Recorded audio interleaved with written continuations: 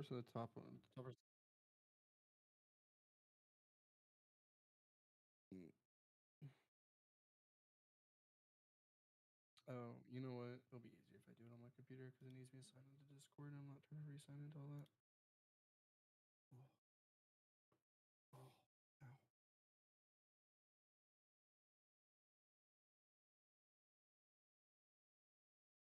What's the qual for this? Top 320? What am I at? Probably like nothing. 27, not bad.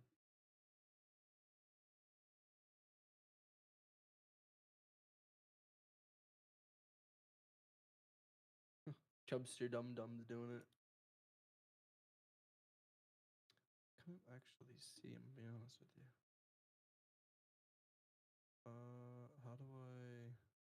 How do I pick? Yeah. Oh wait. Oh, here we go. What do I have? I have 100. Uh, um.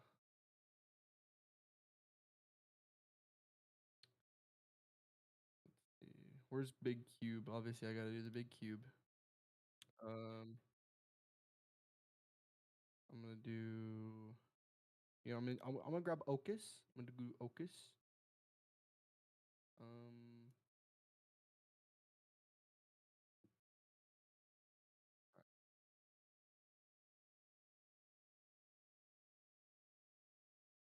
gonna be Higgs. I'm gonna go big boy, so I'm gonna go and I'm gonna grab Cold.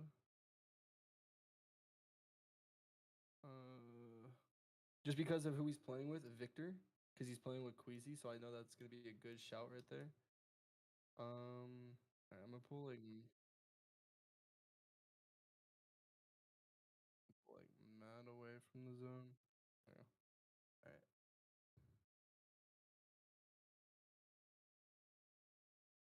Alright. I'll grab.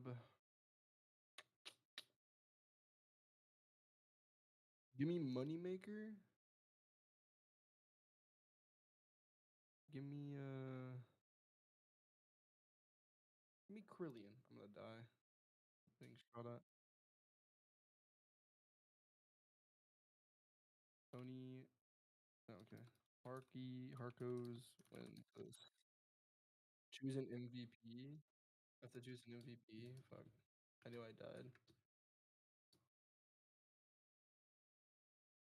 Oh, hey, I just got fucking dicked down. How do I choose an MVP? Oh, okay, hold on.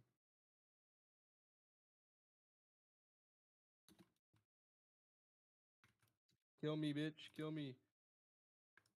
I have a gray. You're running from a gray AR. Are we dead ass? Okay. Choose an MVP. If he does, he definitely is doing it because of, or is he gonna have delay? Delay.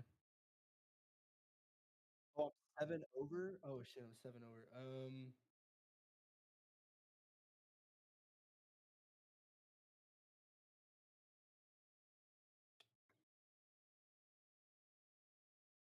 Drop. I'm gonna drop cold. Hold on. I need to go down 7. So I need like 22. So give me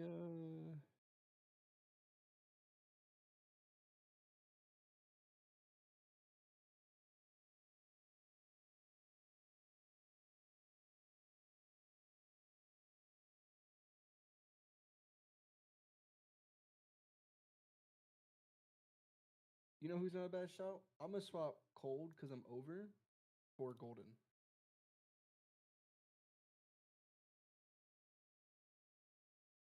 And I'm gonna swap. Who's Ocus playing with? Ocus. Oh, Osid. Oh, I thought you said Osid because that's what you heard. Who's Webb playing with?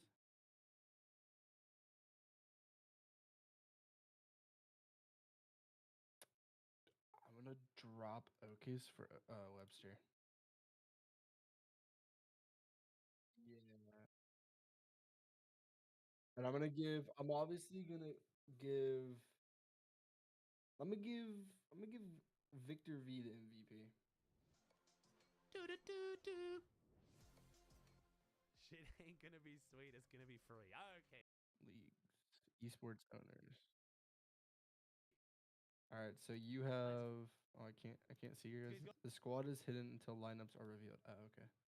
Yo, reveal the lineups. Reveal the lineups.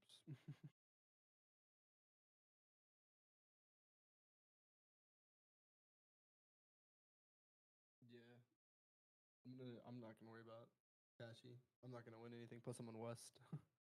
I'll just play in it to play it.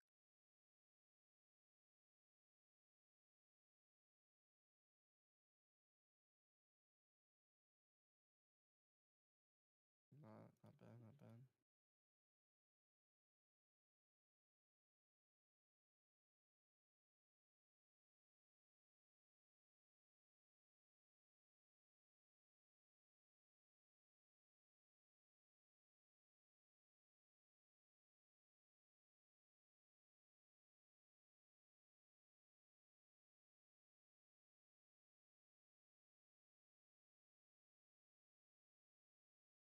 Vibes are amazing.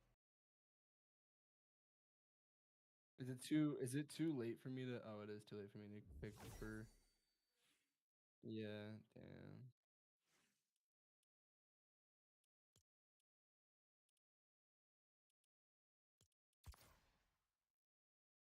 I'm gonna I'm gonna tweet my lineup and be like at 11-2K. What do we think?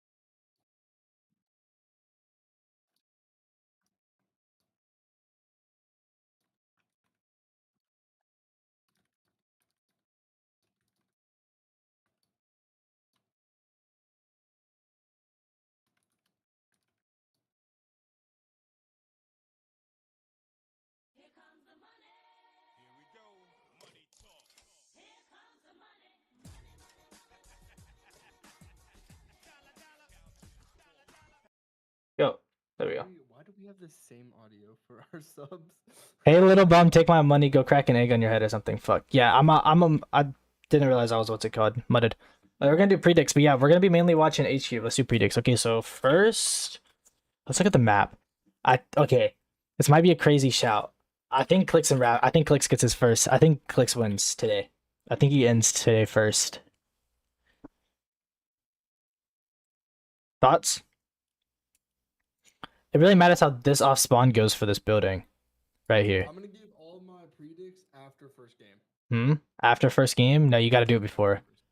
You gotta do it before. No, you gotta do it before. Okay. Second place, I want to put Shadow Virgo.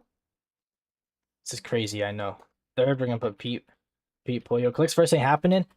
I don't know, bro. He's like a good Ritual Cold. And fourth. Fifth, I want to say Higgs Curve.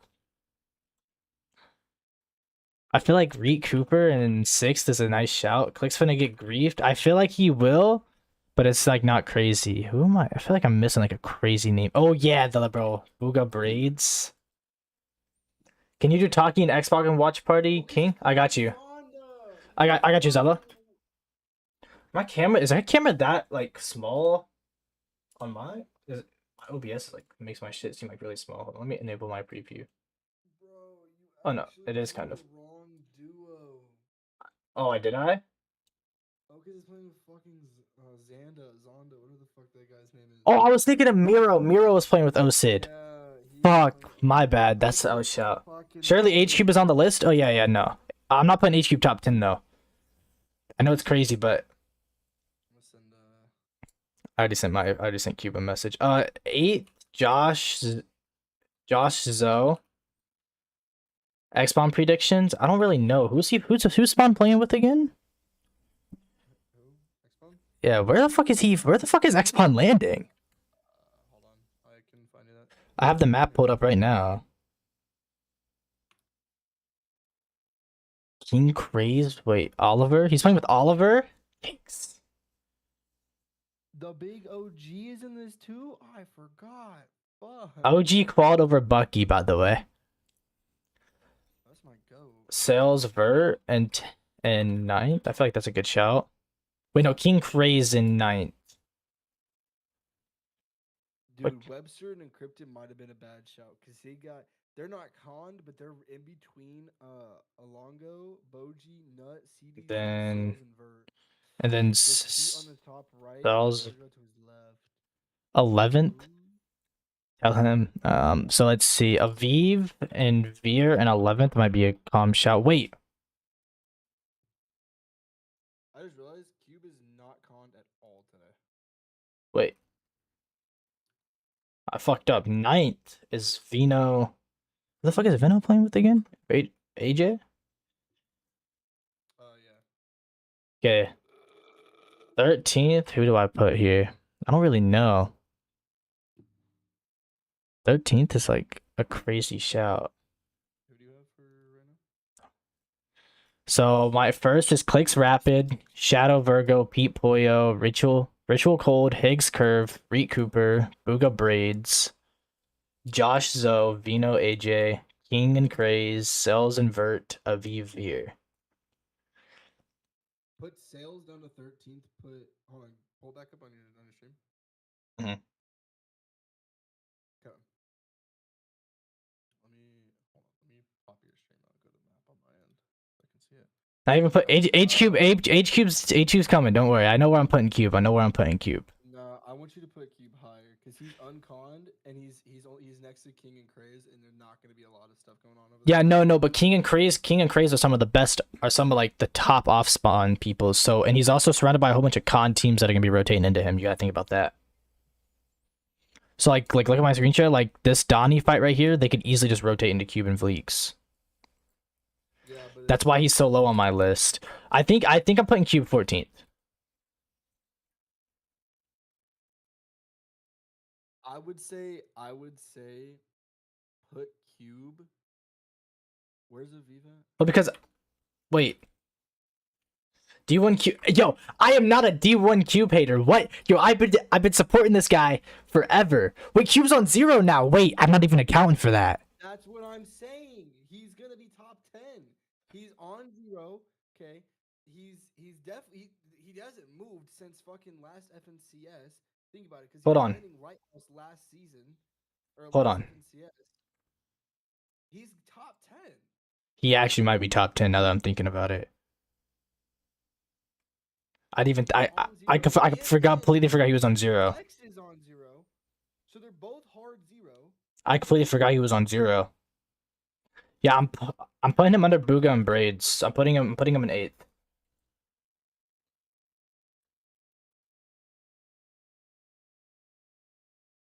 I'm also moving Golden. Also moving Golden and Ozone. Good boy. Oh, okay. Yeah, buddy. H-Cube's getting dead last. Everybody type in good boy in my title can go fuck themselves. Aviv and Veer are technically conning Ritual and Cold, no matter as much nobody wants to say they are. I think Aviv needs to be put down. Aviv needs to be put down? Yes, because they are technically conning. They might have that whole drop split, but they're conning the same POI, just it's in a split format. Well, yo, but they've been splitting it, disrespecting Aviv and Veer. Wow, dude, I've not seen much of Aviv and Veer though, but I know they're actually splitting that POI. Like they haven't fought over that POI the entire season. Like they've been splitting it and going their own separate ways.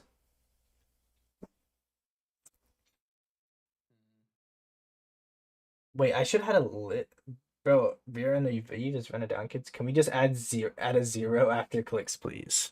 I'm not putting Clix a Rapid in 10th. I'm gonna keep it a buck. Bro, have we not seen how Clix is moving this season? Am I the only one that has a little bit of hope? Wait. Pull up the list on your thing real quick, and just don't take it out. Hold on. I'll wait for you to pull it up. I feel like Booga and Braids is too low. We just switch Clix with Pete. I wouldn't mind that. Where's Josh and Zoe? Where's Zoe? I have Josh and Zoe in 9th. Move Zoe down. Move everybody from Zoe down. So put Zoe 10th, Vino 11th, all that. Vino Put waked up. 9th as visuals and threats. That's a crazy thing. I was thinking I was gonna move everybody down and put 9th as Victor V and Queasy. Oh shit, because they're unconned too, And that's Mythic Pistol. But I think Higgs and Curve are conning for that Mythic Pistol though. So yeah, I think I'm gonna do that. I think I want ZPV and Queasy. Well, we're moving everybody down to 1 again. Just because the off spawn for Vino and Agers is just gonna be so better. I have Vino and Agers so much higher, and because 0 point Vic, bro. Oh. I was like, what the fuck does that stand for? Dash and Noxie's not a bad shout either. Hold on, for the top 15, Dash and Noxie, but I'm down for the threats and oh wait, I don't even have Moneymaker. Moneymaker definitely top 15. Oh. He's next to Clix and Rapid, Zoe, and see the thing about the reason I wanted you to move Zoe down is because he's technically triple conned. Because you have Jargu and Krillian right there, but he's also conned by Seek and Taki. He's basically triple conned. With Clix right next to him, right? And then technically at the same side, You want Amish Hater? also conning. What the fuck even is Amish to add on this fucking thing, bro? Did Amish even qual? Yeah, bro. Like, where is he even at? Yeah, I don't even think he qualled. Dude, he's not even up on this list. I'm deadass just being hated on for no reason.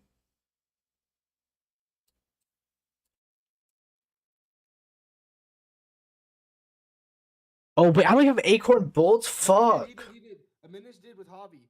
Next to Booga? Yes. Right next to Zoe, above Clix. Bro, I might have to redo this entire list, bro. I need a list of everybody who qualled Grands, bro. This is why I said you wait till first game, because the thing is that there's a lot of teams in here that are going to, like, fuck around. I need, like, a full list of everybody who qualled. I'm just gonna do top 10 predict, bro. It's so much easier to do a top 10 predict, bro. I'm not doing, like, an entire predict. So first, I'm putting Clix Rapid. They're guaranteed. No shot. Second, Acorn Bolts isn't a bad second shout on this, though.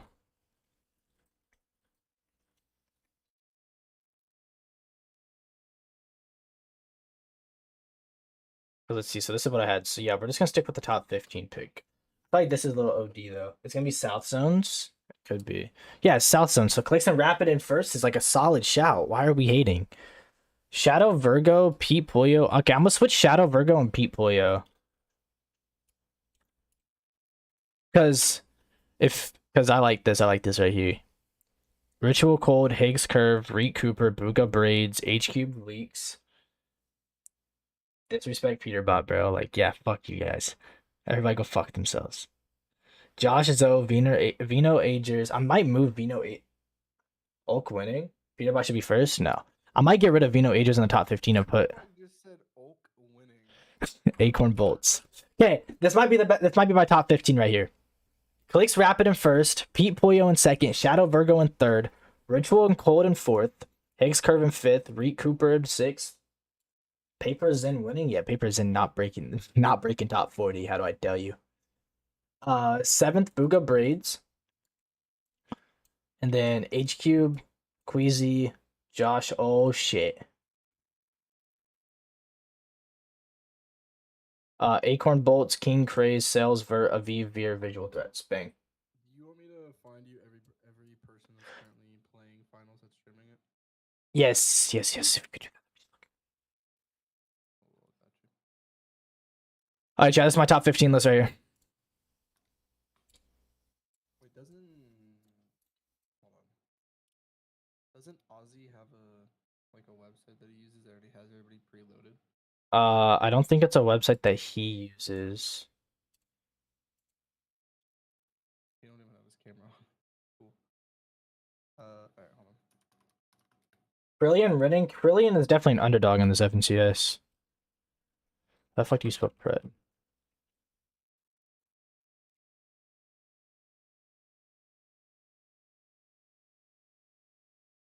Still love how to this day Oni is still top 20 on the tracker leaderboard. Let's go. Okay, hold on. Anybody in my YouTube chat? Yeah, YouTube is just not popping, but I mean I'm co-streaming, so it's whatever. Sometimes YouTube pops, sometimes it doesn't. I'm just gonna keep the co-stream on. Do you think Clix and Rapid win? Yeah. Honestly, I do. I mean, they've just been playing completely like they've been playing goated recently. And that's just my opinion. Like they've just been playing like crazy good.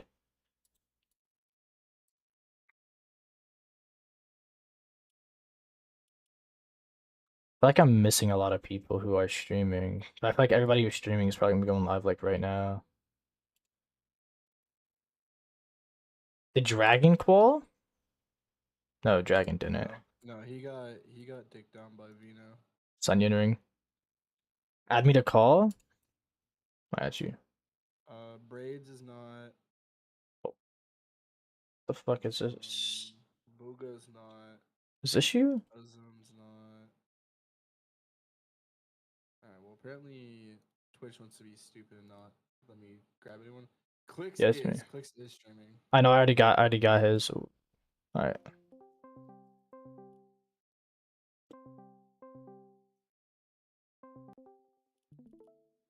Yeah, I got Clix. Webster, and just like the broadcast pulled up.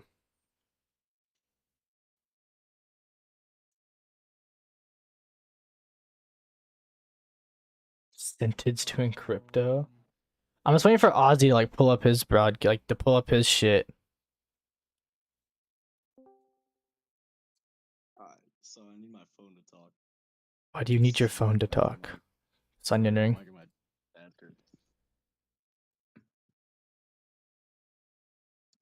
Alright, chat. I'm gonna be trying to cast this a little bit too. I'm not gonna lie. Like I'm gonna be in replays doing my own shit. I'm gonna be watching off spawns. Who's all conned off spawns so I can be like watching these bitches? Yo, Harkos, why is the whole group hate you? Because we all hate Harkos? What? Why does like friends group hate you? Well, I was just gonna call them like. Oh, because fucking I guess I self-promoted something and I got banned for it. I don't know. The entire group's full of They cornballs. all for some reason hate you. I don't know. Yeah, I don't know what I did. I'll be back, boss. Alright, hand me. I texted Cold asking if he could like get me back in the bend court, and he was like, nah, they banned you for a reason, and I was like, and basically it was just because I promoted something. I don't know. Sorry, it's a bunch of fucking like 15-year-olds, and I'm 21, so I don't really give a shit. Bunch of egotistical ass kids. That too. I just know they play West, so I was trying to just, fuck around West. Damn, bro. I can't really tell. We'll probably see everybody go live soon. Yeah, nah, oh my god, I have ads, bro. Fuck, dude, I'm gonna have to pay for fucking Twitch Turbo real quick. Yeah, I'm fine. I'm like on the game more often now. Type shit. Actually beyond. I still go out like a lot though. Lock in, bro. Chill. I'm not really gonna be watching. What's it called? I'm not really gonna be watching like crazy. I'm gonna be in replays anyways. Wait, so hold on. I need to remember of everybody I'm watching because Zella. So Kovacs wants X Spawn. What else did Zella do? Taki. I'm just gonna do this.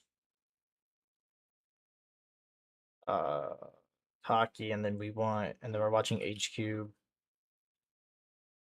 Yeah, I already got HQ. I'm watching HQ no matter what. I'm watching HQ for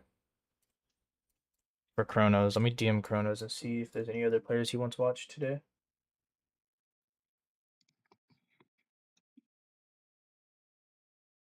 Alright, so if we're doing viewing parties for current friend teams, now this isn't fully updated, but let's see. I'm just doing when they ask. No, I'm not doing it unless they asked. Marcus, you got a girl? An e-girl. God, another one? Yeah, I can tell by your PFP. That's definitely matching profile picture. Holy shit. Oh my god.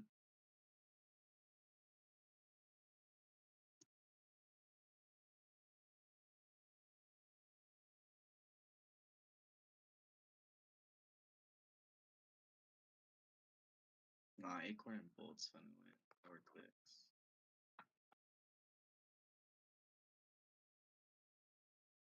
Shit. We got how long till first game starts? 18 minutes. Holy fuck. Yeah, have you seen the new Spider-Man movie yet, Livid? Nah, I've not. Is it good? So gas. Remember, it's top 6 go to Go to land. and it rolls down because of My mama mid-season. called me. Maybe I can have her order me Chipotle. Bro, I wish I had still had my sub in Ozzy's chat, bro. Alright, wait, hold on. So I can ask him what POVs we have. Okay, so I'm gonna write down these names. These names are the current people on NA who already have a global spot that so their spot would roll down if they're in the top 6. Okay.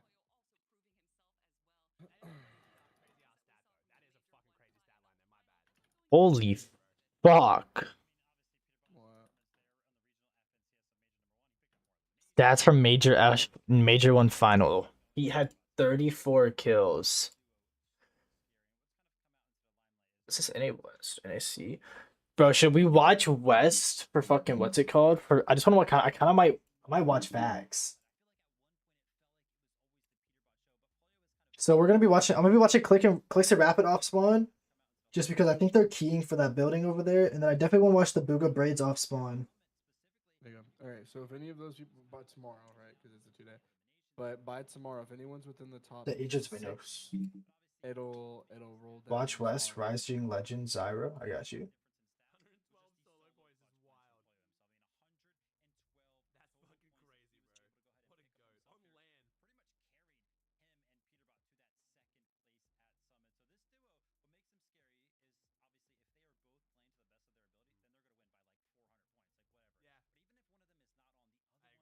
I might watch West. Like I said, I don't really know yet.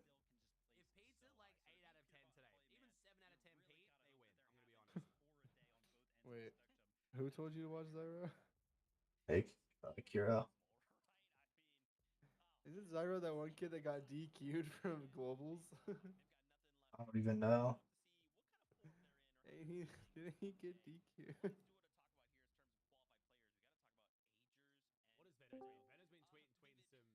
Alright, the goat's back. Hey Snipes, you should show your stream some real quick. What am I showing my stream? Open Discord. Open Discord. I have Discord open, but I'm not pulling it up until you send it first. Right? Yeah, no. Like what? Bro, come on. Be his ass crack or some shit. Nah, look. Just a fucking vape, bro. Babe, no, this is a cart. Still, he bro. smokes weed now. Wow. It does. Wow.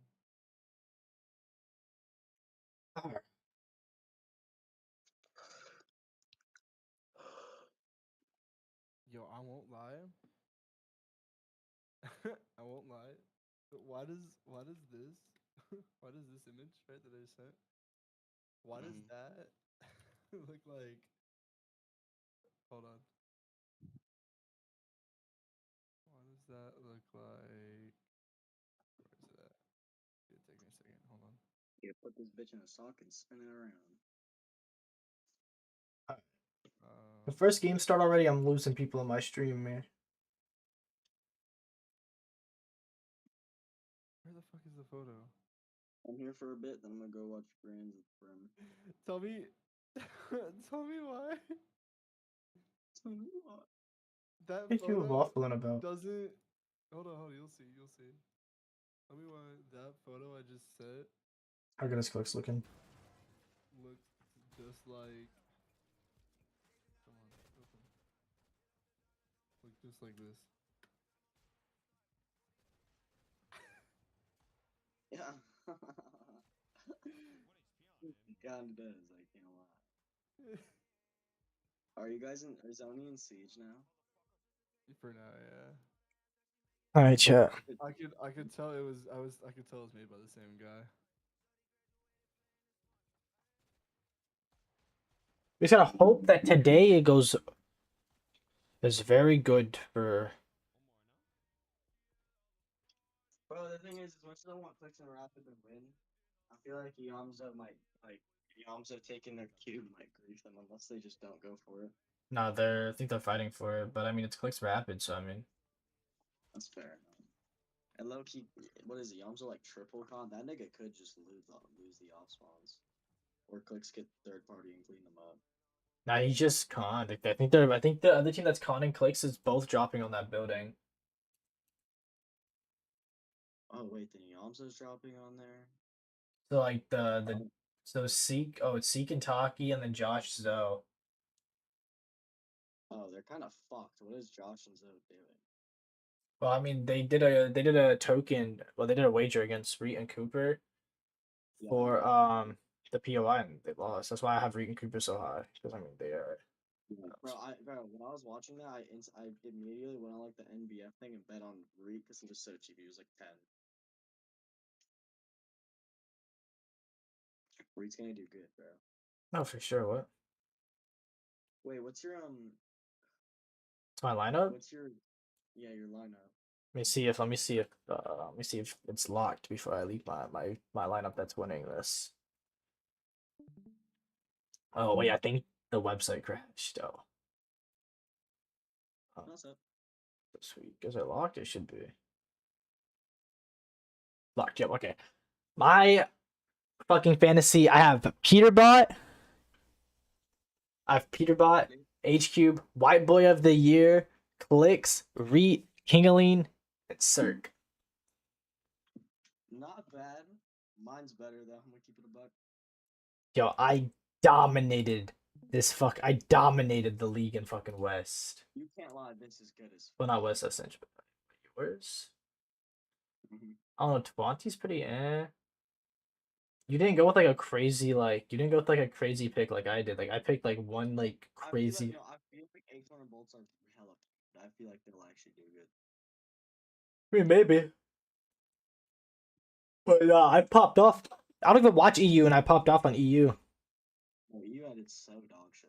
EU, I'm top 155. 412 points, bro. I put Shark as my fucking MVP. And Oh yeah, I got 519. I put Sky as my MVP, and he got me 218 points.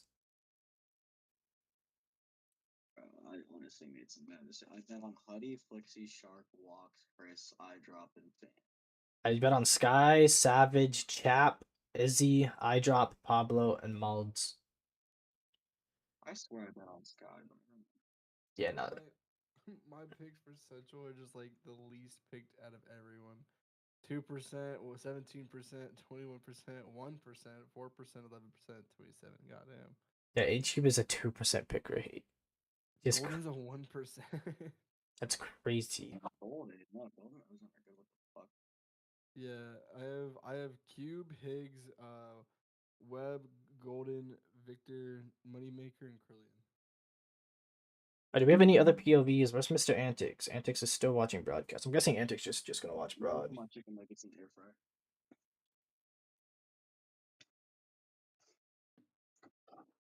I'm guessing the big A is just watching the broadcast.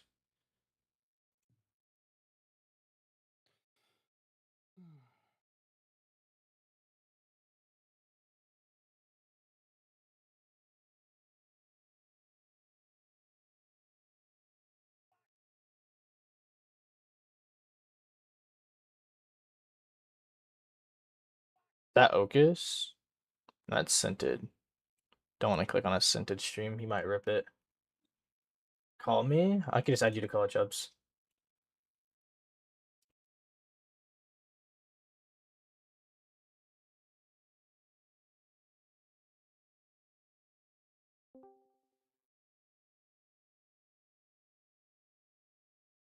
Bro, I'm in like just in call for the cash cup right now. Type shit. Wait, why am I hearing echo on your stream? First game soon. Let's go. How long till first game? Pulling up broadcast. I think I'm just gonna watch broadcast and not POVs. Not a crazy shout at all. And then we'll hop in replays when I can. First game's in 8 minutes.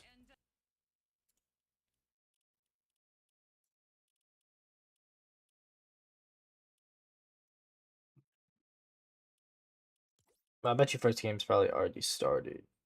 No, it actually hasn't. Everybody's chilling. Besides Higgs ain't streaming. Wait, Curve might be streaming. Damn, everybody popped into the stream at the start, and then everybody dipped. Fast. Yeah, Curve just went live, I figured. Get the fuck out, brother. Oh, because are you still on for it? Yeah. What's up, Marco? Sorry, I didn't even see you in the phone. That's my fault. So, bro. Chubby. Are you playing Cash Cup or no? She was asking me if I'm playing Cash Cup. I was. I just didn't give a shit. It's West. I was late on Central because I forgot what was going on. You just watch Grands while you're playing a fucking Cash Cup game. $100 earned, no pros are playing it. I feel like Why it's is free, no? I swear, almost anything I ever do with Fortnite these days, someone always has a comment. Bro's still buying skins. Bro's playing a fucking cash cup. Like, bro, can I not just play the game? No, Bitch, you too ass. too old for this shit. Yeah, Hardcore's are kind of built like Backcity. Retweet. No. Alright. Backcity's more, what's it called? Like, upper body He mass. looks more Marcos is like masculine. split out. Have you seen Backcity's legs? He's got some skinny legs. It's kind of gross, I'm not gonna lie. Chubby, you're the cutest fat person I've ever seen, bro. Thanks, Big Dom. Bro, I didn't know today was National Girlfriend's Day or whatever. Like, my friend's girl texted me and she was like, yo, you better post her shit. I was like, what? Oh. I forgot you have a girl now. I remember I saw your story and I was like, aw, cute. Oh, yeah. Nope. I'm spending National Girlfriend's Day playing Fortnite and tile. hanging up drywall. Yep. Yep. I'm going on a two-man tonight. That's all I was doing this morning. My girl's been fucking like hours away from me right now because she went on some family vacation or whatever. So I don't have to do shit tonight. It's me. I don't know if I should have got geeked for fucking Grands. I don't know how this is gonna go. My delay is so bad because I'm streaming on YouTube also and have so many tabs open. You get more viewers on Twitch or YouTube? This is my first fucking YouTube stream. Wait, what's your IRL name again, Chubby? Are you doing it? Are you doing it normal, like normal format or TikTok? Normal. I might stream Grands on TikTok too. That's not even a bad shout. No, if you do it short format, you'll get more views.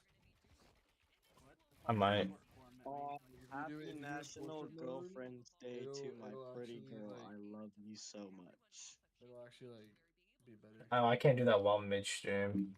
Yeah, you have to enable it. Oh, I'm still in black. No, you're not. We're playing no matter what. We're on Central. Oh, I'm on 60 ping. Yo, just follower farm until you have a noti gang.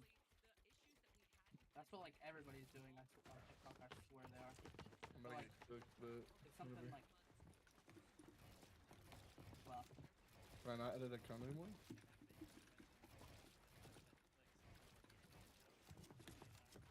Oh. Guys, getting cooked. Frame drops. Cooked. Moving on a million delay. First game, you literally just need to PGing you until first game starts.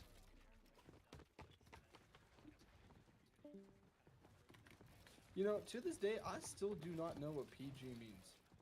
I don't know either. Yeah, low-key. I just know it's like it's a thing. That's a valid thing to say. I always thought it was like paid games. I thought it was like a type of 1v1, but I don't know. I mean, it technically is. I just thought it was like paid games because technically PG you put money on it, don't you?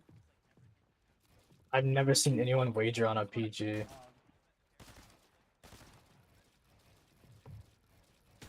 Personal? Someone ring up a pro.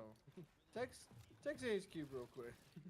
Like, the term PG was made before he was even a pro, even before he was even a pro, bro.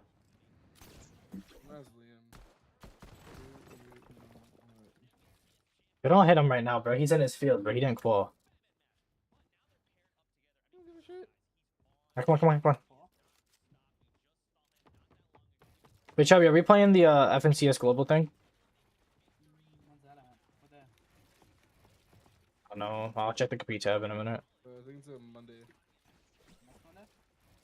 This Or upcoming Monday? Monday. I think it's no. Next. Yeah.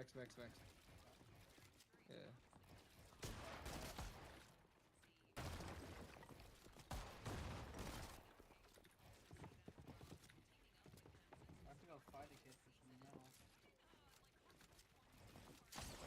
I guess I don't play support. I guess I don't play support there either. Yo, if I call finals, you got me, right? Mike? You touch me and shit? No, I'm watching Grands. Okay.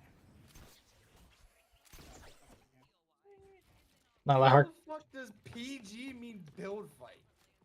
That's what I mean. That's like.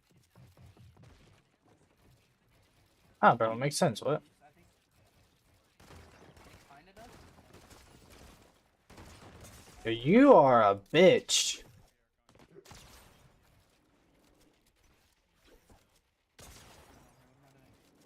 All this just to lose, bro. They play 20 shots. They don't really care. Yeah, I'm just gonna play corny. Lock him, bro. Chalk it up. Hold on.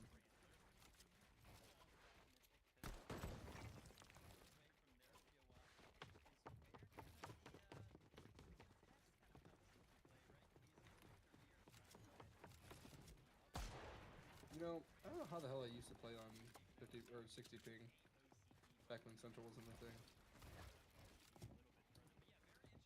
Are you Texas, Marco? I mean, I live in Oklahoma now, but I was in Texas for a couple of years, yeah. Why? Just curious. I get 20 ping Central. Definitely worth going into. Yeah, I get 20 ping Central. Hello, motherfucker. Yo, Claire, do you think for the follow, brother?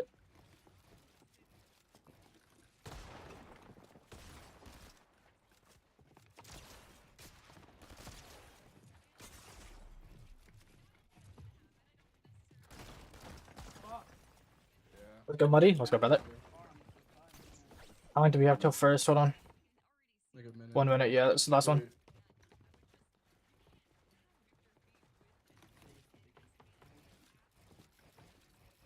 My FPS is so bad streaming on 2 platforms. I have like mad tabs open. Are you serious, bro?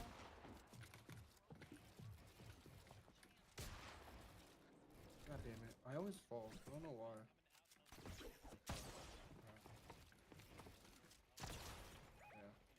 Jidge, who you in call with? Harko's, Chubby. Harko's and Chubby. Jidge.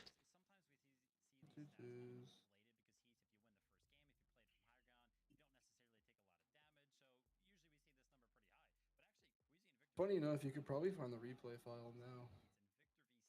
Probably good.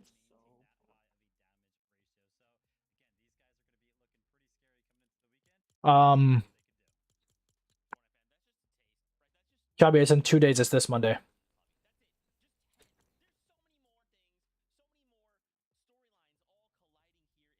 I'm gonna call it drones, fries.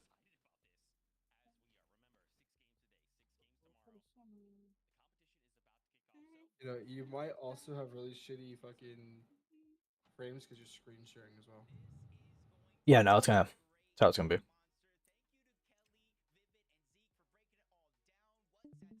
Wait, I don't even see the code. What? Oh, there we go. 2 minutes. So no, I gotta wait another like. I gotta wait another like 8. I'm gonna leave your party so I don't get fucked over. Are you guys doing broadcast? Like you said, already got their spot So, like, secured, which means in theory there could be a chance gonna that watch the VODs qualification or spots drop whatever it's all the called. way down to top 12. That may not be exact, but it goes to show the level of play here. The battle bus is ready, so are we. So let's jump right in. Go.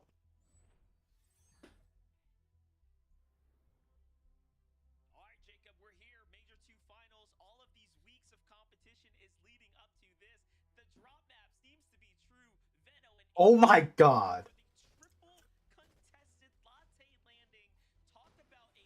Wani goes down to Madden and Zonda. Right? Yep. Madden and Freaking. Who the fuck is Experiment?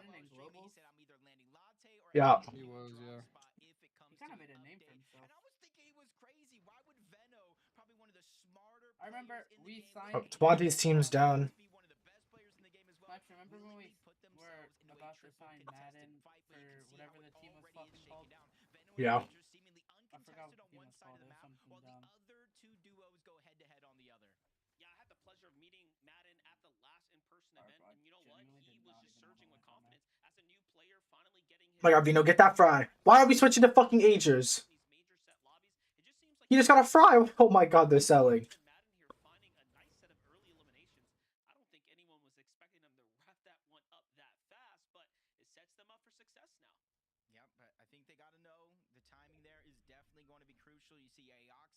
Oh, Zoe's down.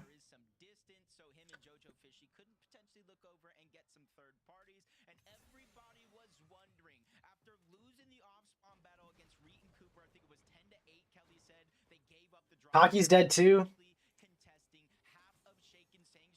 So everybody coming in thinking Clix and Rapid uncontested. Maybe one team will surprise contest as it looks monster. There's two teams with Zeke and Taki, Josh Niamzo, all landing on that left side of the building. Yeah, I was concerned about the rumors of Niamzo and Josh possibly landing on other teams, but they seem to have stick this one through, and hey, it works out well. So Reed and Cooper also win their draw spot completely free to themselves, but give this a second. We have Not in QTE.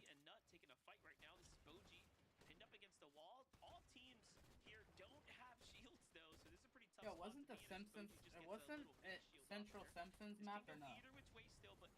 Yeah. QTCT win the last one too.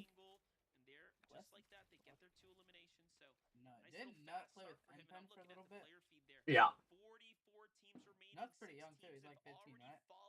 That drop map that gave us a little sample of what was to come was no joke. Weezy and Victor V on con. Let's go. You big B. Josh wins or not at all? But that's not necessarily the worry for these guys coming into this game. It was more so Higgs and Kerr. Is there any only kids in Grand? Surprising contesting this. Who's gonna tell him? But now that it seems that the dust has settled, they are looted up. They have relatively good full loadouts. They might try to scrap for extra loot somewhere else, but it does look like game one. They're gonna fly under the radar as of now. Vino's lurking. Rian.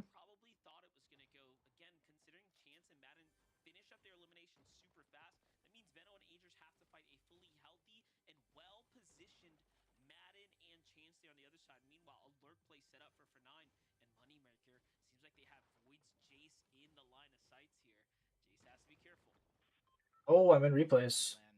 In terms of Fnatic and Moneymaker, south of where they're currently at, they take that kind of island, that shoreline, whatever you want to call it. They lurk their way up, went from being contested to uncontested, and already they have some tricks up their sleeve. And I only see Jace as of now. Liam isn't too close by. The slurp truck is still there, so if Jace does take some early damage, he could potentially try to heal up, but he's going towards the garage right into. Alright, chat, we're gonna watch the Booga off spawn. Whoa, whoa, what am I missing? Moneymaker takes down Jays. Whoa. Type shit, type shit. Alright, we're gonna watch the Booga off spawn. Let's do it. Yeah. Booga?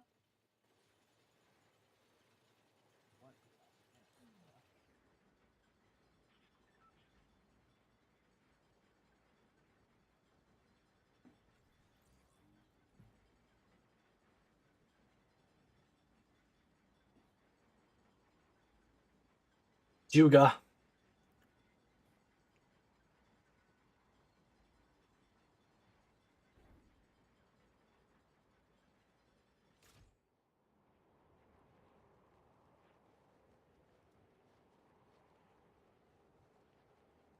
Oh my god, wait, Oliver White, Paper and Zen off spawn. 1v2. That's my go. That's my go.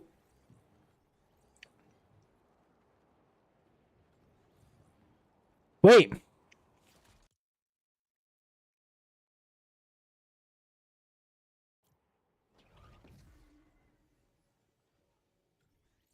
Oh my god, wait. We got pump fake. Booga's unconned.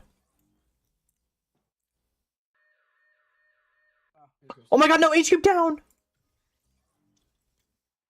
Wait! What did I miss? Are you kidding me? Sorry, I'm The mute. praise and king.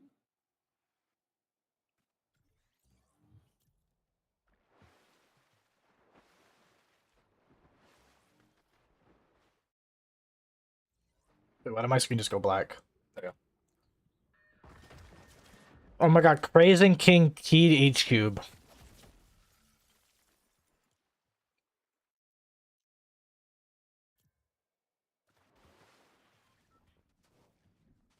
Blaze is leaving, but he's rotating into fucking Shadow Virgo.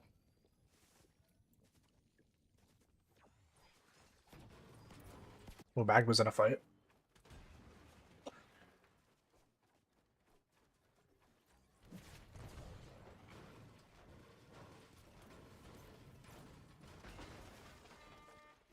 Go check on Cold real quick.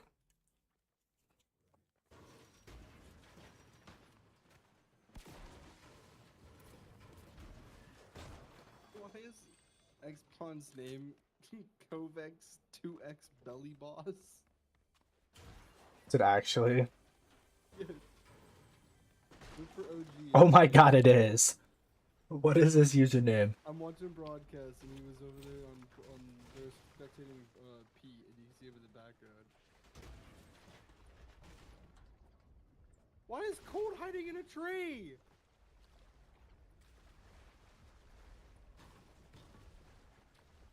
H cube's still down. How's Tyler doing? How does Tyler have one gun?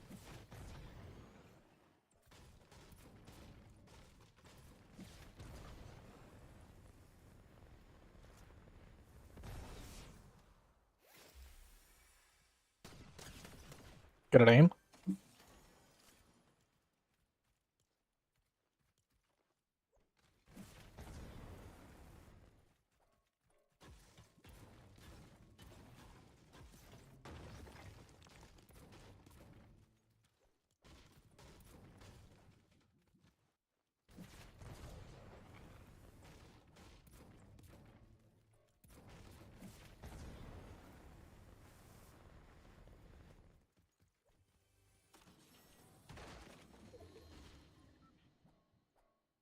Oh my god, wait. Are Shadow and Virgo getting fucking key?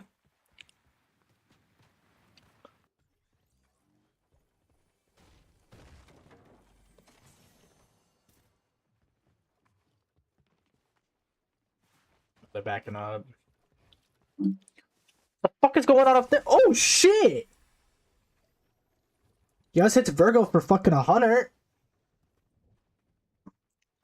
That bank shot pistol is hell. Bleaks is still alive. What's Bleaks up to? Bush. There's. Doesn't seem like anybody's like fighting right now, man. Everybody's kind of just chilling. What's Higgs and Curve looking like? Okay. Higgs is pretty stacked. Curve's pretty stacked too.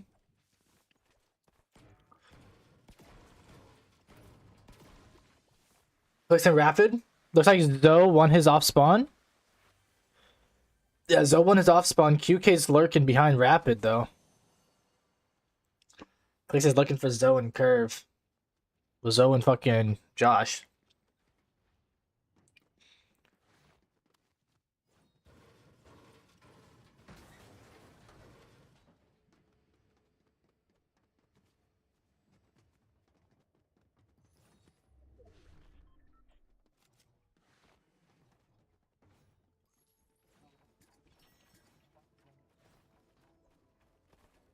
Not bad.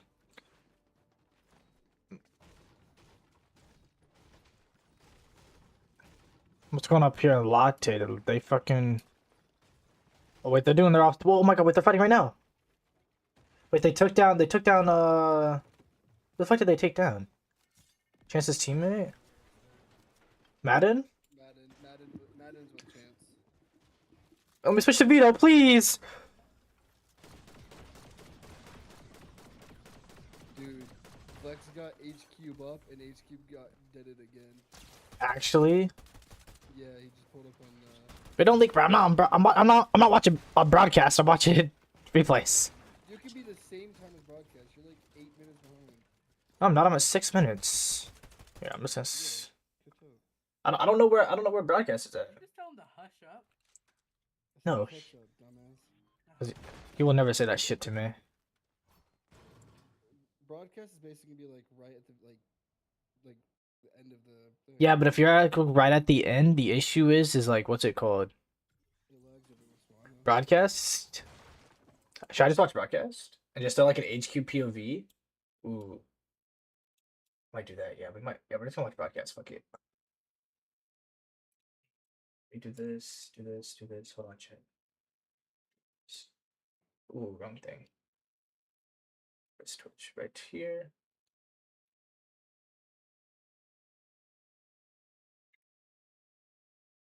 Yeah, my dad just watch broadcast. I didn't even think about it like that.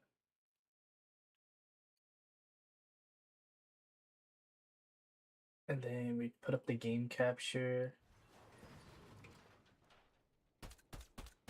with Cube. Just have Cube on Fortnite, and yeah, that's what I was. That was probably the plan. I completely forgot I could do that. Where is the broadcast?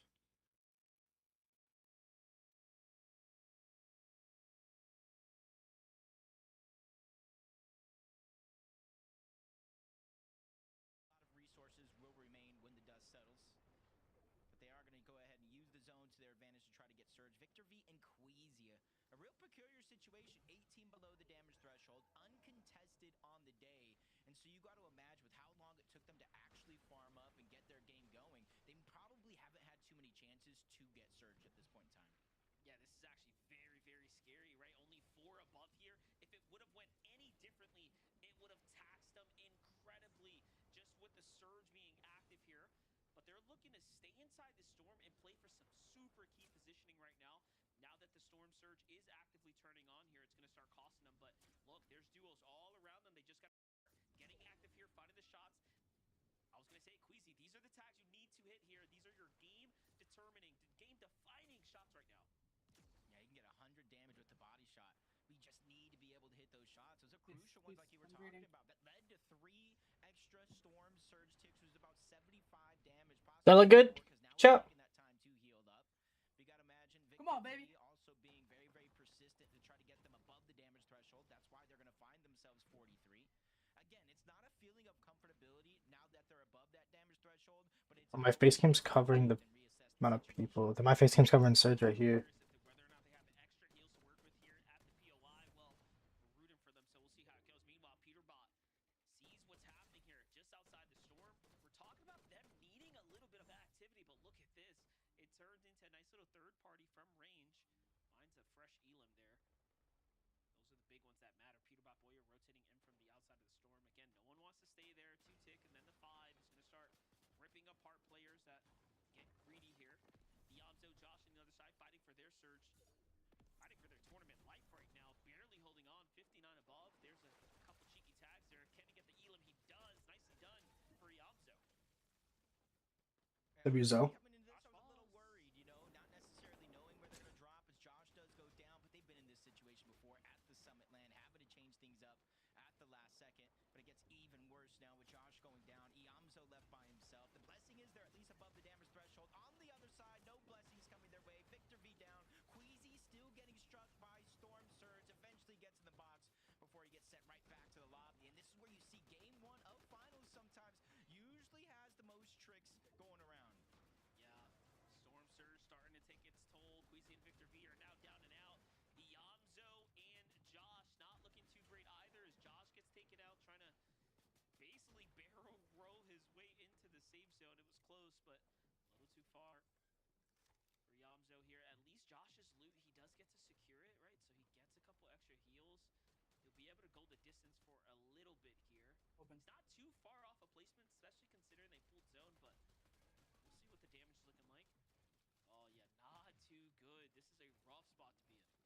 Yeah, and you can kind of see him switch into that different shotgun instead of the striker, that's just because he probably wants to shoot off into the distance. It does land damage farther than the striker actually would. So Yamzo trying to use his brain. Instead of preparing for a box-to-box fight that may never come, he's just trying to make sure he gets above the damage threshold. Booga down in the distance as well. Currently above. And this is where you can see how chaotic this lobby is actually getting because of Storm Surge. If you're not proactive, you're not reacting in real Oh, time, man. you end up in a position just like this. You see Braids on the other side. Booga down, but he is really making it work. A couple shots can connect. He's going to get him 100 above.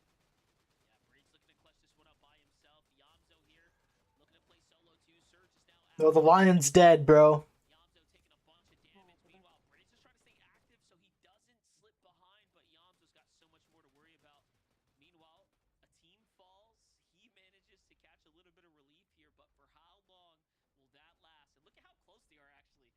Yamzo and Braids hip to hip as two of the only solos here on the backside of zone. I was going to say this zone could be a nightmare here in the next one, but it's not going to be a max pull for either one of our solos, Yamzo or Braids, but it's definitely going to be a ton of distance to overcome, especially for Yamzo. 42 below, active surge. He lands a shot, but it's going to be a trade, so not a net positive overall. A couple of quick tags are going to land onto the back of X-Spawn. That's going to get him 141 above the damage threshold, but you can see he's running out of everything. Yeah, but that was an incredible play now. That buys him so much more time here. As long as he doesn't Aiden and Clixy on height. turn this into Oh, Zavi fighting for it? Oh, Zavi going second height? later he gets to Regan Cooper, let's fucking go. playing to his benefit. Meanwhile, Reed and Cooper earning their drop, making the most out of it as well. 2 elims here and now. Looking comfortable, but the material count a little Curve. squares. Very light here for the most part.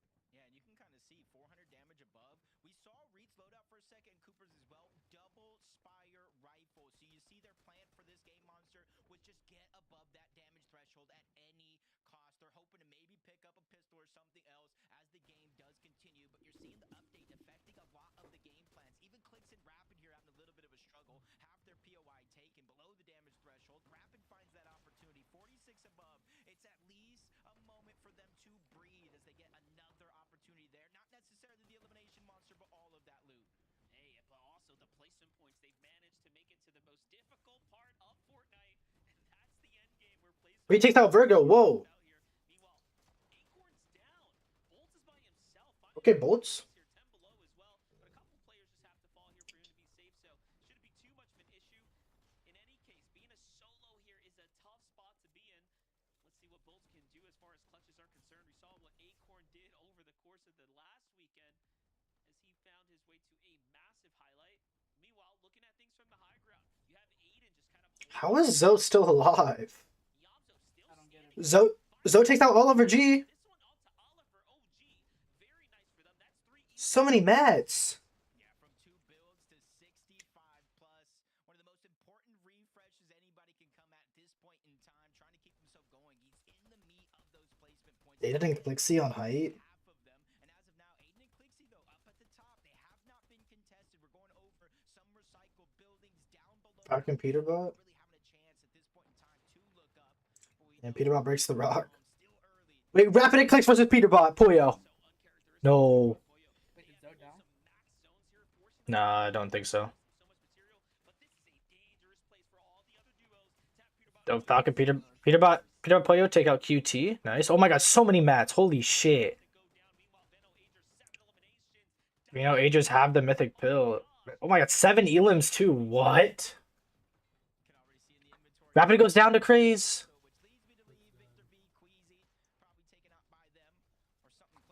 Clix died, yes. Why are we celebrating Clix dead? So goes down.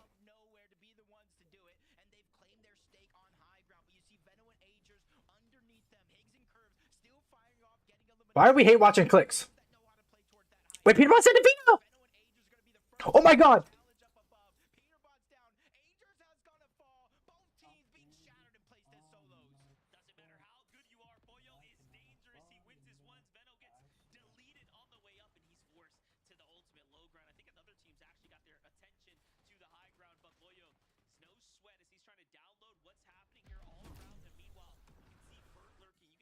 Side jump.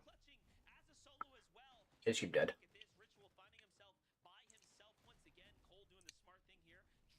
Bird takes out Vino. Craze takes out Bolts. Ritual's playing Storm. Has enough to shit to play Storm. Pollo takes out Vert. Pollo can do it as a solo. Higgs and Curve both still alive. Both decently healthy. Going for a refresh on Clix and gets it. Holy shit. This is a Curve and Higgs first game win. Moneymaker's still alive. Rise and Mud's still alive too.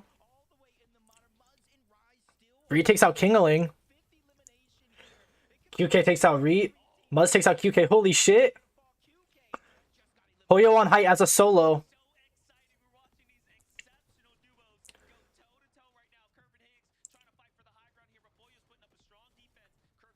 Oh my god. Pollo, give us a 1v2. Pollo goes down to Higgs.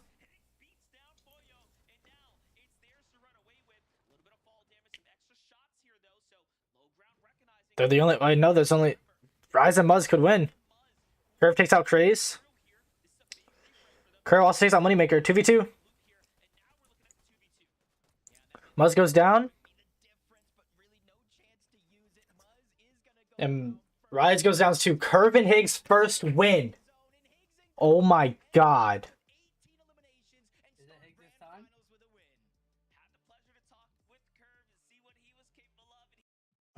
Let's be leaderboard. What a fucking first game dub. Holy shit. I think they're in first by like a good amount of points too. They got a lot of kills. 33 points. It's 113 to 80. And then Muzz and Rise have a 22-point lead against Pete and Pollo. And Pete and Pollo are tied with Moneymaker. What's Moneymaker top 3? Moneymaker has 68 with... Why is my Horizon not loading? Everybody else is on that shit. Yeah, that's why I'm using Tracker. Oh yeah, Higgs and Curve in first with 113. A win with 12 kills. Holy shit.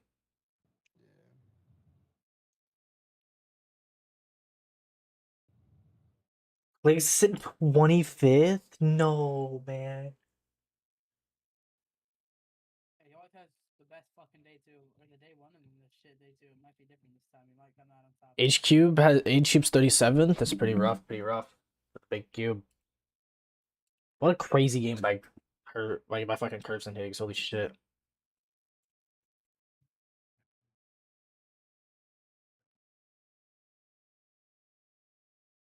See how many fantasy points I got.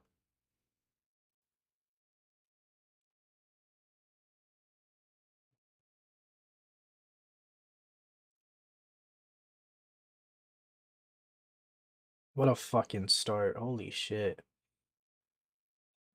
Does Rise just die to Storm there? Or does he back out? Look at this fucking guy Higgs, bro. Always trying to look like mad majestic and shit.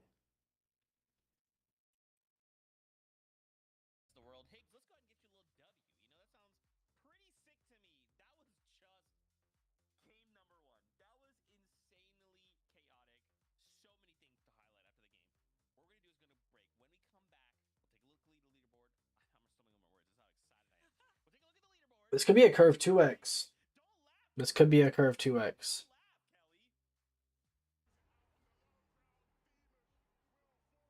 Alright, Jet, 3 minutes till next game.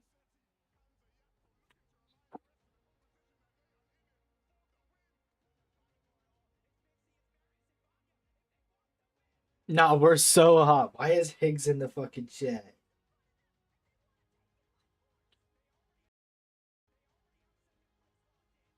Why is Higgs in the fucking chat? We so hot.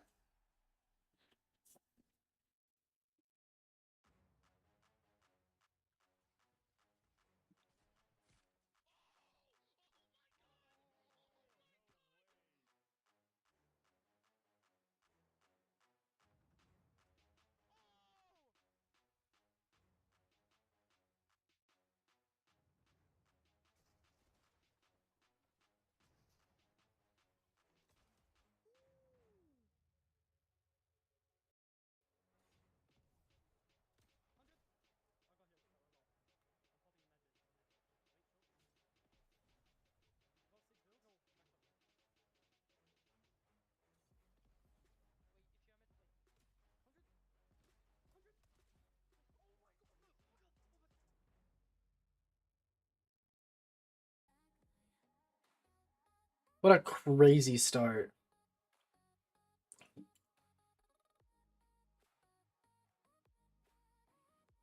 Brother, I am feeling myself. Holy.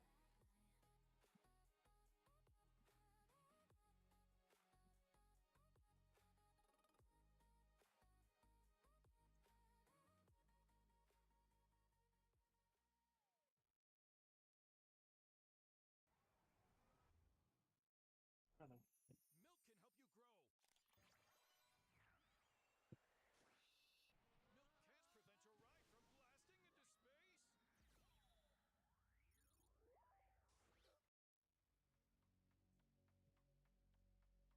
Clix, last night I had a dream where I was massaging your feet. What is the chat I just read, yo? I'm at 91 right now. Damn. Please.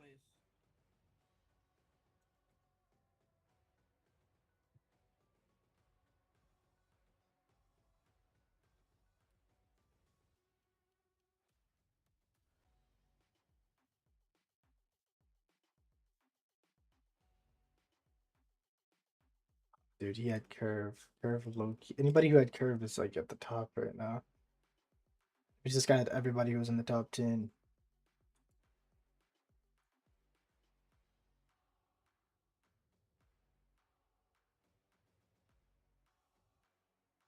Where did this kid just go? Welcome back, Fortnite fam. Sorry about that. Kelly laughed at me the whole 3 minutes. But we're back. We're back. Game number 1. Curve and Higgs. 12 elim. Victory Royale. This is a statement game if I've ever seen one. With so many duos in that lobby. They were following, like, watching going, oh my gosh, this is the most chaotic endgame we've ever seen in our lives. Hope that they can find a way. Well, Higgs, Curve, they got themselves the VR. As we start to take a look at these standings, yeah, it's gonna be a little skewed for sure. Higgs and Curve break into the triple digits immediately off of that. But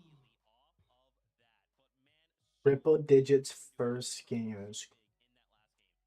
Let's look at Higgs crazy. and Venno showing up. Obviously, for Venno, you know, they had that little spat on high ground, and then he decided, oh shoot, we gotta go ahead and dip out, and then was left to solo clutch. But still, Did they're anybody going have crazy. Curve and They Higgs have first game or no? so many eliminations. Yeah, and there was a big question as far as Wait, them man. landing in a contested, a double contested POI. Hey, what place is Are they Webster? going to be able to handle this? And they White boy of the had, year. what, 5 eliminations early on around zone 4. 35th. So He's just above even being Cube. able to handle these He got situations early on At 24th. what we needed to see from them to be able to have a successful endgame. And that's exactly what we got to watch. Honestly, the height still didn't necessarily go the way that they were hoping to. And having it be up against Peterbot and Polio, there's only so much that you can do in that 2v2 situation. So although it did come down to a little bit of a solo play from Venno in the end there, not necessarily exactly the end game that they wanted, but with the amount of eliminations that they were able to grab in the early and mid game, Got 4 minutes till the next game. Holy shit. HQPOV, yes. Change name to Ty. Change the name to TYT HQPOV. Oh, I'm just putting HQPOV.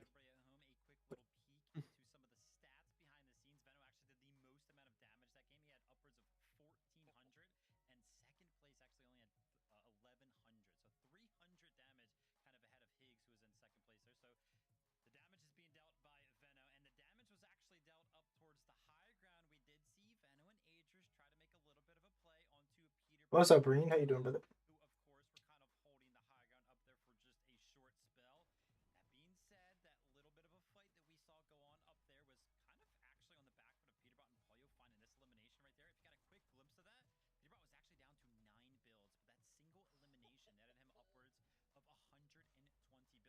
Reefing for no reason and shit.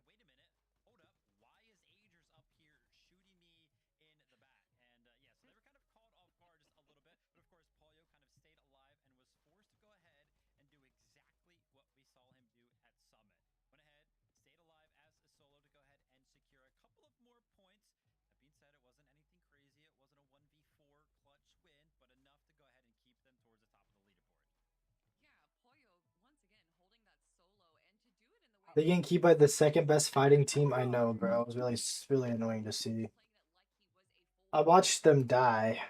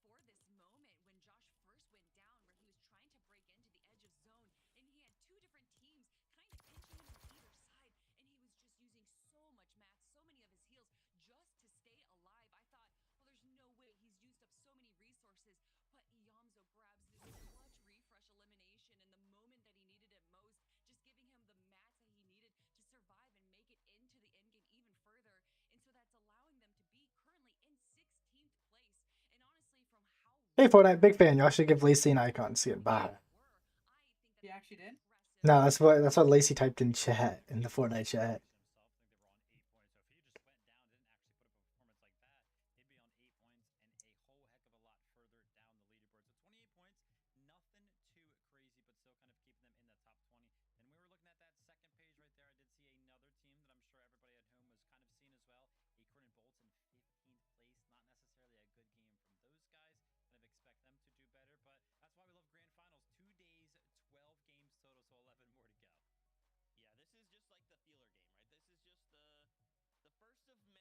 that time though.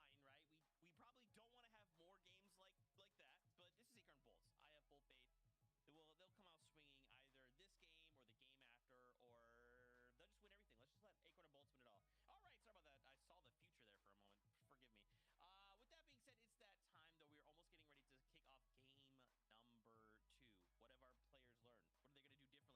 For me, my takeaway here, Jacob, is the noticeable gap. 12 eliminations in a grand final setting. Oh fuck, man. Brother is exhausted. Holy fuck. Also seeing a few teams that you didn't necessarily expect to be dealing with Storm Surge were actually really affected by that Storm Surge mechanic. Inability to get enough positive damage ratio throughout the course of the game really hurt them in the second half of those zones. But there's 11 games left, plenty of time to make adjustments, so let's just jump into game 2. Here we have it. Game number 2 is kicking off, and of course, Booga and Braids. We had this big question mark on their contested drop. It seems like they've gotten themselves a little bit of distance from Contrap and Darcy. In the early game last time when we opened it, the fight had already broken out, and they were almost forced into a stalemate here. I do wonder if it's just the terrain, right? It's really hard to navigate with all The these fuck happened to different Khan's health though? if this drop spot Taki goes down. completely clear for them, probably not. But on the other side here, you have the fight with Yanzo and Josh breaking out already. Damn. They're coming out Taki and with Zeke dead again. House spawn. and I already see a little difference here in this fight versus kind of how we peeked into the action in that last game is unless they got big pots off or maybe a chug jug, it doesn't look like they took a single hit of damage. So already changed the way things up, but this one will not change. Triple contested as Agers actually gets 2 to jump on him. They don't get the uncontested eastern side anymore, but he does scare him off. Gets Nice, good shit, Vino. jumps in to take down Chim, basically leaving 20 by himself on this side of the map. So smart too. Look at the thought process coming out of Veno there, not to fully commit into the builds, knowing that the teammate was here, waits for Agers to come. Nice 20. Vino. There in the end. Oh my god, Madden's here. Madden and Chance want revenge. They're coming in fast. Veno's gonna have to play this one smart. Yeah, essentially 2v1. You've got Aoxy and Jojo Fishy in the distance as well. Wait, could Vino die off rip? Agers fully eliminated out of this He game. could. Chance for a revive. Moneymaker takes out Oliver. Last game for Veno Agers. Yeah, and X-Spawn's already dead. So Oh. OG's out for the game. Damn. How he's going to survive. He doesn't have any extra shields other than that he just found thanks to Ritual going down, of course. So this is definitely going to leave him with his hands full. Magma and Void coming to look for a third party. Magma now starting to look up his Dude, this is a really bad time to try to do this. jumping into this fight here, but Veno's lurk game is just the best that we've ever seen. Look, he holds it down so long enough that Chance and Matter are still debating of whether or not it's worth going inside the builds here. Veno just watching. He could even sneak out if he really wanted to, but might get caught in the process. He already has the card. There it is. Look, now they're going to leave them to second guess themselves, and Veno's probably going to get away scot-free here. Yeah, those third-party shots from the distance kind of made Madden and Chance just kind of scurry away from that side. Oh my. Vino takes out Madden.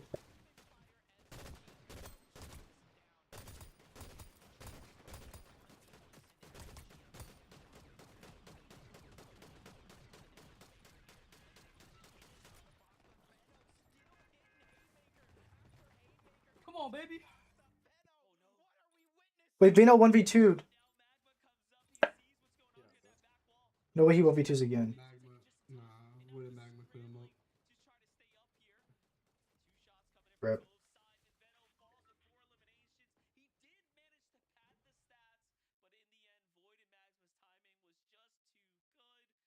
Cooper and Reek coming for the fucking. My gosh, what a clutch from them.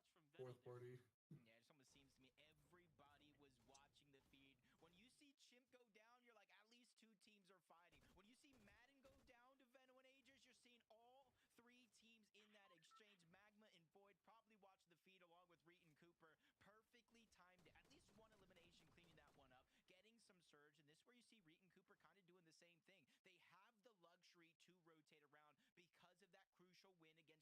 you see Reet and Cooper kind of doing the same thing. They have the luxury to rotate around because of that crucial win against Josh Niamzo for the actual POI. So now they can easily go back to Wonky Land and continue on with the rest of their game. Just an explosive start to game number 2. And I mean, I'm thinking to myself, like, how do you hit the drawing board on that? What could you do better, right? Like, when a team just decides they're going to full 50-50 you, and you manage to win that fight as fast as they did, but the other duos jump on you, and then you have a lurk outside of the POI. I mean, at this point, something's got to break here. Rapid takes down Q Clay. Oh, Q Clay's out. Q, right? I have 7 minutes. Performing very, very well here. Muzz and Rise, of course, have a nice little. Oh, Rapid and Clix fighting.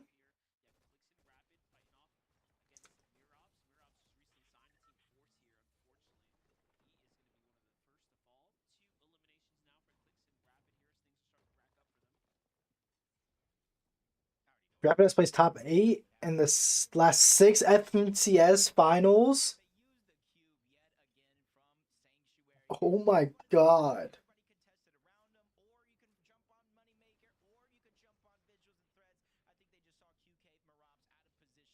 I don't think Clix is playing to win. I think he's just playing to call globals. That means play to win, no? No, he don't. Top 5, top 4. Yeah. Top 5 is very different from winning. Yeah, but that's a lot of points. But no, it could go all the way down to top 12 because there's 12 NA grant. There's 12 teams quad grants. 90 points to 285 in the Cash Cup, and now I'm in 30th place. And I've been in a 2-minute queue, and I have 5 minutes left. So I have to get a queue, right? Maybe. That's just so dead. Whoa.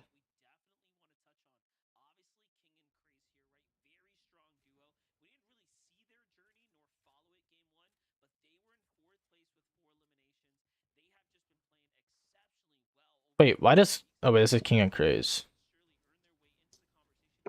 This is the Virgo skin.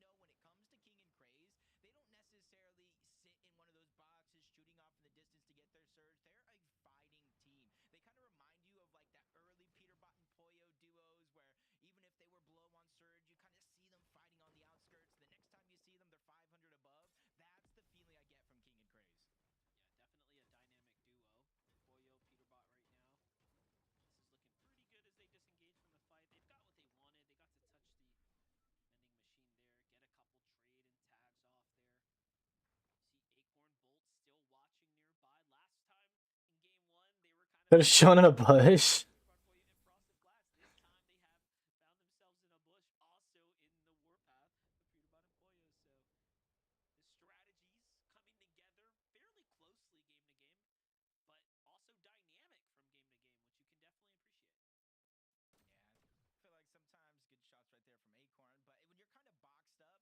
Oh, I'm just chilling, bro. I'm tired as a bitch. I'm definitely gonna sleep. I'm not even doing a 48-hour day. I'm just gonna sleep. I'm just gonna stream tomorrow. But you're not finishing Central, or you are? No, I'm finishing Central and I'm passing the fuck out. I got everything but a shotgun, so it's bad.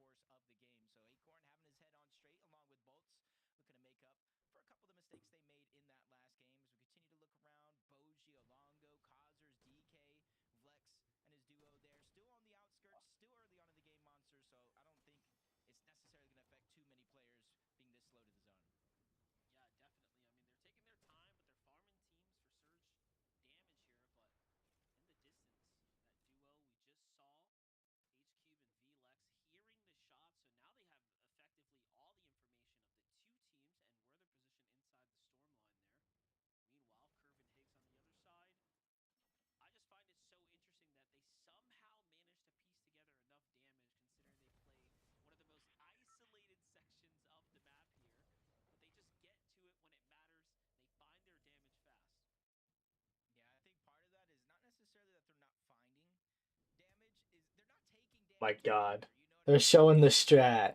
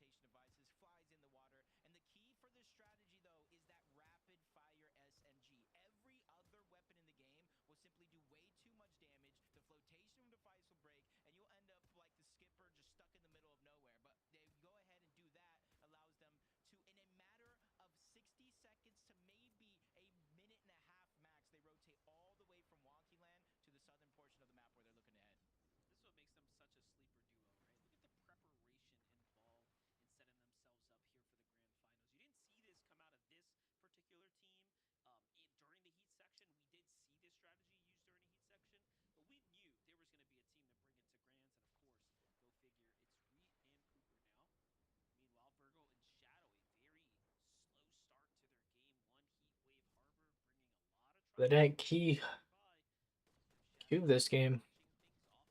No, Curly and Tyler versus White Boy of the Year and Encrypted.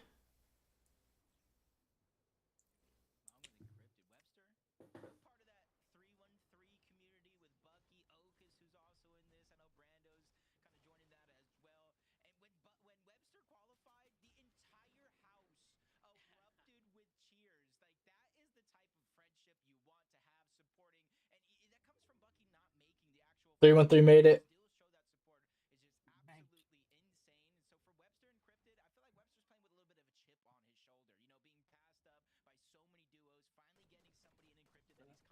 Bogan braids are healthy.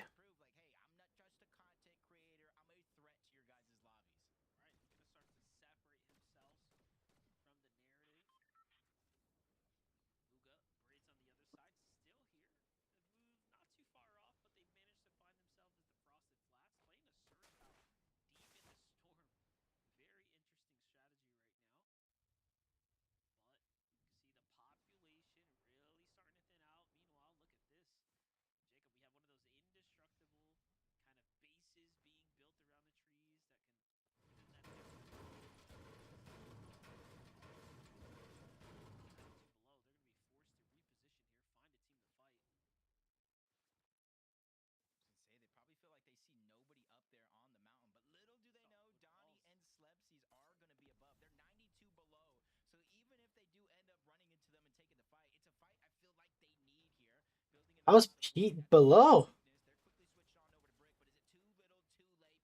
It's... Come on, big mate.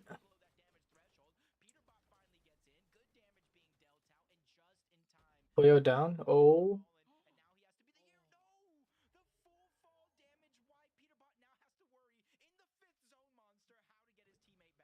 Oh my God.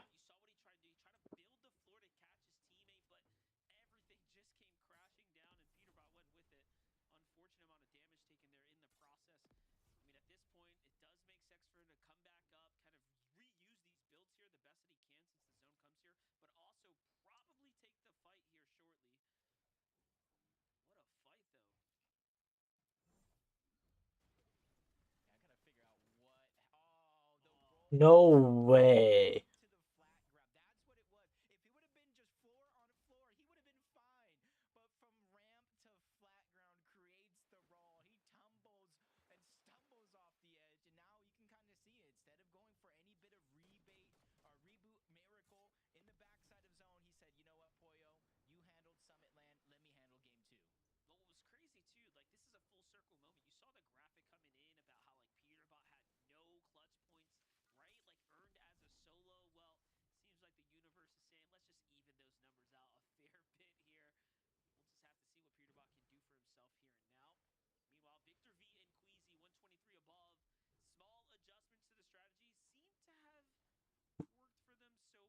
Who the fuck is that kid?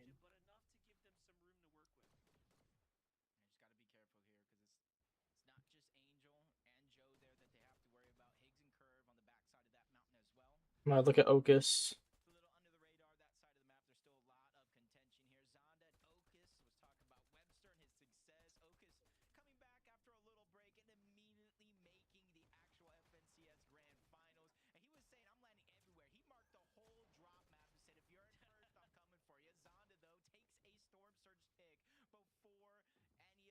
Storm Sickness active.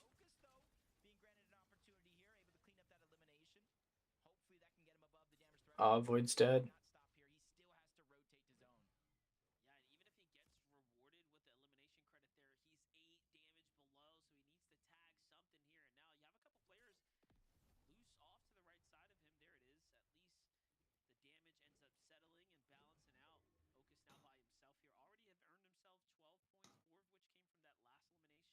Curve's a little low on health too. Is Craze getting hit by Surge also? Karma for Key and Big Cube.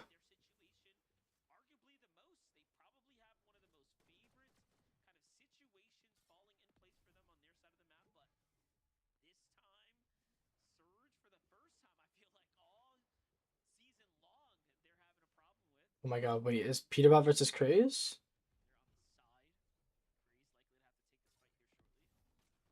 92 below on Craze, 146 below on Craze. Oh, Pete's dead. Craze dead.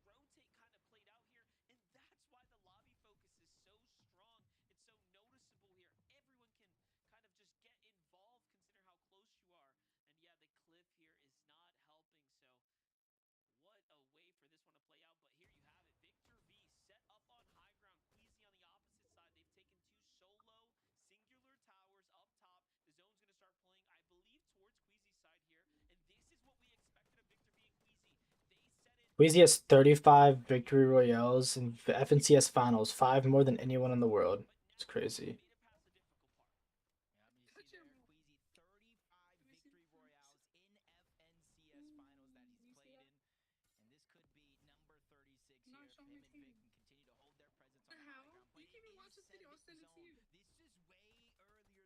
Is Cube dead? I don't see. I don't see him. No, Cube's alive. Oh my god, Cube's and Bleaks are mad healthy. Clix and Rapid both healthy too. Aviv takes out Ocus. No. Placement points are running in though.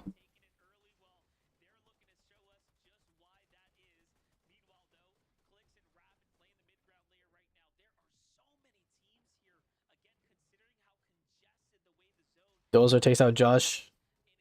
Victory and Queasy on height. CPV.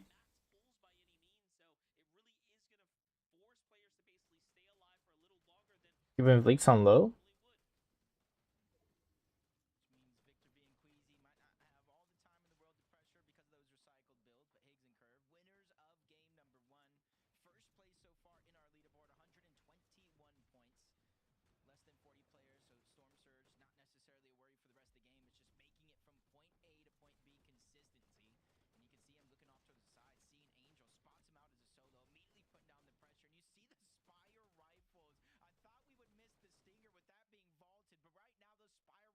God, bro. Bird takes out Zen. Visuals takes out Cells. Rapid gets a kill too. Is H-Cube solo? Is Bleaks dead? They fuck up the edit. No. Wait, H-Cube's a solo.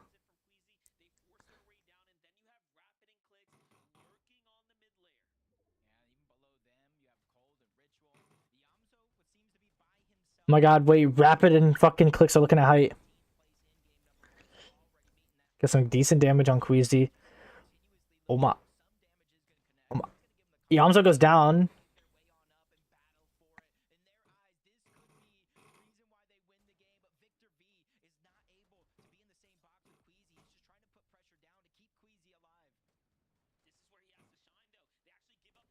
Nice, they got height. Big fucking clicks. Big fucking clicks. H-Cube's still going as a solo. I think he's a solo. I don't know. H-Cube's dead. Top 14. Dead to Colzers. No, that's his boy too.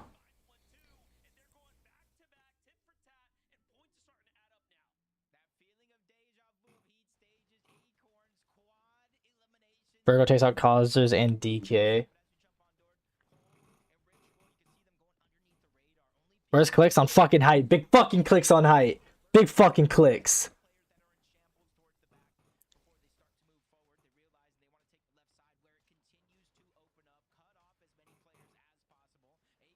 Rapid takes out Zavi.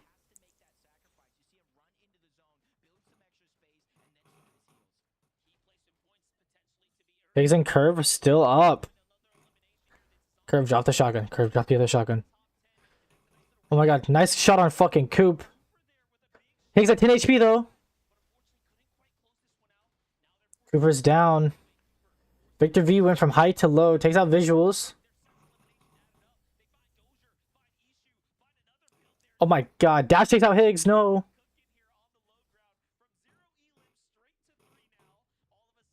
Rapid takes out Richie. Clix takes out Ishu. Curve is a solo. Last time Curve was a solo, he dropped 18 kills in heats. Is Harko's asleep? Is he snoring? I don't know, bro. I just sold Qual. I don't even think I Qual anymore. I was 10th place, and now I'm 110. 5 minutes left. That's Curve dead. Click's still on height. Is Harko's sleeping? I think he is. Is that snores? Fucking fries, I gotta mute him, bro. Wait, isn't he streaming? No. No way that's snoring. It's consistent the whole time. No way he's going the whole time. Possible. Dash and Noxy. Oh my god, with the lurk. They're jumping on height. Dash gets a nice shot on Clix. Alright, I'll be back.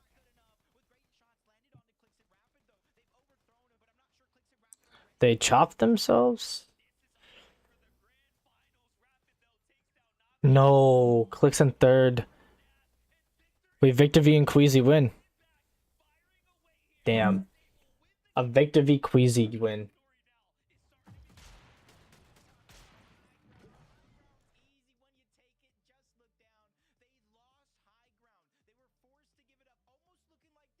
EU owns you. Yo, Queasy's been having a rough time on this region the entire time.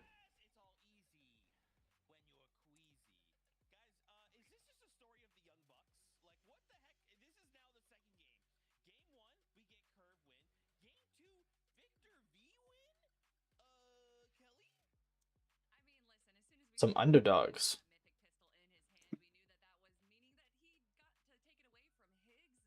Queasy didn't call a single final on EU last season. I don't watch EU, man. I just exist.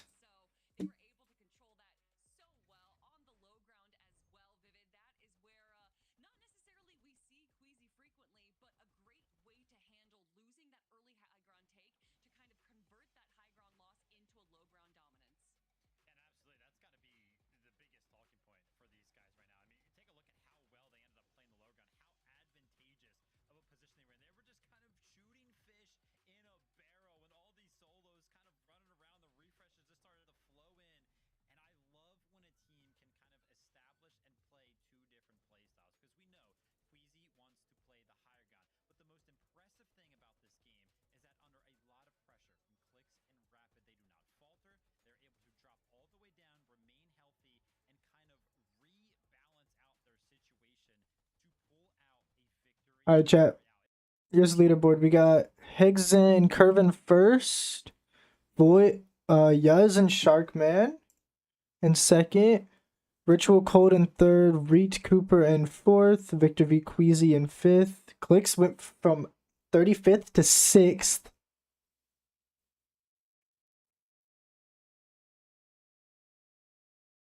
HCube in 27th. Not bad. The Lions in 42nd. 20 hasn't had time to play. 20 hasn't been able to play a single game today.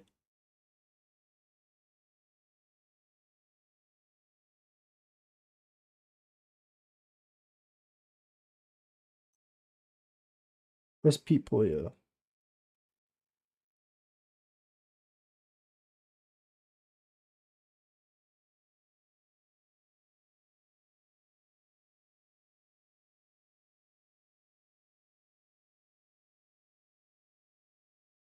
Am I blind or am I not seeing Pete Boyo? Oh, 13? Is Harko still snoring?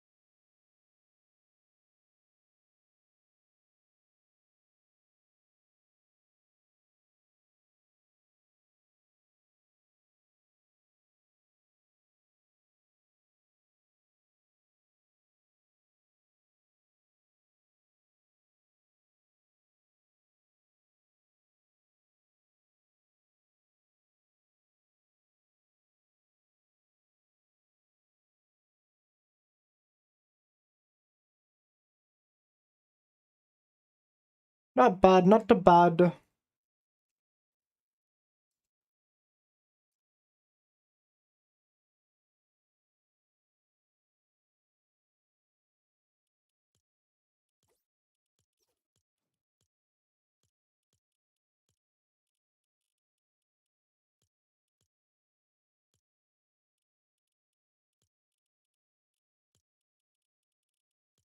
Holy shit, Joey's primed, I guess.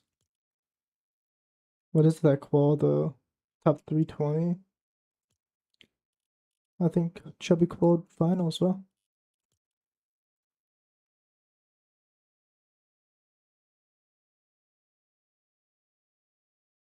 Damn chat, we are at the halfway mark and a brother is tired. I'm ready to sleep.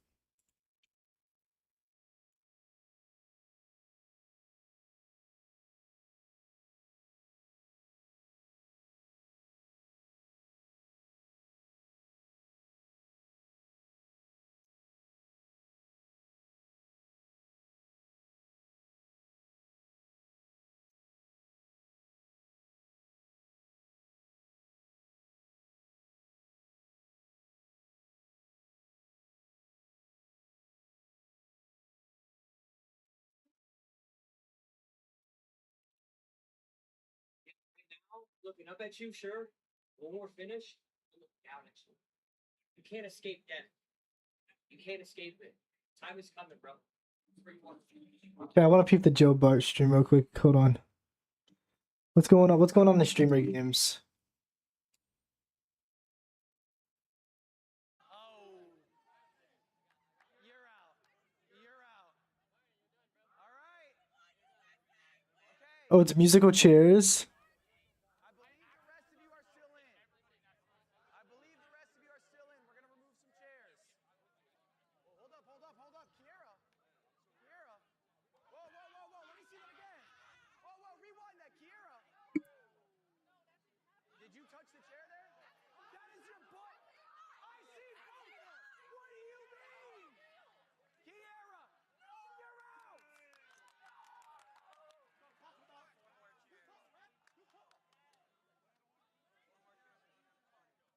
So right now, there's still, by the way, no team that's been eliminated. No team has been eliminated. Wait.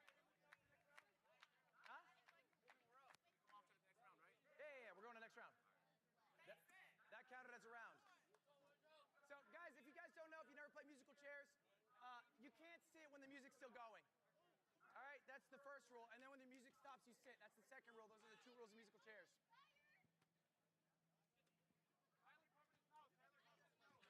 Whoa, whoa, whoa, whoa, whoa. Hold up, I need a replay. I believe we might have somebody who might have sat in a chair.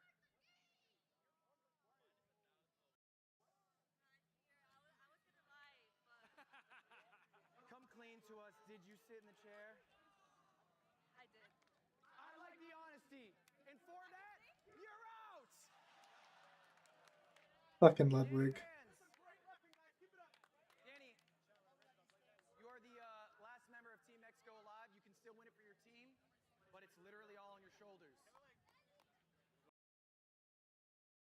Feel like, you know, if you told me, hey, this was like the final game, like if this was game 12, like they are all so into this right now. You can tell, Kelly, they're really giving it everything they have.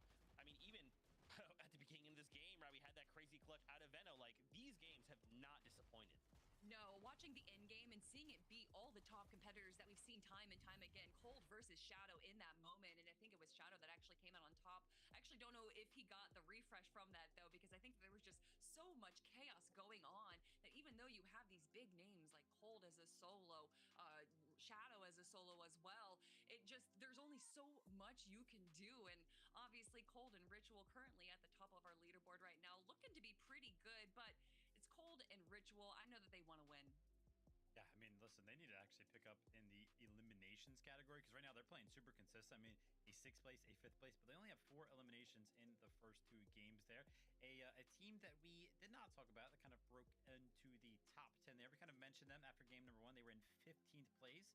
Acorn and Bolts have now entered that top 10 territory after that game number 2 there, where they went ahead and picked up 8th place with 4 eliminations of their own.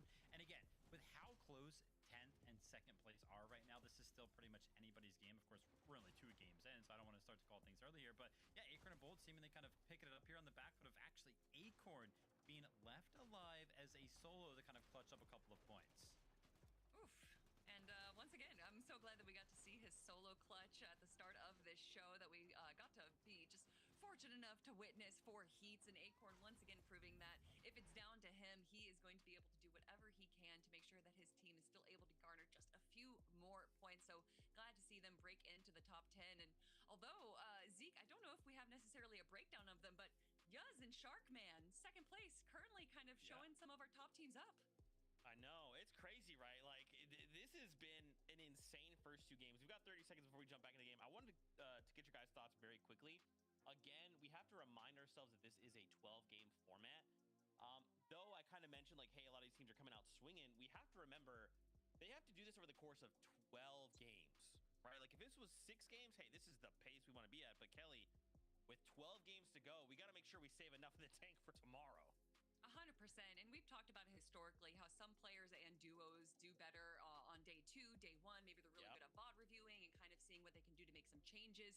And Vivid, I think that we're going to be seeing some of these teams as well make some changes for day 2. Yep, of course, would not be surprised. That's what we kind of love about the 2-day formats. All of our teams can kind of have the opportunity to adapt. But for now, holy fuck. Number 1, game 3, Zeke. Very, very excited to see how it pans out. Well, Viv, it's ready. Let's find our seats on the battle bus for game number 3. Already, Monster, it's looking like Higgs and Curve through 2 games are looking pretty consistent. Curve has the most eliminations and 2nd most damage. Yeah, you know, it's That's crazy. Curve is just him. After that FNCS championship win with Veno, I'm thinking he took away so many key learnings from that he is really looking to start excelling himself amongst the elite players. And hey, at the end of the day, Jacob, they're showing it. Yeah, and I think on the other side of that coin, kind of Higgs, the same thing. You know, going into the Summit land, Clix and Higgs, they won a Division Cup. They were on a high. They were like, we could actually win this. Summit land happens. They dud out. They break up. Higgs kind of blames himself. It's my fault, my IGLing. And now he took that role here as the IGL, letting Curve frag out. We can see if that continues because game 3 is ready. So let's jump right into it.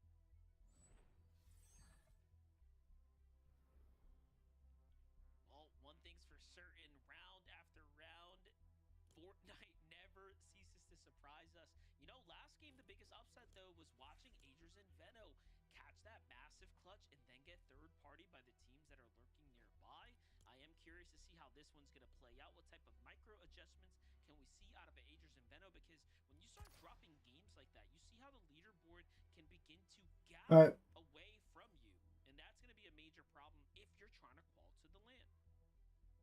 It's got to have a little bit of frustration in it as well. Veno Agers winning the actual off-spawn fight versus all of the teams that were actually there until eventually get third party. Just Cayenne, a little bit of a bad beat, hits the weapon spawn on the outskirts, which leaves his teammate to get 2v1 against Dozier and Ishu. But at least it's so early on in the game. There's a lot of splits, there's a lot of loot. He can get a ton of gold to try to get his teammate Damn, back. 20's already dead again. Oh, we're already in replays? Might not necessarily be in the POI, but still around the outskirts. Yeah, this is really interesting. You see what happens when you start getting beat down like that at your drop. You start to second guess your chances to the LAN event, so you try to play or pivot to a different strategy. Gonna be crazy behind, so kind of gonna go here. For them, but Veno is always looking to set up the lurk. That's the one thing about his playstyle. He can never So really hopefully that don't just like randomly pause. What does he have up his sleeve? He's one of the most, again, sneaky players we've seen as far as the way he has the ability to execute the game plan.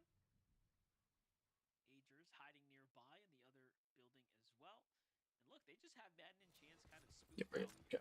We're only like we're a little behind broadcasts. I think we're about 5 minutes behind. Not 5 minutes. Ooh, wait, we have a lurk. Oliver OG can't build here either. Oh my god, what he knows.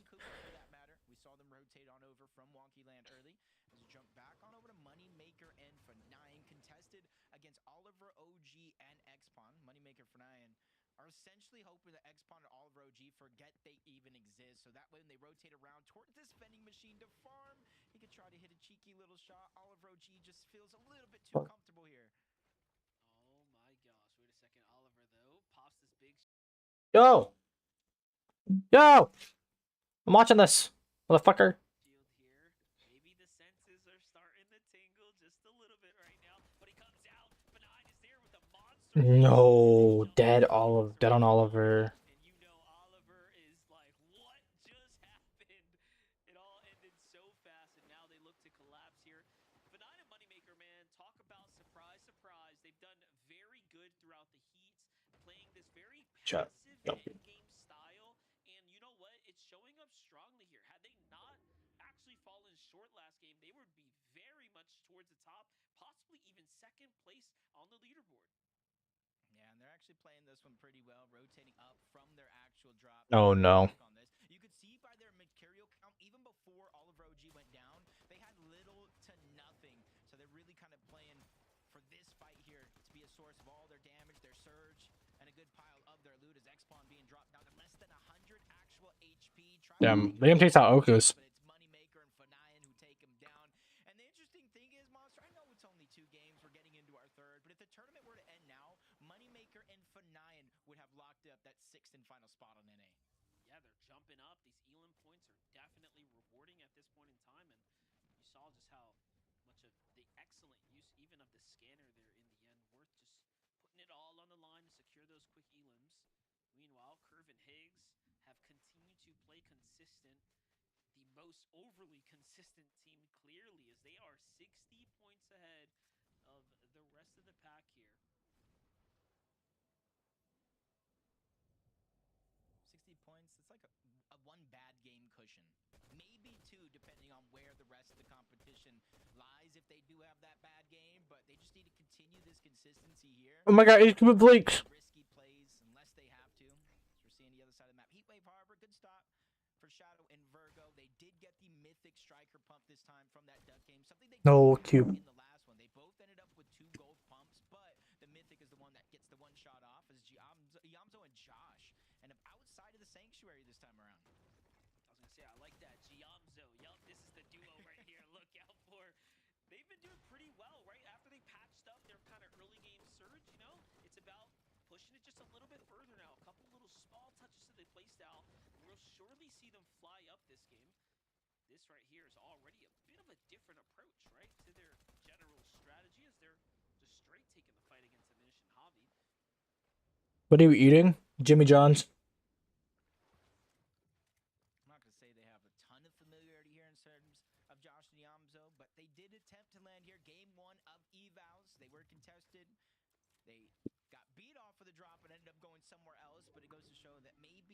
the back of their minds. Just trying to disrupt the whole game plan and the pathing of a lot of these teams already, having diminished the next one in their line of sight. We see Peterbot and Pollo. I wouldn't say they're contested at Sinister Strip, but a whole nother team of Acorn and Bolts are looking to get daring. Yeah, what is it with Acorn and Bolts just being so close to Peterbot and Pollo? It's almost like they're asking for trouble every single game. But this time around, they get a little close to the sun. You can feel the warmth coming from Peterbot and Pollo. Things kind of simmer down. Pollo's got the distance here. He's just putting shots down at the moment. A lot of loot to fight here. Fight for here, I should say. Pollo still not quite letting it up, though, as he backs off towards Peterbot. I wonder if this is some sort of Acorn strategy. Disrupt Peterbot and Pollo. Don't let them feel. I'm gonna go get a drink, but we're mid game. I know there's not a lot of time between games, but if they can find a few seconds to go into replay mode, figure out what's going wrong for their competition, and maybe try to make a play to Webster Encrypted versus Acorn Pollo. Well, Acorn Bolts. around the Sinister Strip mending machine, just seeing what comes their way and how they can utilize it as an advantage. Well, whatever Acorn and Bolts are doing, it's working pretty well for them. They've gotten a 13th place and an 8th. All that separates them from the rest is a couple more eliminations. They can pick that up just a bit in the end game. They'll be flying up and coasting towards that top 2. Don't forget, like, if you look at the top 11 overall placement points, anyone in this 80-point range, like, you are as good as being in the conversation to win this tournament right now. So we have 11 teams that are playing very, very high-level, consistent Fortnite at the moment. Good at aim. These gamers, I know they're professionals, tier 1s, but we have Observer, and I don't see the guy out there, and they're over here taking shots, getting their surge. Yemity in the distance, trying to stay back over towards Cluster Coast. You got to imagine visuals and threats already rotated on out, so he's just trying to get whatever they got left behind. There is a vault there, so there could be plenty. Could be a good strategy for them. As you see in the feed, King taking down Cause. There's Rise getting some damage. Yuz and Sharkman, though. And even though they're, I want to say, like, kind of triple contested, double contested, it all depends on how you actually landed this drop. Yuz and Sharkman have been beating almost everybody in the Max, I'm actual pretty sure I drop quoted. spot here. Yeah, I think you did. Kind of progressively getting better. At one point, we're first But, place I don't in know. the I would've overall quad lead. So this is a team I'm 3. looking at. I don't think anybody here on their I would have quad Central if I was home. on their radar soon because they could be a threat for a global I swap. sold too. I could have been top. I could have fucking done so much better. I had 290 going into last game. For good reason. And died 2 off spawn. eliminations here, fighting one of those few teams I got 2 landing on kills the though, but outskirts. Many and more to come here as the day continues to develop. Craze King taking very 263, that minimal does it, no? punishment in that fight as well. Now look at this. You have 290. Sleepsy and Donnie possibly literally come so towards close. this machine as well. And this is just going to fall right Nicole, into the hands of King and Craze. Who knows about class changing? Where again, these elimination points really do start to separate you from everyone else. Here's Cooper and Tweed. Thinking about setting up their rotate right now, but they spotted the team out there. They have to, instead of just clearing the POI, you know, that's one thing you really don't. Arcos is getting a phone call. This is like, you almost gotta That's clear the fine. water as Oh. well. That is the direction they are going to rotate to. Of I'm just gonna move my camera like opposite way, right it'll just there. take infinite Like that's longer. perfect, yeah. The chances of that side of the zone being kind of more stacked up is going to be very, very high. So they're probably just waiting a little bit longer, hit the mending machine one more time, grab an extra med kit, let that team rotate on out. Boogan Braid's lurking on visuals threats. Oh shit. Wait, they got a full beam on visuals. Actually get active here. Find a couple shots here onto visuals and threats. They're almost denying them just a free, clean pass here. And look at this. The zone is playing towards the south. So this is not exactly a max pull like Booga and Braids have had to kind of deal with the last 2 games. It's a bit closer. However, they have taken a lot of storm damage here. Let's jump in with Yuz and Sharkman, though. They found themselves on the low ground, almost in a defensive hold up against Nut and QTECD. They have some Yo, I'm sort gonna of- sleep so good, bro. Not sure exactly where it actually leads to, but that's an extra resource there. If they could somehow survive this fight, make their way on out with CDZ and Nut, just not running to give up. There's a mending machine down below. Possible damage if they can land it onto Sharkman and Yuz, but for Sharkman and Yuz, it's almost the whole opposite. This mending machine here is a focal part of their strategy, and since the zone isn't that far away, they probably don't want to rotate too soon. No, they have plenty of heals as well to take their time.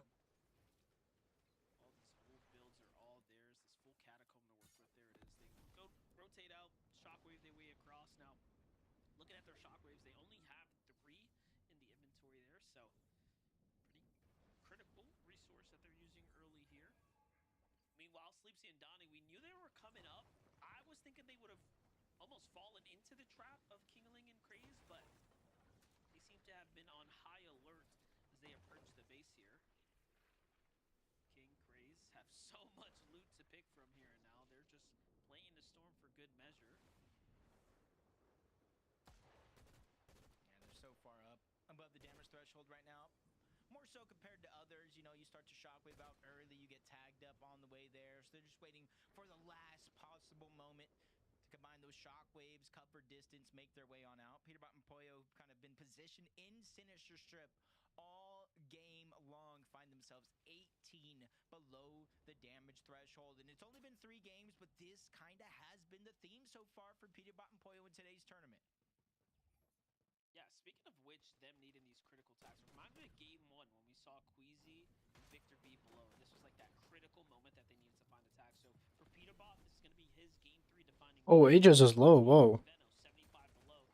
Talk about damage being exchanged on all sides here. Aegis ends up taking the bigger punishment from the high ground team. But on the low ground, you have Jace down here already stepping up. So it's a bit of a scrappy fight unfolding here. Oh, what a daring play there for Venno. You called it scrappy. That was a My perfect God. way to kind of phrase that. The whiffs. For everything, kind of flirting with that storm surge threshold above, I have below. no classes with my friends. It's actually so rad. To get that elimination, but they don't jump I have no classes at all. threshold because Aegis took so much damage. Wait, when does it start? Do we know? Small victory for Aegis and Venno. 20 minutes, I'm pretty sure. Into the next step of their game. Yeah, it's not too bad. They earn a couple points here, but again, a very sloppy fight for them. And then you have Ree and Cooper, who are probably thinking about their damage as well. So we'll see who ends up kind of involving themselves here in a couple moments. But Threats, recognizing danger, he's going to have to put it all on the line. This is actually the best case for, scenario for them. They actually don't take too much there in the exchange. And now Venno and Aegis at least buy themselves a little bit more damage. Do, re, mi. 1, 2, 3, baby, you and me, girl. Immediately shockwaving off. While that's going down between Venno, Aegis, bang, new tournament unlocked. Liam and Jace use that as an opportunity to just kind of sneak their way on out. They already had some scratches. Oh, Rita solo. Band-aids as soon as they get to the zone and try to get themselves as close to 200 effective shield and HP. But again, these Storm Surge struggles going down all around the lobby. Reed and Cooper, a whole different rotation this game than the 2 prior. And you can see how it's effective. No Cooper in this game. Reed struggling to get out of the box. And even if he does, he has to return back 116 below. And it looks like Storm Surge has activated as well. Big shot onto Boji. He's trying to climb his way up that ladder, but still 130 below. All you have to do is get the Siphon here, and he actually has a fighting chance right now. These are his builds, but the Storm and the Surge are going to turn on here, and now you have to either pop the Chug or get the Siphon. God. You don't have a lot of time to work with. In the end, he misses the shot. Someone follows up behind. Sad. No, it's not going to be enough to stay alive. And what's crazy about that is as we No, Booga's up. Booga's a duo. Venno and Aegis, they actually went to the But wait, Cube and Vleeks are below? to the hands of Booga, it seems, as he was flying to the safe zone. So super unfortunate. Quick turn of events for them. That's going to slow down their momentum. And remember, they were in 4th place here, basically tied with 3rd and 2nd. So now they're surely going to be set back. And can you believe it all happened because a team is rotating in the water. They're not able to take their float. Bleaks it. Oh wait, Bleaks takes out Cube's teammate. Oh my, they're getting caught by Pete. Oh my god, wait, Cube!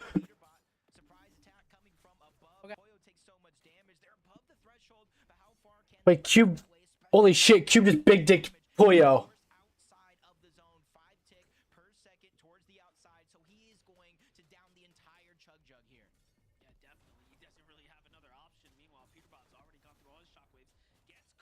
Oh my god, bro. Opportunity to actually shock himself too. This is just a world of trouble unfolding now. He's below the surge. Great little find there though from Peterbot and Boyo to actually make the comms to get back together and shockwave their way through. I mean, if they manage to turn this around, that's going to be the key moment that you just watched unfold there. And that's one thing that They're below, dude. level like them will always do is keep Okay, oh my god, HQ was barely up. Bro, show Cube, bro, please. Cube's dead, wow. Cube dies to dash it. Continue to climb up that storm surge ladder. I'm not sure their problems are over with just yet, but they did ease up on the tension so far. Aoxy and JoJo trying to come from behind zone. Curve and Higgs continue their domination here in the third game, finding more eliminations to help their own storm surge. Meanwhile, Venno and Agers, they were at one point barely holding on, now flying ahead of the competition here. Already at 3 eliminations, they're making up for lost time from that game 2 early falling. Still managing to maintain a very high amount of average eliminations here, but look at this. Find Seek there in the process. The full quick elimination, now they're up. Irvin Higgs. Big refresh for them here. That's a much wanted material. Game 3. Even a refresh on the shockwaves too. Taki solo to the side. So is it anybody's game right now, or is there? It's anybody's game. It's anybody with it. It's anybody that started the game with like 80 points. So like top 10, it's anybody's game. I mean, anybody in like the top 20, it's realistically their game if they have a good game. Higgs and Curve died off on game 2? No. Or this is game 4, you mean? This is game 3. It says they played 3 games already. No, it's game 3 out of 12. Oh, you're looking at tracker. Oh. So it means you're behind. Oh, GG, that is leaked. Yeah, Cole took down Virgo as well in that rotate. That was a really tough one. Shadows by himself. Meanwhile, Agers, Venno lurking up on a build, forced to build here. They were about to set up an ambush into a box there. And this is what Venno does best. Again, setting up those lurk plays to give them a huge and massive advantage. But as we say that, Curve finds Shadow there too. Here comes the moving zones though. Victor V and Queasy are at the front side of this one. Curve and Higgs watching it all come crashing down towards them. This is where they're picking up big eliminations. In the first moving, they had no elims. Now they're at 3, potentially counting. Man, while they're just kind of Holy shit, good aim on Higgs. Queasy and Victor V on height again? Victor V continue to climb up that ladder. Game after game, you know they're going to go up there, try to make a play for that high ground. You're seeing them kind In game 2, Victor V had the most damage and Queasy had the third. Wow. no longer feel comfortable, but Higgs and Curve already rotated on out as Queasy, that second height targeting yet again. Noxie dash. There's so many players that could potentially try to find their way up towards that high ground, so they got to keep their eyes peeled. Yeah, and we didn't really get to see this storm surge damage journey of Victor V and Queasy, but whatever they changed from game 1 is slowly and surely working more and more in their favor. Meanwhile, Ritual and Cold already at 4 eliminations here. This sleeper team, nothing too flashy just yet, but Cold normally has a highlight or 2 before the tournament's over. Meanwhile, Peterbot by himself here, clutching up, finding his way through a couple of points here.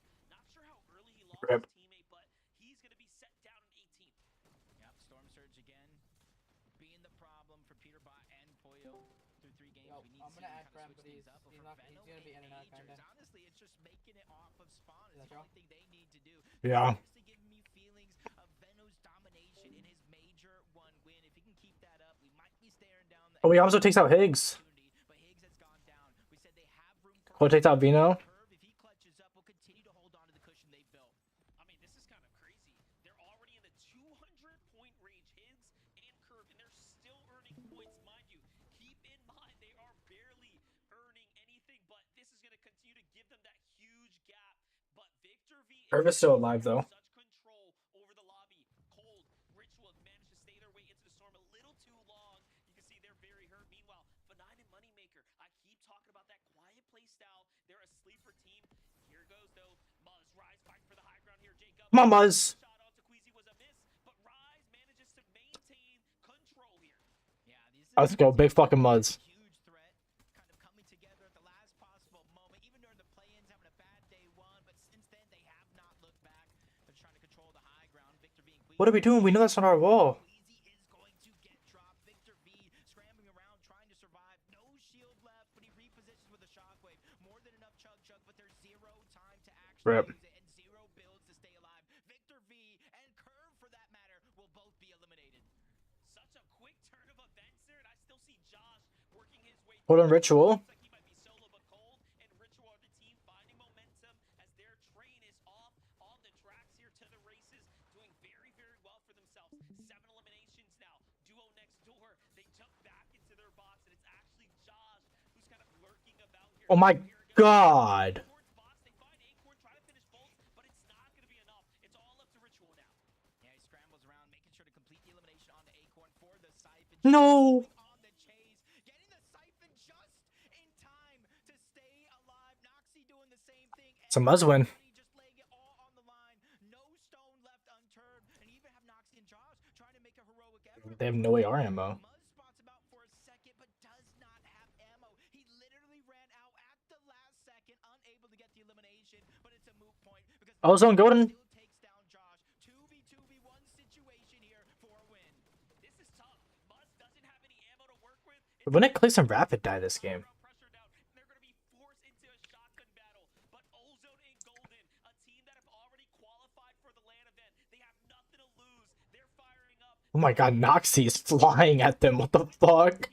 Muzz needs to secure this elimination, but Golden and Ozone are patient. They're waiting. Rise falls to the storm. Muzz finds one, goes up for the Siphon request, but no. Ozone and Golden slip away here. Ozone fight for the storm. Nice. Come on, Muzz. 1v1. Muzz is one of the sharpest when it comes down to it, but he has to hit the shot here and now. Can he get it, Jake? Go Muzz! Let's go! He can secure the win.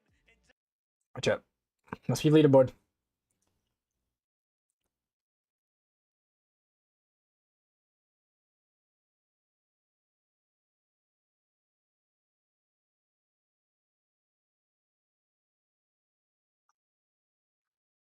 Eggs and Curve still in first. Muzz and Rise still in... Muzz and Rise in second. I like that. Ritual and Cold in third. Dash and Noxie in fourth. Victor V in fifth. Acorn, Moneymaker, AJ, Josh, Yuz, Kingling, Reet, Pete, Clix. When did Clix die this game? He died off spawn?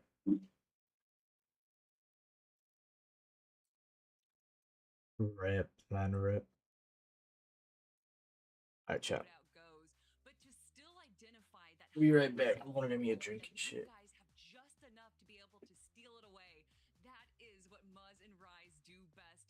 Find that opportunity, the little hitch in the armor of their opponents, and taking full advantage of it. But of course, it wasn't just the height steal. Rise and Muzz controlled that high ground quite well for the last few moments, and then made sure to not get overwhelmed, even having a player launch up onto them when it was potentially down to a 2v2.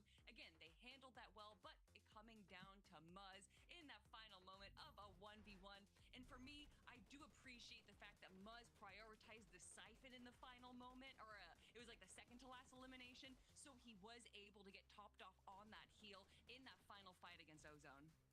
Yeah, Muzz and Rise. Whew, pulling a Zeke right there myself. Just did such a good job of taking the high ground at the exact moment that they needed to. Kelly kind of talked about it, whether or not they knew that Victor V himself, I think Victor was kind of like dropping down the moment that they kind of went up for the high ground. So it was just so well timed that it was just Squeezy up there who was not going to go ahead and opt to actually defend it. So they effectively kind of got it for free.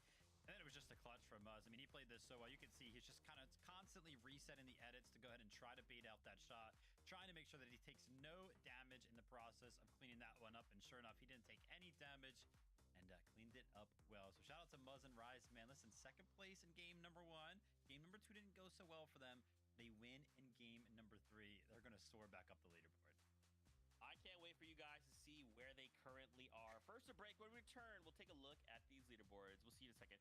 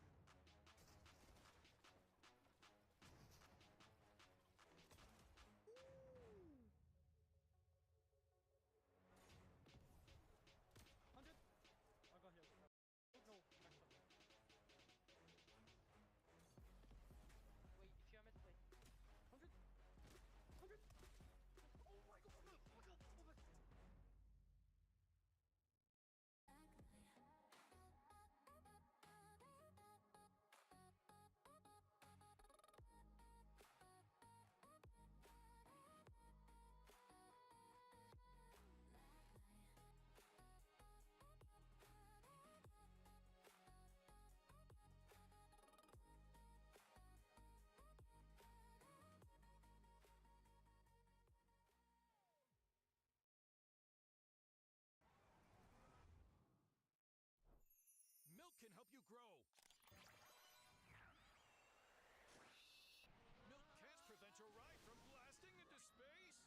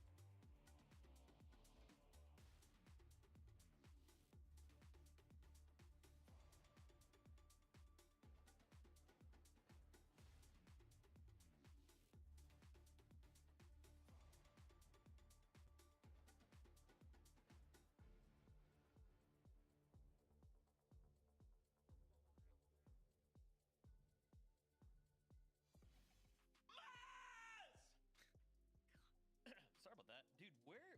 What is that? Sounds so crazy. Muzz and Rise, big moment for them. Victory Royale in game number 3. I'm not biased at all. Congratulations to them.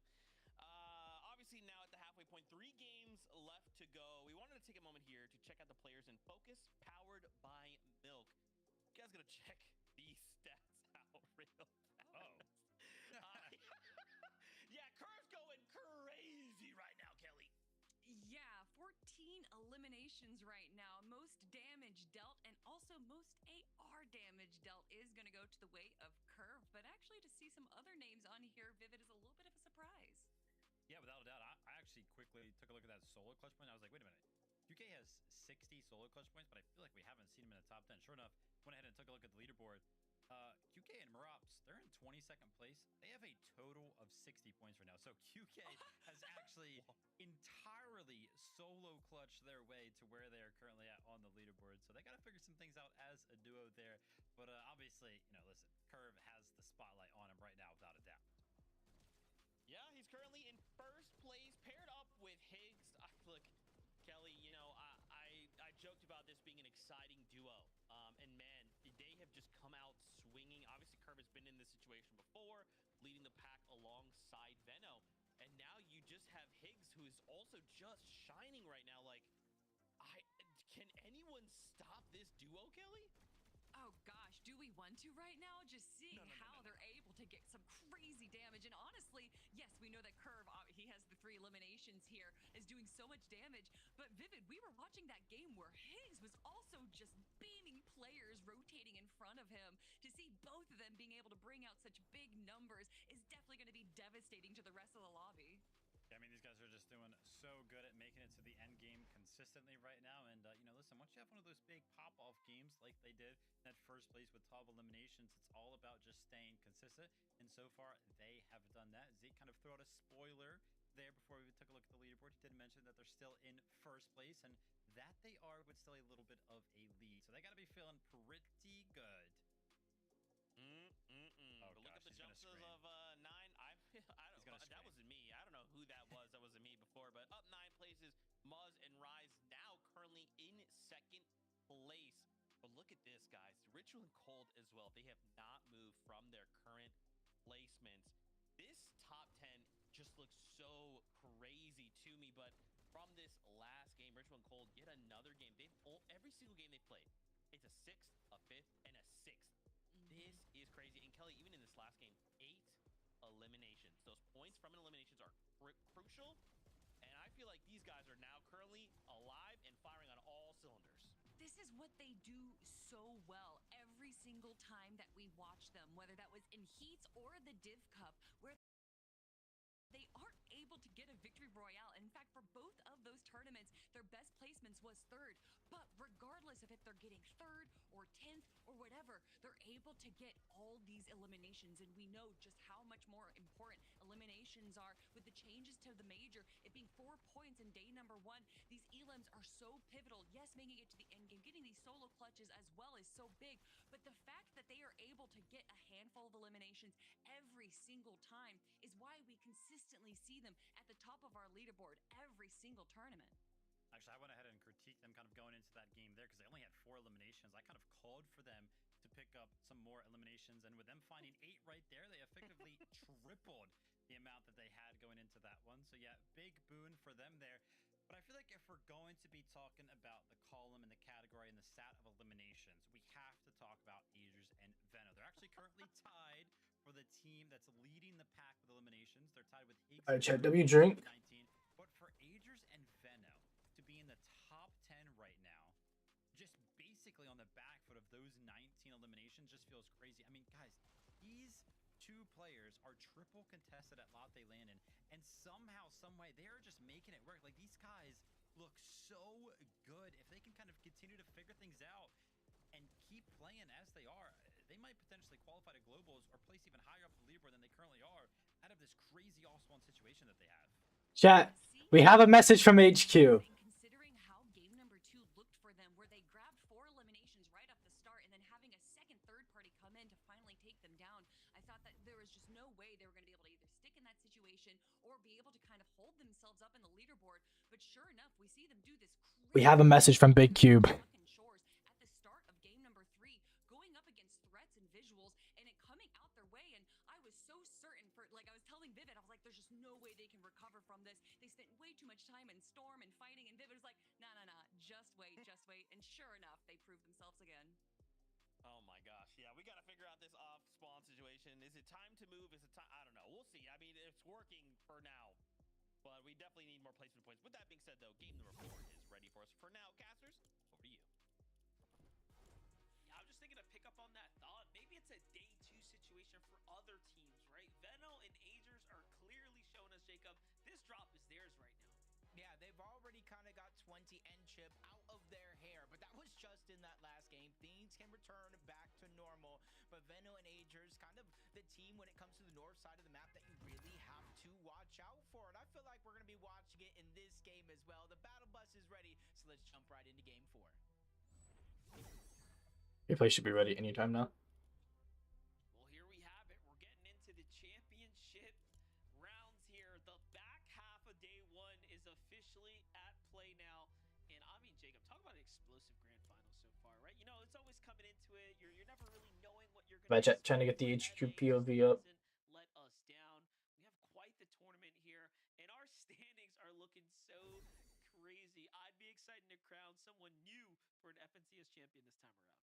Hey, this could be the year for first. I know last major I was talking about could be the year for the underdogs, but I still think anything can still happen. A 60-point lead has been dropped to 40, still a lead, but it goes to show that you can cut it down. Latte Landing, though, still having multiple teams over in this direction. The 2 directly there, and then you still got 20 and Chip around the outskirts. Yeah, just to touch on that lead a little bit, you know what's crazy? Like, a bad game for them was 8th place, and that closed the gap tremendously. Just shows you that anyone inside the top 10 popping monster dubs are going to throw you way up. But Veno, Agers here, still fighting for their life right now against Chance and Matt, who are actually putting up a really good fight here. But Agers doesn't have any shield, Veno doesn't either, so everyone calls to back off. I wouldn't be surprised if everyone just disengages at this point, right? You don't have to finish these fights by any means, especially when Madden and Chance haven't been quite winning them. It's just a tough situation because, like, how do you get out if you're unscathed? You had Void, Magma, Aoxy, Jojo. On your left side, Mountain, 20 and Chip, leaving the actual POI, but still on the outskirts, holding down one side. Reed and Cooper lurking around, and obviously 2 teams directly in Latte. We'll see how that one ends up when this one's over. As Ishu goes down, they're finally trading this one off. Dozier and Ishu were able to get the first elimination last game, but Kyan and Skittles make up for it this game.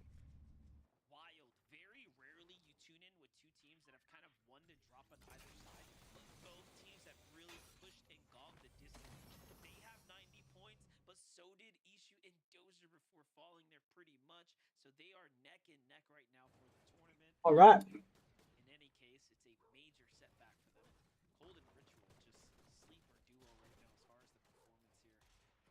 Keeping a low profile, springing out when it matters most in endgame, doing what they do overall extremely consistently here. They have a 6th, 5th, and a 6th place. They are all but due for a win at this point. And Cold even having to second most damage in the lobby as of now. And this is just a surprising turn of events because typically, you know, even though Battlewood is contested, of even Veer on one side, Ritual and Cold on the other, it usually ends up in a split. It's a big POI, a lot of buildings, a lot of nooks and crannies to kind of hide behind, so it is risky. So it's also interesting to see it play out the way it is as of now. Not sure who started the fight, but it doesn't look like either one is having a good time here. Materials just kind of being burned through. It almost makes you wonder. I do believe they might be underneath the bridge as well, where there's one way in and one way out on each one of their sides.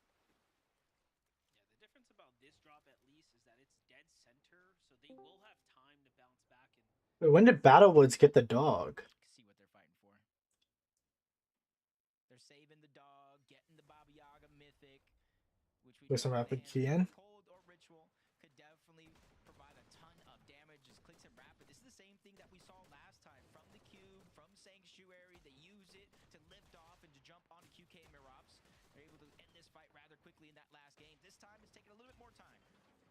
yeah, it looks like Mirops was a little more prepared here alongside QK. I'm surprised they even went for this back-to-back as opposed to trying something a little bit more dynamic, right? Saving this one for a little surprise play later on in the tournament, but because they've kind of shown their hand, it's definitely making a difference. Looking at the feed though, F9, the most lurkiest of lurks. Looks like Cold and Ritual fall to the hands of F9 and Moneymaker. They just tend to set it up well, and I wouldn't be surprised if they did it again. Which is crazy because Moneymaker and Fernayan, in terms of the drop map, they had that whole south side kind of uncontested. Maybe that's where Seek and Taki did eventually end up, which is why we're seeing Moneymaker and Fernayan. Last game, center map, they snuck onto Oliver OG and Carillion. This time, the Battlewoods taking down... What the fuck are they already a battle? Oh, well, the Battlewoods ain't that far from my POI. Teeny strat from years past and incorporating it into their game plan here. What's crazy about that, though, is that it becomes a major disruption for people that are inside the top 10. Look at this. Cole just gets completely ambushed here, taken down. Ritual tries to sneak his way in, but it's just too late. This is an actual solid duo right now. And that just pushes them even closer to the top of the standings, effectively jumping them into roughly 6th or 5th place. They are very much in the race here. Meanwhile, we get that update with Victor V and Queasy playing the Surge Tower here at the drop, actually pulling zone right now. And we actually don't see anyone nearby. So we could see the early ramblings of something like Game 1, right? Where they didn't get that much damage. Yeah, this is almost like a blessing and a curse. Oh, fucking hell. You're not taking damage. R.I.P. Web, bro. But you're not progressing your position either. As Poyo, Peterbot lurk around, they found Webster out by himself, going on the chase for Encrypted. And again, this could be a part of a bigger picture for Peterbot and Poyo for a couple of these games. Honestly, more times than not, we see them struggling to actually deal with their overall storm surge. Not something you necessarily see every day for a team like this, but it just goes to show as each game progresses, they're doing what they can to fix their mistakes. As he tuned in Veno, trying to make a lurk onto Jojo Fishy, but Eoxy has a lurk onto him. Oh my gosh, the lurker is about to get lurked on. Veno's thinking to himself, oh, Eoxy has no idea I'm here. But his teammate's watching him. Jojo just knows.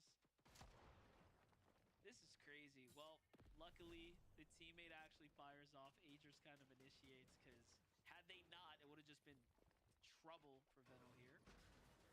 I'm more surprised they don't just 2v1 jump him at this point, realizing that Aegis was far back, but... Chubby said, undeaf, I'm awake now. Didn't mean to fall asleep. Big text. Yeah, so...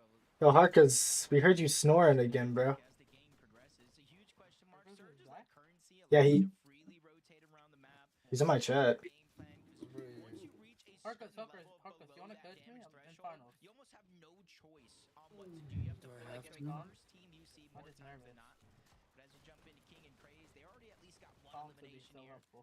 Seeing them just trying to reset. I can't promise I'm gonna be good, but yeah, if you want to Actually, speak Tom's there. like Early on against Barops and QK.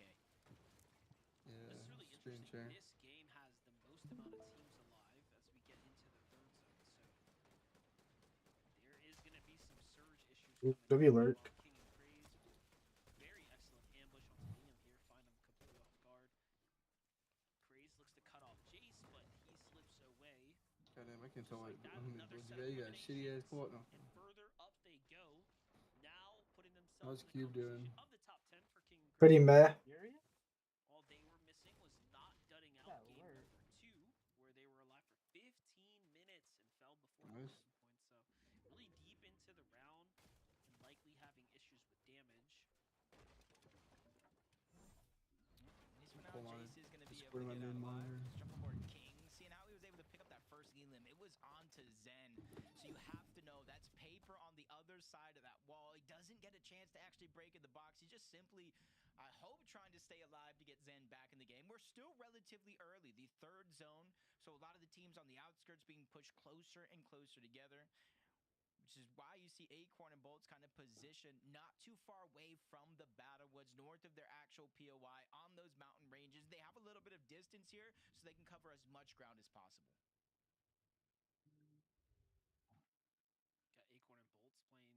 Got Acorn and Bolts playing the mountain once again.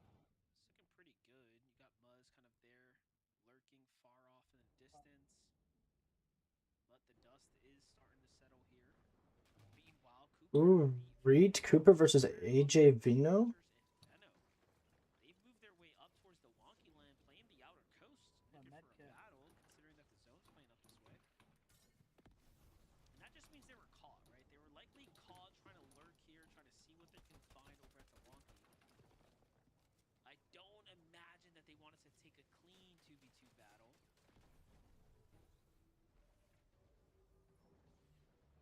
Gotta imagine they're after two things, being this deep in the zone right now. They're after the mending machine for the heals, and after damage for Surge. We saw two different instances for Veno, around 100 damage each of those instances as he was lurking around, kind of getting scraped off, not necessarily taking the same off-spawn battle as they have in games prior. So that's got to be a real struggle. Brother is tired as shit. Veno, probably one of the smartest players in the game that we have right now, probably calculating down to the exact number of what they need to come back from. And that's why I think they're just kind of floating around here, grabbing scraps. They know their actual latte probably looted down to nothing, so they need something. Now we get to jump in with Higgs and Curve. Saw the stat numbers showing Curve's capabilities so far. Very much a dangerous, dangerous player here when it comes down to it. Really representing right now the new leader of the controller scene. Was definitely slept on up until he gets that win, and I think now he's just continuing to prove himself that it wasn't by luck, it wasn't by chance. It surely was through the hands of his own skill. What do we have here, though? Mirops and QK, they just can't catch a break. Another duo sitting on them now. Wait, is this break London? Yeah, probably having to run through all the material, gold, resources, So I surviving pulled the Clix medkits instead of 1 minute. And now they Yes, run into you Curly and 70 Tyler here on the other side, and they're 300. I'm deafening because I'm not listening to them, Coach Chubby. And Curly, they're actually pretty well off. They just don't need this fight. 400 below from Robs and QK. Oh my god. Both of these eliminations without taking much, if not any damage at all. 400 below is crazy. He's going in for it. Venom's fight is a surge battle, by the way. 80 below. This is really tough. Actually, yeah, look, he's even used all of his material as well. Jacob, things are starting to turn for the worst here. And usually, you know, you can have a couple mistakes, you can have a couple bad games, but even with those 4 eliminations, we saw them kind of get wiped off of spawn relatively soon, and you can kind of see the two sides of this coin. QK and Marabs, 400 damage below, and you can see them disengaging here. I think one of them may need to play hero here and try to go for some damage, but 500, they fall even further. On the other side, Veno and Agers barely on that line. 80 below the damage threshold for the most part. They're not getting desperate, just trying to push into boxes and put themselves into a bad spot. They're just consistently trying to put down pressure against 20. Oh, HQ dies to Boji. Webster dies to Webster. This is definitely a bit of a scrappy fight, and unless they can get a big tag here and now to buy him some time, it's only going to get harder from here. Nice little knock onto 20. They have to quickly get the siphon. There it is. Clix is still up though. Clix. Wait, Clix takes out. That's what? X-Spawn? Their tournament goes from what was almost bad to now not so shabby. And Oliver. Yeah, just put them in a spot here where they're not Webster dies to Webster again? decent, not too shabby, and I gotta agree with that. But it's just they know Broadcast, can we get some? over just yet. They got enough to keep them in the game, but now they need another elimination to put them into prime form. Clix and Rapid, on the other hand, you see them 1,000 above. Holy shit. Oliver OG. I feel like he's overstaying his welcome here against Clix and Rapid, especially with how little HP he actually has. Yeah, definitely. I mean, what can you do? They get full on fired away on. Meanwhile, Rise and Muzz, we get to get a nice little update with them. A couple hundred above the damage threshold. They managed to really maintain a low-key presence. Yeah, chat, I'm like right on the bar for the fucking thing. Try to go like a little bit more up on the fucking HQ POV for you guys.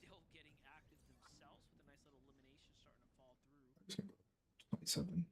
This game is heating up now for Veno, for Agers. We already knew that they had just a couple of hundred builds to work with. Not much has changed since then.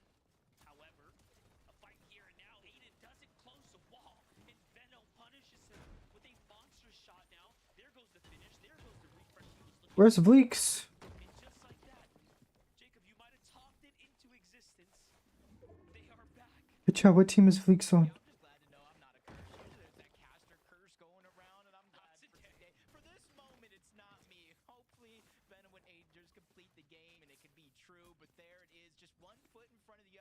Wait, where the fuck is Vleeks? Is Vleeks dead? Oh, sorry. Got it. Sometimes enough of those small battles being won could put you in a big position. Veno and Agers fought their way from below the damage threshold. Now Queasy and Victor V need to do the same thing. 143 points. You can kind of see them there on the leaderboard. Perfectly timed. Top 5 positions so far. They're one of the teams to qualify for globals if this were to end now. Really tough spot to be in, and then you have Higgs and Curve on your heels here. This can go either which way. Higgs, Curve, they don't have much pressure the way Victor and Queasy do. They also don't have the mats, but it's Victor V who's putting attacks in from behind. Boy dies the surge. Queasy's prepping for height again. They go straight for high ground, and now they're positioned up. Still eyeing the team below them, but they still have, of course, the danger of Higgs and Curves rotate here. Peter Buck kills Josh.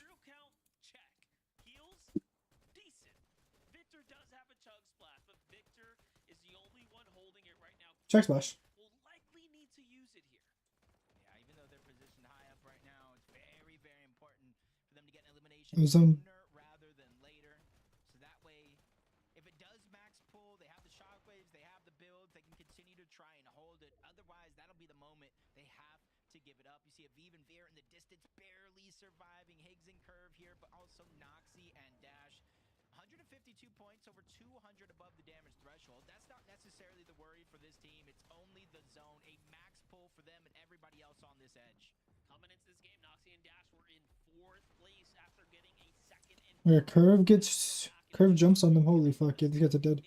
Who is this? Dash and Noxy? Yeah, right. right now. That's how close the competition has been so far. But right now, the biggest targets are on the backs of Higgs and Curve, who of course have a 40-point cushion here. They're the only team that hasn't made a mistake in today's tournament so far. Take a look at the bigger picture. Beat Boyo. Pulled a zone. They're the first to solidify their way to the high ground.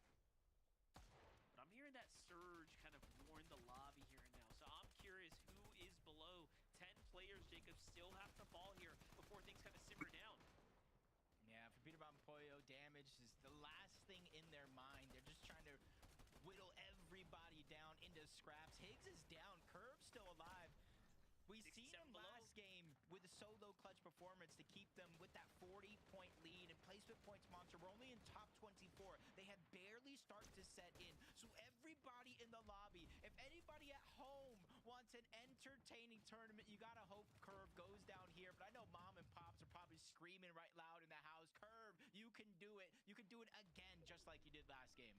Yeah, listen, dude, Curve is definitely showing up and showing out right now for the entire community, making all the controller players proud. Meanwhile, Agers, Veno at 5 eliminations coming and fighting their way out of what was almost an early grave. They were getting deep into the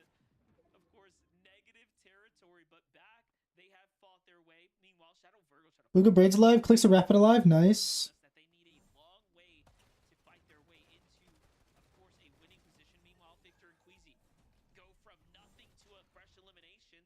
That's a nice way to earn some points here.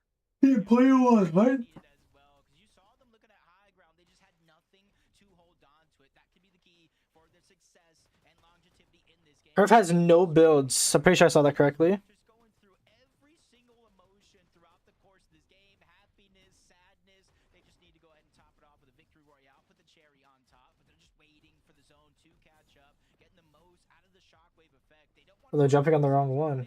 They just simply want the effect to try to run down anybody in their path. That one Oh, curves down. success, but it just goes to show what Veno and Agers have in their mind.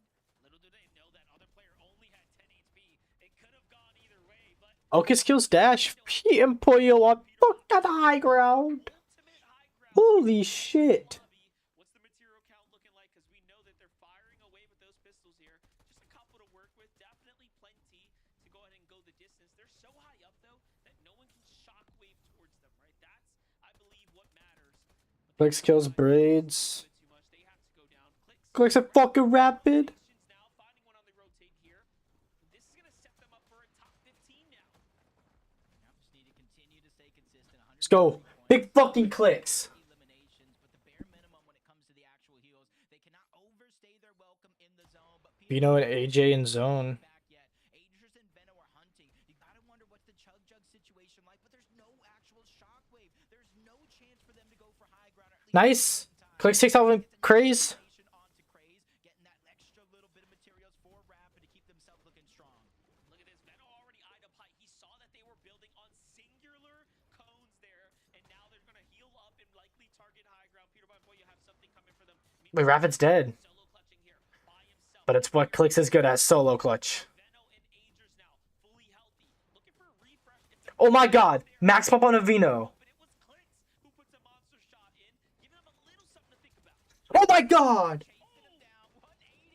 No, it's not gonna go kill point. But it's not the perfect scenario, or at least not for him. As Moneymaker and Fernaim drop him into the palm of their hands, and they grab that elimination. I'm looking at the mini-map right now. Pollo has shockwave outside of the zone. Peterbot is on high ground by himself. He's trying to make his way back, but what damage has it done for Maker's down. Moneymaker has fallen for Peterbot's dead. now stuck with his back up against the wall. No builds by himself.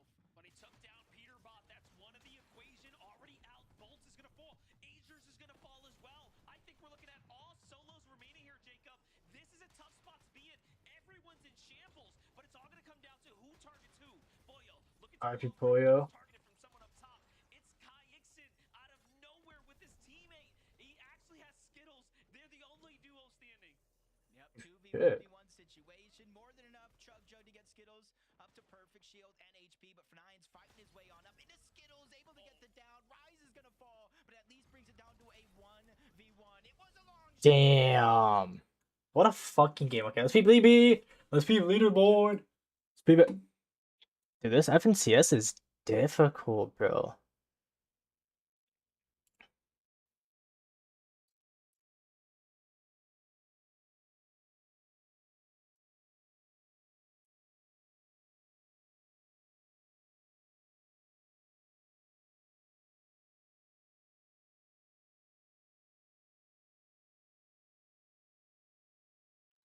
Alright, guys, we have. Hold on.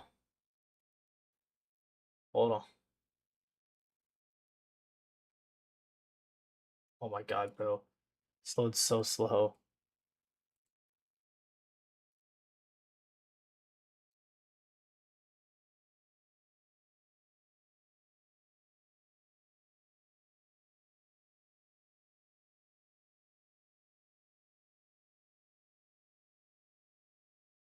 Fuck it, we're going to tracker.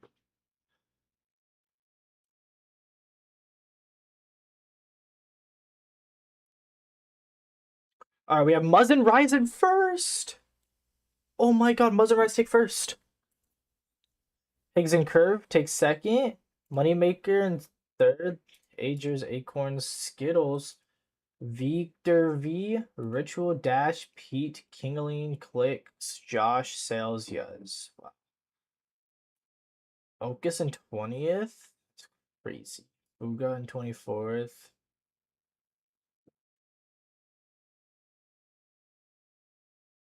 H cubes and 40th, man.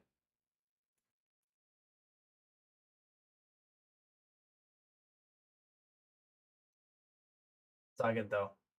Day fucking 2, that's all we need.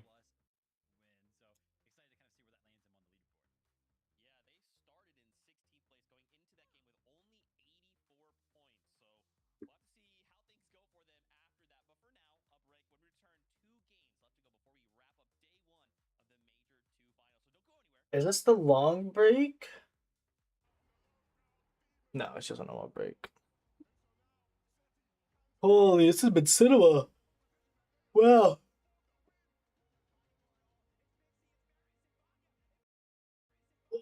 Oh, hey, man.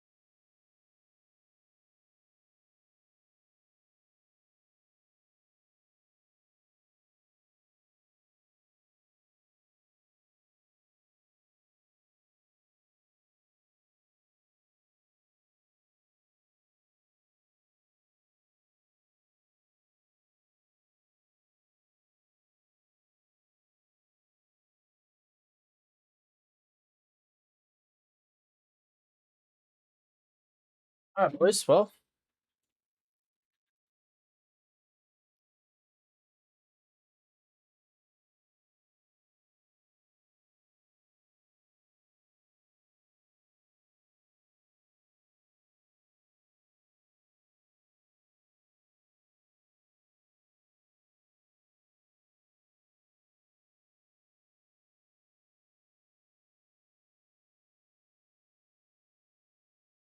oh man.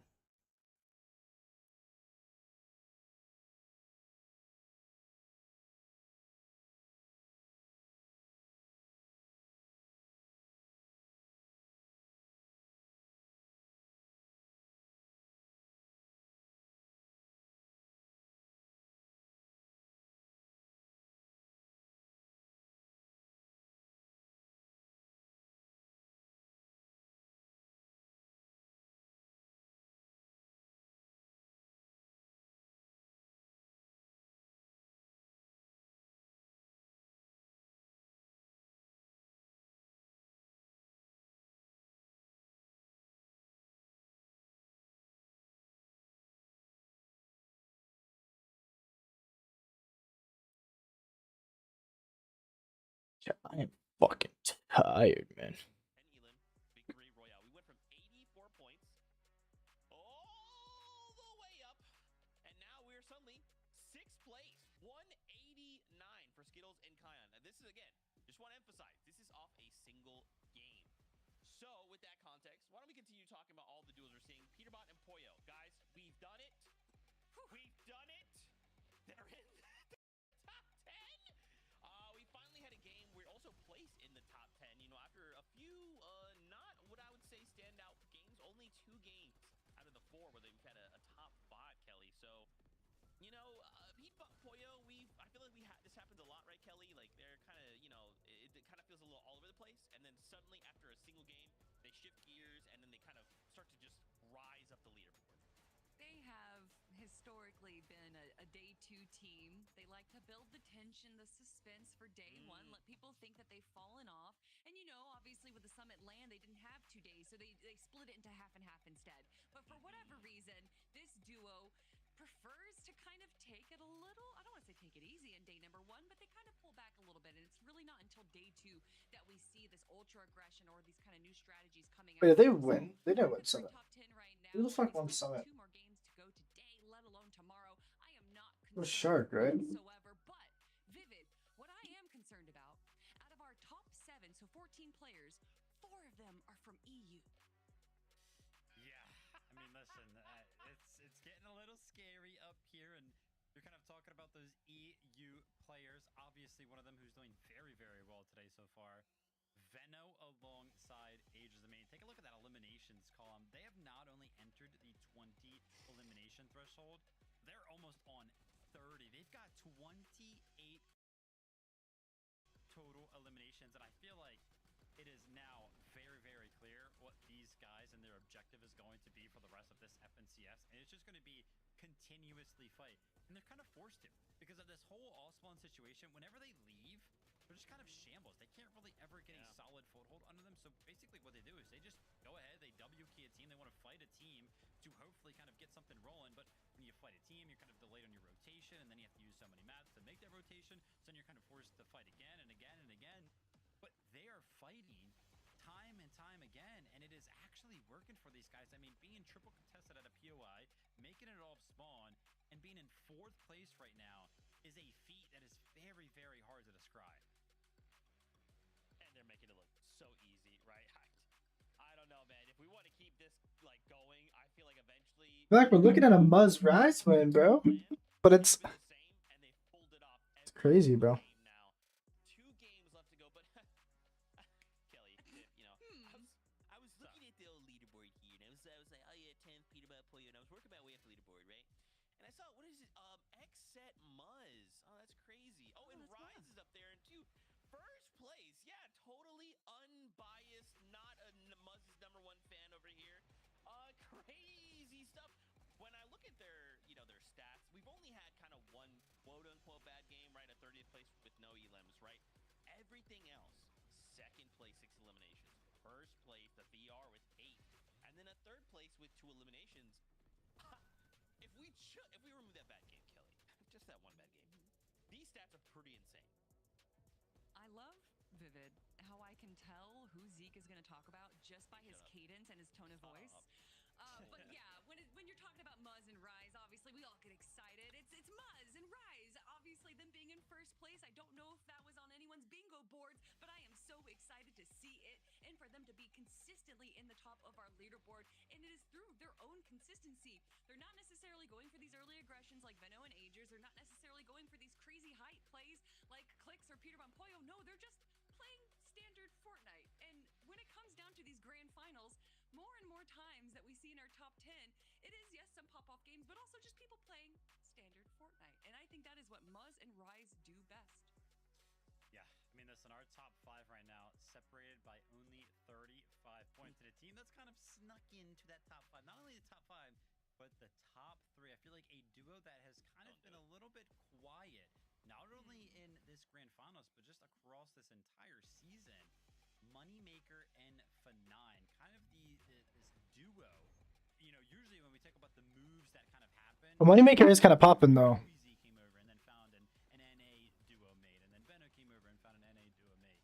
But Moneymaker and F9 as a duo themselves move over from EU and try to take over the NA region. And I maybe am not going to be saying try at the end of this FNCS because sitting in 3rd place right now is super, super interesting. I believe they were actually supposed to be contested kind of coming into the weekend, but I think they've been uncontested over these first 4 games, so hopefully they can keep the ball rolling.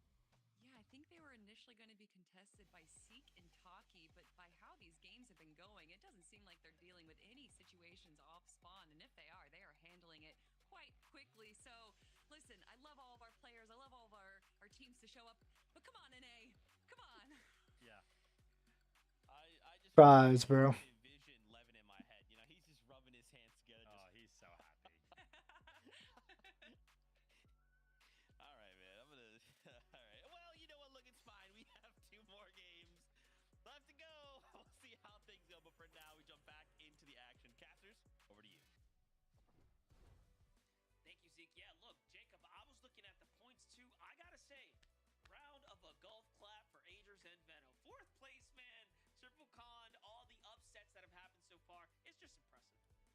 honestly, coming into this weekend, seeing that triple cause, he has to have a trick underneath his sleeve. There is no way Venno willingly puts himself in a triple contested fight. Well, guess what? The only trick he had underneath his sleeve is just complete and utter domination over the POI, over the surrounding lands. This is almost giving me deja vu of his day 2 run on way to winning Major 1.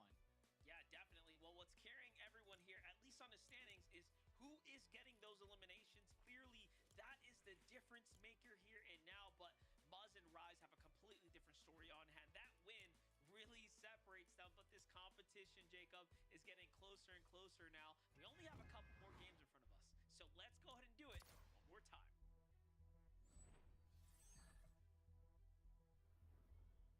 All right. Still no win, man. A team that formed kind of last second, didn't have a good day 1 for play-ins, but somehow made Whoa. it work. I had questions about F9 and Moneymaker. It almost seems like they're landing everywhere on the map to take advantage of whoever's at the top side of the leaderboard, taking a page out of Venno and Queasy, Peterbot and Poyo's playbook, and really putting it to use before it's too late. Yeah, you did a good job calling out Moneymaker and F9. Guys, if y'all didn't know, Jacob's like, by the way, I think they have something up their sleeve. We got to see what they're up to in the early game. And they do it once again.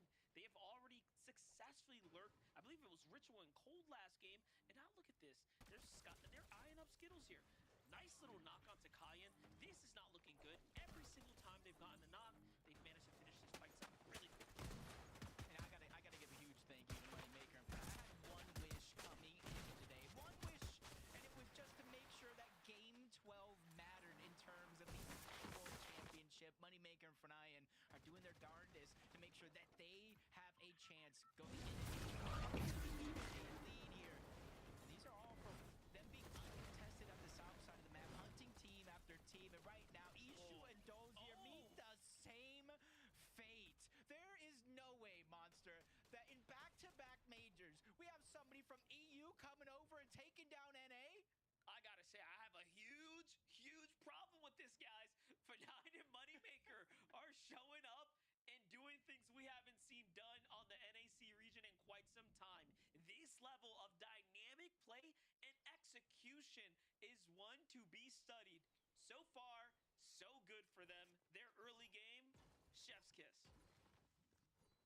Now we get to check out another one of our entertaining early games, the Latte Landing. Again, only 2 teams actually in the POI, and I don't see as much kind of surrounding focus. I don't see Magma and Void. I don't see 20 and Chimp. So it does seem like, you know, instead of waiting till day 2 to switch things up, they're switching it up here in the second half of day 1. Yuz and Sharkman consistently contested here towards the backside of the actual map. A little bit of a split drop, but it just goes to show 104 points still. They really haven't been able to stay on track after their first 2 big games. Oh. Yeah, those first games started off so strong, and the last 2, I mean, being one of the first to fall there in the lobby is definitely a tough one to deal with. In the end, though, they just have to find their footing, see if they can get their car back at the tracks here, remain in the race. Looking at things on the other side, though, are current point game leaders. You have, of course, Rise and Muzz, the GOATs. Last game, they pulled a 3rd place with second, or 2 eliminations there. Very well played for them right after the victory royale before that. So just all in all, pretty consistent so far here. And that's with dropping game number 2, actually. You see that. They got a 30th place. So it's not like they're playing perfect. They're just playing better than everyone else. Seeing things heat up at different points in the map. Shadow and Virgo probably not where they want to be on the overall leaderboard, leaving Heatwave Harbor early to try to get some damage and eliminations here again. Storm Surge has been ailing them as Virgo gets that elimination. He does take some damage, but not as much as you would think. They do wipe off Causers and DK out of this game. And now to keep the show rolling, you can see them return back to Heatwave Harbor where they do have that legendary POI. If you Virgo, I'll watch my fantasy real quick. Second. Because it's not that they've been playing 250. Nice. Sir, got out of the negatives. Thank God. 21 minutes, 18 minutes, 19 minutes. It's like something is going wrong so late in the tournament that they are missing tons and tons of placement points. If they can just close that up, I mean, surely they'll be able to break away, but for now, their performances is landing them kind of in that 15th place range. So they're still very much in the competition, but yeah. A crazy Pete day too. Veno always has something cooking. What the fuck? Wait, how is Veno here? Kind of lost right now. They don't have a single clue.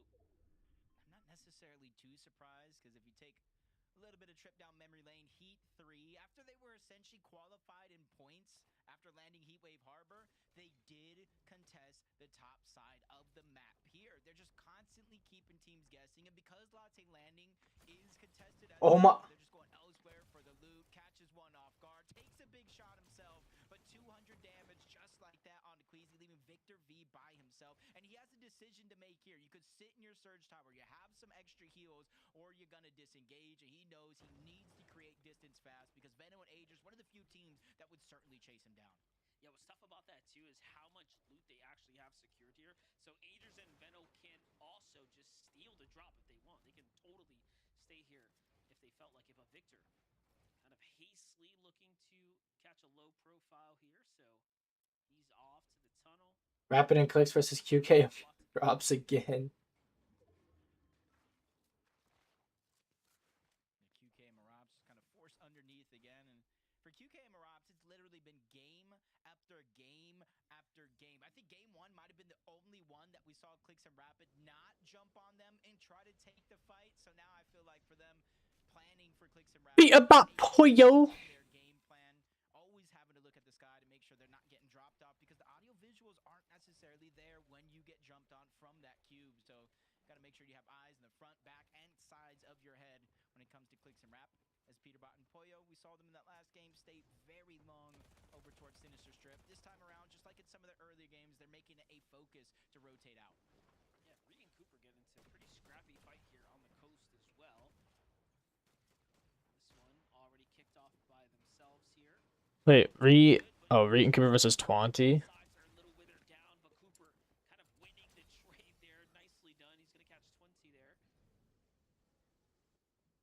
Like that, they already have somewhat of a lead, but Calixi and Aiden are listening nearby, watching from the top down. They recognize the strikes on them yet. One mistake, and it's going to cost them. Calixi and Aiden might even jump in a little early here to try to secure the elimination. We'll see. Yeah, if I'm watching the feed and from Clixie and Aiden, if I see Reed or Cooper get knocked, that's a green light to go. They know at least one player here is a solo, and they just got to really take advantage. This is a crazy lurk. On the other side, just trying to stay alive until unfortunately he does get cut short, but Cooper did actually. Oh my god, braids! Braids and Booga!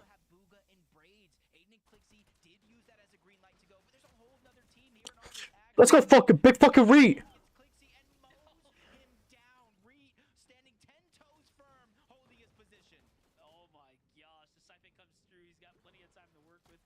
Big fucking Reed! Oh my god!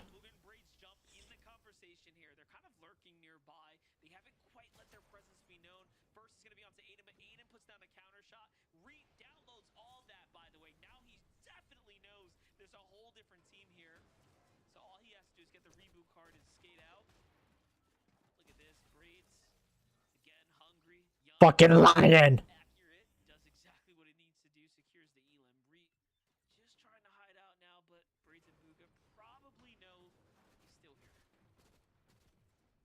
Yeah, it was Reed that kind of backed down. Booga once. Does the lion one? Not the lion. Does King Peace 1v2 the lion and Braids?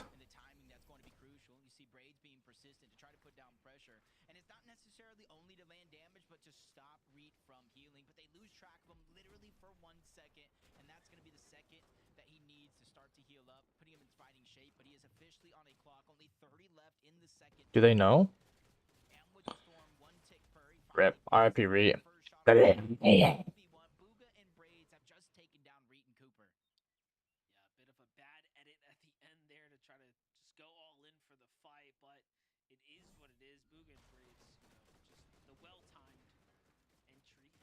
God, it's my sleep after this game feels so nice. And then another as they find Victor V. It's the insta elim. Queasy and Victor V now down and out.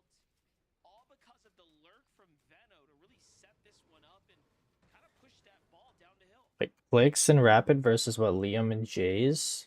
And I like the idea of Victor V going down here to try to Wait, hide no, are they the above? They can run it Wait, one team, maybe two on the other side fuck of is going on? body, but both of them hunkered down underneath, leaving really no direction to go. Is just something that's going to be near impossible to survive. Josh Yamzo happy with what they got, just kind of still holding their position. They heard how many teams were actually there inside of these tunnels, so they're just waiting for them to make a mistake, make a little bit too much noise, but as you can see, it's just way too much time ticking down the HP. They have no choice but to use the chug jugs. But with that shockwave from Liam and Jace in the distance, they hear it and they know somebody else is still around.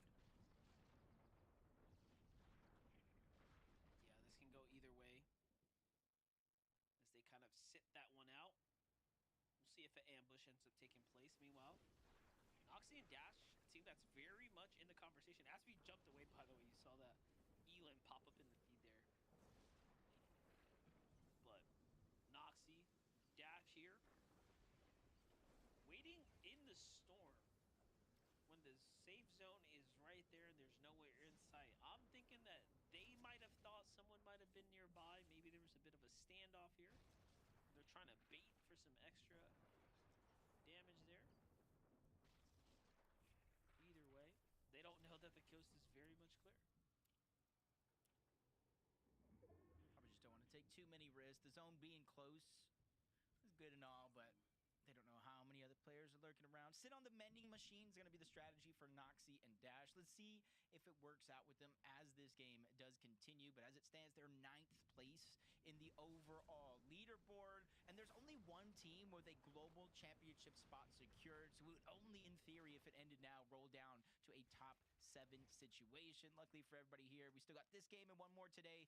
6 more fresh games tomorrow before we not only crown a major 2 champion, but see which 6 teams go to the globals. Tough spot to be in too for Victor and Queasy now that I'm looking at it, because the zone is actually Oh my god, wait, I just realized. all the way up towards the Why is this shit on curve it? What am I watching? benefactors here. Very, very much content to have this huge base.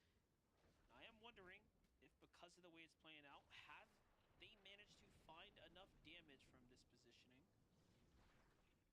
And obviously you can see down towards where Veno and crew would have rotated shortly after finding Queasy there. Bolts Acorn on the other side. Not too different from what we normally see of them kind of in the early game here. Wow, 20 top 10s in FNCS finals, joint with most in the world with Kanata, whose streak sadly ended in both the heats and the LCQ. So somebody else has a chance to try to take that mantle. I'm not sure what that streak currently is now, but it's definitely going to be a new player. As Bolts, in terms of overall top 10s, got to be the most in the world in terms of regionals and LAN events. He's an FNCS champion. He's won a solo LAN, and honestly, him pairing with Acorn is like the perfect mix. It's like peanut butter and jelly. It's like spaghetti and meatballs. You got probably one of the best up-and-comers out of the NA West region with one of the best IGLs in the world. Most definitely. But look at this exciting team here for 9 and Moneymaker. 3 eliminations and a clean But I am right now. holy Not a lot of fuck. pressure. These teams haven't quite realized that they're already on the move. You think with the way they've set up their fights that they'd have a little more damage, but in the end, they're still pretty comfortable right now.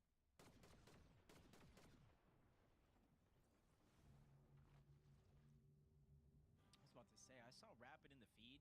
Wait, Rapid went There was down? no knock. There wasn't a storm. It almost looked like Rapid eliminated himself. So you know what I'm thinking is going on right here? You see the extra loot down below? They are trying to reset the surge a little bit. Would be my best guess. Oh my god, what a thought. Above that damage threshold as they make their way back over towards Wonky Land. You can see a huge hole in their arsenal. 3 total missing item slots. They do have some gold to replenish some, but you can see it's not going to max them out overall. Well, let's get into the action here. So the rotate went pretty south here for F9 and Moneymaker.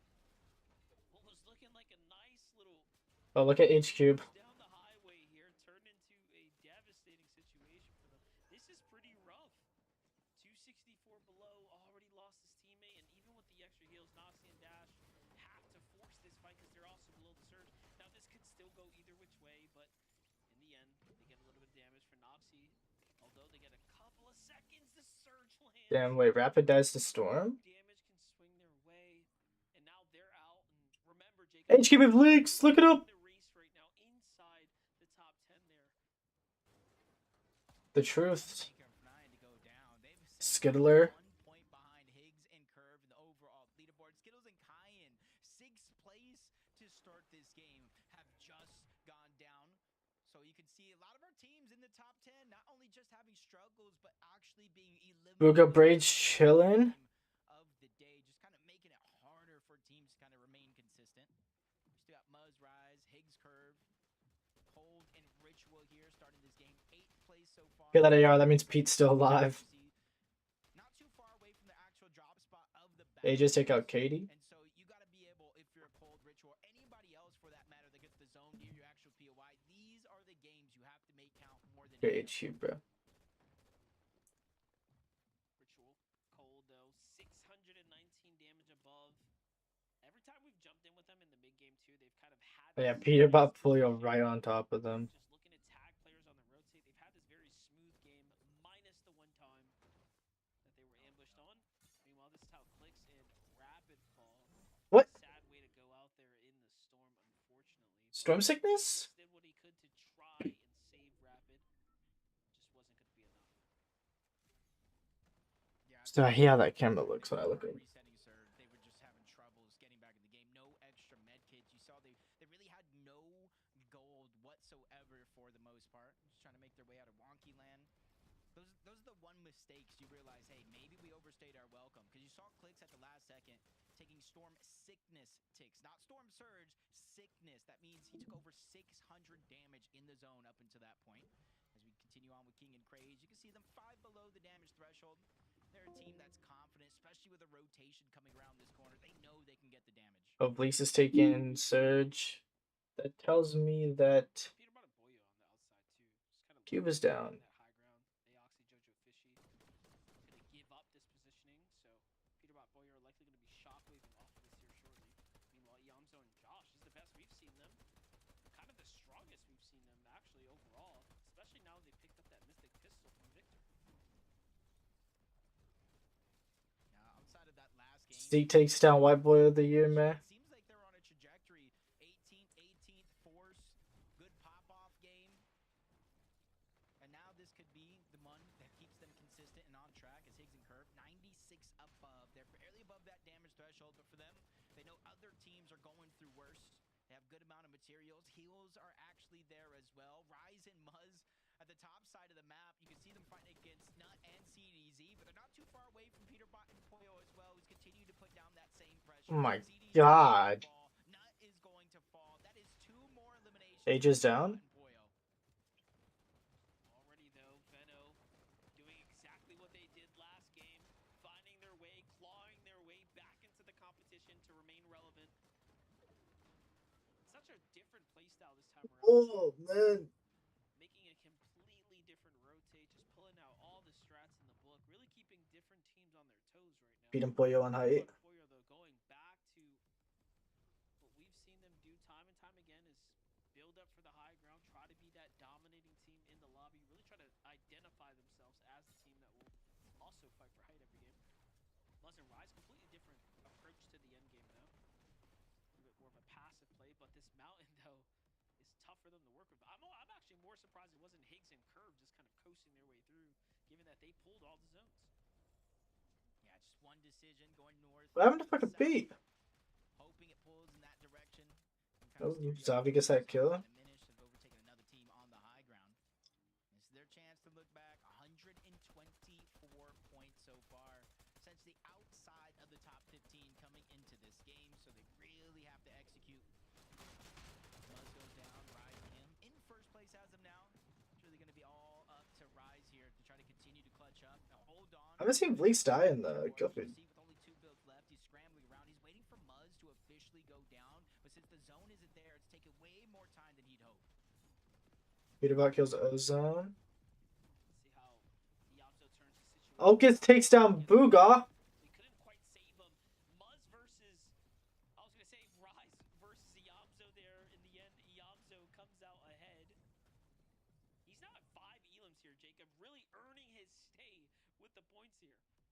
typically you expect Josh to be clutching up these situations today, but so far it's been all Iamzo all the way, almost every single attempt, as Veno and Agers finally start to look up. Javi and Aminish, they get chopped down. They fall all the way down to two separate layers. Aminish all the way down below. Javi's trying to hold on to it. Aminish has to work his way back on up, and right next to him, while he's trying to fly towards the sky, Acorn and Bolts find that elimination onto King. You can see there's not a lot of shockwave split between the two. A lot of those heals are going to be onto Bolts, who are getting pressured by Pollo as of now. Bolts is going to drop. Peterbot nowhere in sight, and Pollo has no builds left. He needed that siphon and the builds in order Agers to on keep height. going. And look, while all that was happening, Veno Agers come out on top. Now at 4 eliminations and counting here. Almost a top 10 starting to unfold. Kerr finally falls there in the feed. Yamzo falls as well. And you can see it's just Higgs here left alive. It's the first time we've actually seen Higgs by himself in this endgame here. His teammate still down behind the wall, so has that tough decision to think about whether you stick around and try to pick up the remains of the teammates. Cold actually gets the second elimination as we jump away. Whoa, what is Vino? What is Vino doing? With a nasty lurk play, a little bit of karma for the boy there. And now Acorn's looking to do it again here. Solo dolo here in the endgame. You have Agers lurking. Oh my god, fucking Pollo. Pollo just chilling. Things are just looking really interesting here now. Every single one of our Wait, why did Acorn go back for the refresh? Wow, it's a Pollo win. But Cold's alive.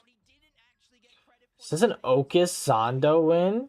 Slide down below onto two different sides. There's only one duo standing, and I use that word relatively loose because it's Ocus and Zonda on the other side. They're going to be able to secure that first elimination onto Pollo, put themselves in a driver's seat. It's a 1v2 versus Cold. He is one shot away from going down, but that first one is going to connect from Cold. He gets a lot more time bought here as the zone goes over the top of that bridge, so there's no way for them to interact until they reach the other side. Ocus and Zonda down below versus Cold. Yeah, this is kind of crazy because Colt's given a little bit of time to farm. He didn't even stop to chug here. He's kind of in his head right now, looking for the shot. Jumps down though, misses the important one. W fucking Ocus, man. But this round in specific. Oh my god, W fucking Ocus.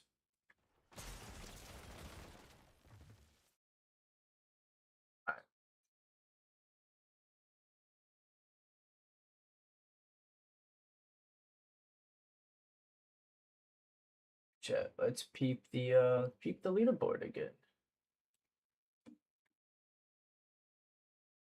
Boink. Agers and Vino in first. Wow. Higgs and Curve in second by 1 point. Acorn Bolts, Muzz, Pete and Pollo. Ritual Cold, Moneymaker, Kingling, Skittles, Josh, Victor V, Hocus, Dash, Shadow, Clix.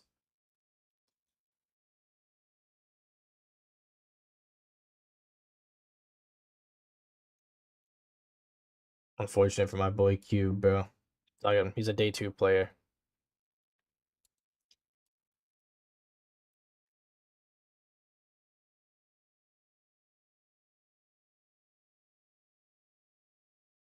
The day 2 player, boys. So well, you know that everyone in the community right now is freaking out for Ocus. You gotta love to see him not only make it into the grand finals, but also showing up on the big stage. These games are kind of boiling down to a very similar situation every single time. I mean, just so many solos every single time we make it to these end games, and then it's like one duo still in the mix. They're still got the advantage in numbers, and that's kind of the turning point for them to go ahead and actually close out the game. But it was all chaos on the Lurker, and you can see Ocus and Xander trying to stay alive. It was like a little bit of a moment here where Cold and Pollo, the two solos in the mix there, were kind of working in unison accidentally to try to go ahead and take out the duo, but unfortunately Ocus and Xander went ahead, held strong there, and they're going to be picking up the victory royale there in game number 5. You can see that puts them on 171 total points. So prior to this game, they weren't necessarily doing that well, but this is going to help them out a lot. Absolutely, man. We've got one game left to go before we wrap up day number 1. Okay, we're going to go to a break. When we come back, we'll set up everything. We'll take a look at the leaderboard, see how things are shaking out for all these duos.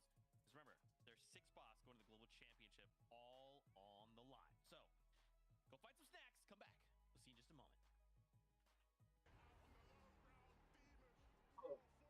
Okay, wait, chat. I'm gonna lay in bed until next game, man. I'll be right back.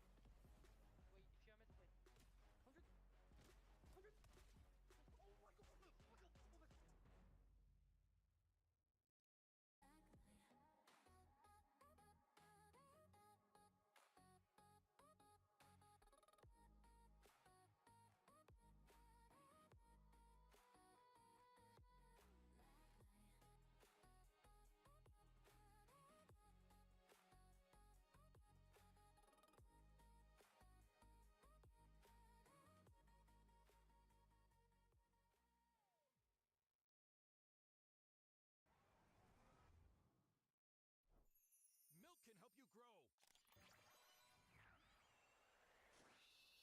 Milk can't prevent your ride from blasting into space.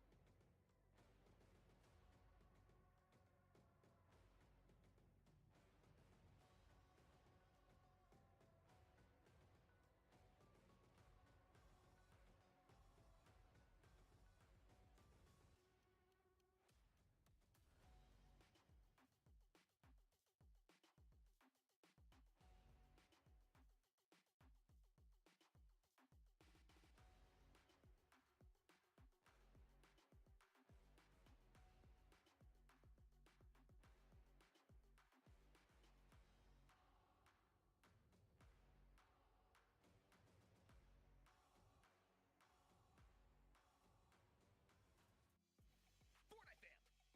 Welcome back. This is the FNCS Major 2 Finals. This is the last game of the day. Before we wrap up day number 1, the players will have time to take everything they've learned, FOD review, prepare plans, come back tomorrow even stronger. 6 games tomorrow and look to fight for one of 6 spots for the Global Championships. It's a pretty big moment here in the tournament. In case you missed it, this last game, Game 5, went to Xanda and Ocus. Massive dubs all around. Love to see that. Kelly, Vivid, we got to do this. We got to turn our attentions to the leaderboards. And there's been some interesting developments, to say the least. Right now, Higgs, Curve, in second place, as Agers and Venno have somehow, some way, jumped up into first place. I can't believe that. More in a moment, though, because I gotta just give it over to Higgs and Curve. Somehow we are still holding on to this second place. They're looking so primed up, so in control of their current situation. And you know, Kelly, being 1 point behind, I don't feel like I'm that worried at all. I mean, you say somehow, but I'm looking at their history. Getting first place with 12 eliminations is definitely a great way to set yourself up for success, but also just consistently making it into the end game. Their worst game being a 21st place with 0 eliminations, but when you have 4 other games that just have performed so well, it is not too surprising to see that they are in second place. But Vivid, they're not just in second place, they are just 1 point away from first place of Agers and Venno. I am starting to worry myself here a little bit. I know the separation is only a singular point, but outside of that game number 1, I mean, we haven't necessarily seen Higgs and Curve kind of pop off, so feels like they're starting to slip just a little bit. But the prowl has been on for Agers and Venno, not only on the leaderboard, but also amongst just amongst the map, man. I mean, these guys are constantly kind of lurking around, and this is netting them so many eliminations. We kind of saw it earlier on in this game specifically when they were able to go ahead and take out Queasy by just kind of hiding out in a house, and they've kind of constantly been doing this. But I have to say, as it currently stands, we've only played 5 games, but if Aegis and Veno can keep this up, again, based on where they are at in their situation off spawn, I feel like they're setting themselves up for one of the most impressive FNCS performances ever. I mean, to just look at how they're able to get 8 eliminations, 7 eliminations, getting 12th and 14th place respectively. And even when they went down in 44th place, they still got 4 eliminations. Even when they are doing the worst that they possibly can, they are still doing so much better than everyone else. It is truly insane. After the 5 games, Vivid wanted to look into something. He was like, okay, I'm curious to see the damage ratio these players have done. Viv, talk us through it, please. Listen, no surprise. I feel like everybody at home could have put a blindfold on and just guessed who was going to be in first place. It's, of course, going to be Cold. I mean, this guy is just constantly towards the top whenever we take a look at this stat specifically, and he is kind of what feels like miles ahead of the rest of the competition. But cool to see Victor V up there as well. Remember, we kind of talked about him coming out of the heats, where over those 5 games, he had a 4.03 damage ratio. But for me, the thing that kind of stood out here is that we actually have an entire duo actually up here in the top 5, right? Iggs and Curve, both playing well enough to be up here in the top 5 with a greater damage ratio than 2.0, which is actually pretty rare. Typically, Kelly, when we take a look at these damage ratios, usually one of the team members is doing very, very well in that regard, and the other one kind of like falls off a little bit. So for them to be very, very equal and doing very, very well, that's kind of why they're in second place. Yeah, and I think that kind of speaks to how Higgs has evolved as a player. Initially kind of starting Hi, as a Chad. fragger and then kind of moving into this IGL. One more game. It was more of like a hybrid role when he was playing back with Clix. So to see him kind of stepping up and then being able to kind of pull out this incredible play with a player like Curve, because I remember way back when Higgs first got picked up and we're like, oh, this new player, Batman Booga, blah, blah, blah. And for him to be able to now relive this moment, but on the other side of it, is incredible to see. I love it, guys. We've got a minute left. I'd love to just kind of pick your brains here going into the final game of day number 1. So obviously, again, context. Remember, we're coming back tomorrow. We're going to play 6 games. We're going to have time tonight to kind of VOD review, to look over everything we've done in day number 1 and take that, learn, and try and win or earn one of the 6 spots going into the Global Championships tomorrow. With 30 seconds, I'd love to hear from you guys. What do we need to do game 6? Is this a, like, we just need to send it, we need to go ahead, and if we're outside of the top 10, we need to try and have a big game here? You know, like, what's Tech Fantasy? Yeah, dude, I'm getting fucking raped.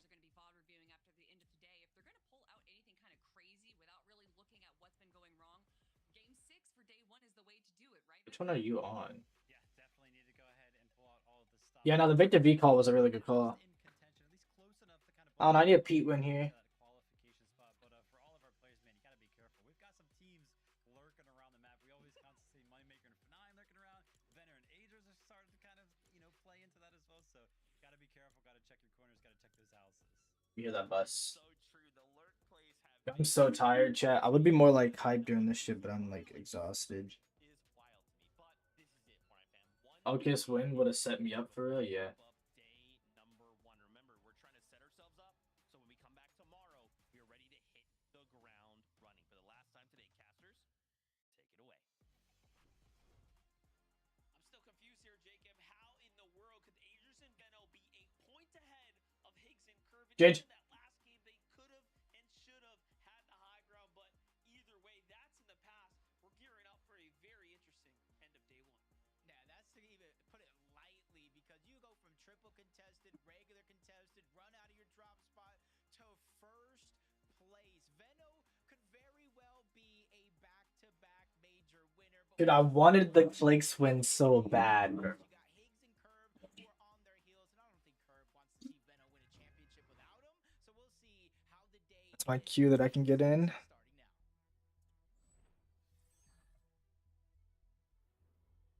now. And with game 6 here, you got to think about it, Jacob. The bigger picture is who is taking those qualification spots to globals.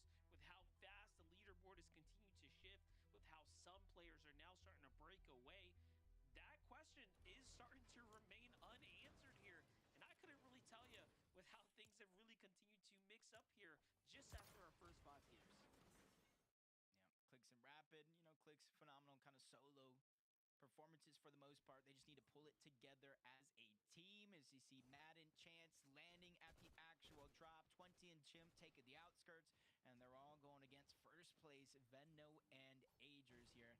And you can see it's not necessarily an all-out clash in the beginning of the game. They kind of take their time, get some damage. If they get a knock, then maybe they would boost right on over, but they're just feeling each other out still. Yeah, playing smart, taking their time. Some really interesting play there. Kai and Skittle. Can they not kind of fall on each other? Dropping all of their contested fight. They've had moments where they look to kind of shine, but ultimately it's been pretty tough for them. My game crashed trying to get into the game for Cube, guys. Fuck. Kind of see Donnie and Slepsy win their exchange. Even with Slepsy going down, Donnie still holding strong. Clutching to get here, which is huge. A Skittle Kyan, you can kind of see they're not going on the chase for Ishu. They just want to go ahead and loot up first. They had a big run to win that game and kind of put them in contention of an actual global spot. Wait, Oliver and fucking... Well, take a look at Moneymaker for 9, though. All that What? kind of Oliver just conned. has now officially Crazy, and nobody lands on clicks on Higgs and Curve.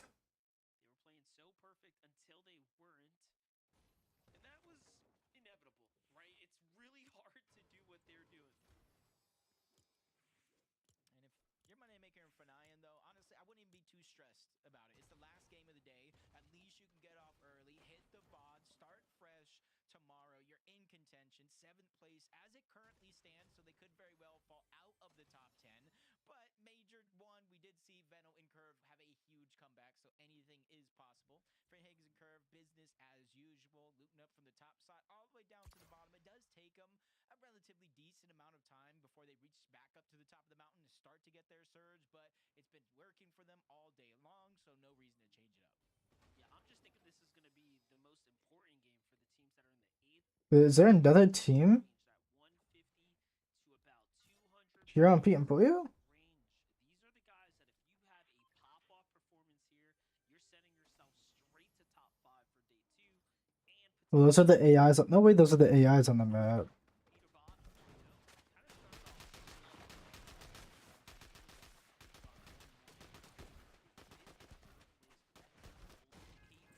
like we said, once you start getting those elims racked up, the points come with it. I think, a lot of our experts at this stage of the game know that, mistakes are going to happen, especially when it comes to an FNCS major final. You can't expect everything to go perfect. So can't sound the alarm just yet. It is only day 1, especially the last day. Lot of time to prepare for tomorrow. Zonda pulling off a big win, not only here, but in the heat stages to make it here, and just continuing that momentum. And they're taking a page out of so many others' playbooks, just kind of lurk around. Let a team like Lamb and Jays feel comfortable, and then they strike. Let's see it. Zonda Okus just watching. No opportunities open just yet. Sees a small window to possibly shoot up Jace, but they don't take it. Liam's going to be the first to kind of expose himself, and then they get spotted out there on the side. Doesn't quite go their way, but either way, you saw what Okus and Zonda have been doing so far as they've jumped way up to the 171 point range. And so impressive, right, too? Like, to come back for Okus here and just start winning against these NA lobbies, sometimes a break is all you really do need.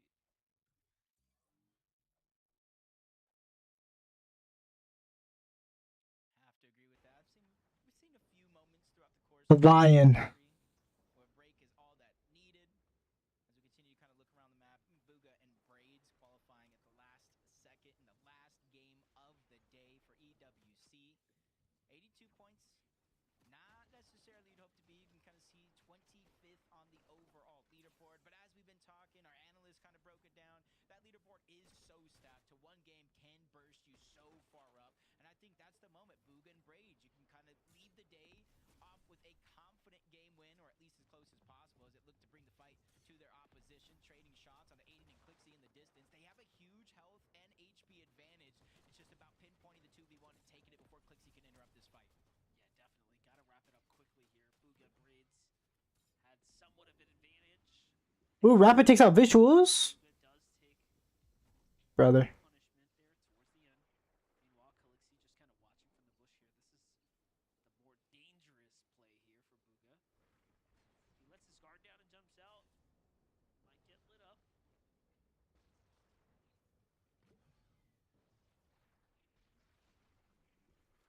Now, even though nobody's getting the elimination, everybody kind of disengaged.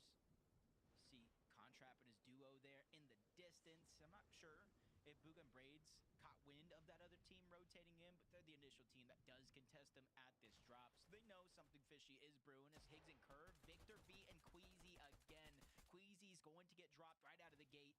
Not without sacrifice, though. Curve was dropped down to just a sliver of HP, and that's why you see Victor V still trying to continue that pressure, not let him heal, but realizing there's no chance he can save Queasy in this fight. He has no choice but the shockwave away. Oh wait, Aegis is jumping on Victor though. This play here, Veno and Agers hunting down Victor V, Rip. finishing the job there and getting Queasy as well.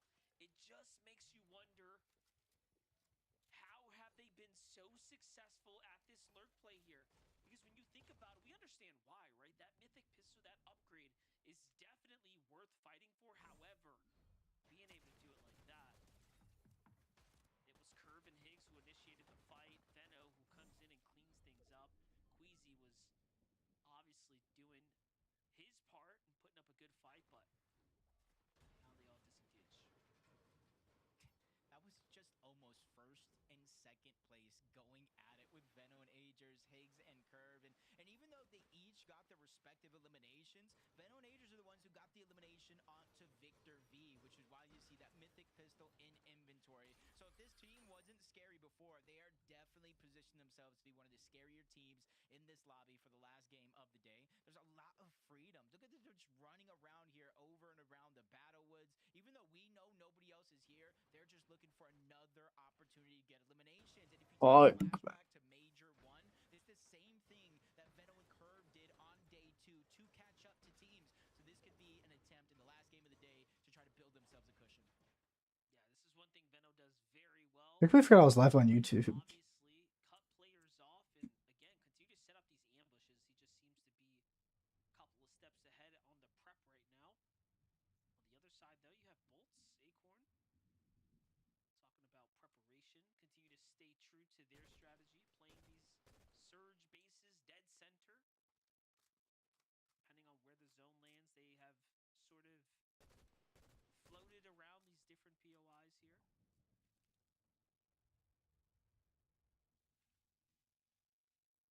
Sticking true, though, 266 points. We're talking about Agers, Veno, Higgs, and Curve. Sitting nicely in third place. When this game started, they were only 5 points out of second, but on the flip side, 9 points away from where Muzz and Rise are at on the leaderboard. Got Peterbot and Poyo catching up as well. So as it's one mistake can really cost you what seems like a spot at the global championship at this point, unless you're Acorn and Bolts, Peterbot and Poyo, of course. So there's still a lot of time left here in this game. Clix and Rapid saw in the feed that they did take down visuals, so they do at least have one elimination here, and that's going to be important because throughout the course of the game, it hasn't been every single one, but Storm Surge has been a worry for them. Storm Surge always tough to deal with when you're not actively getting those successful fights early on. We saw them kind of burn out that strategy, right? Landing on Mirops and QK, and it just had diminishing returns shortly afterwards. Seems like it's starting to show itself here, but Clix and Rapid just have to kind of piece it together now. They started off very strong.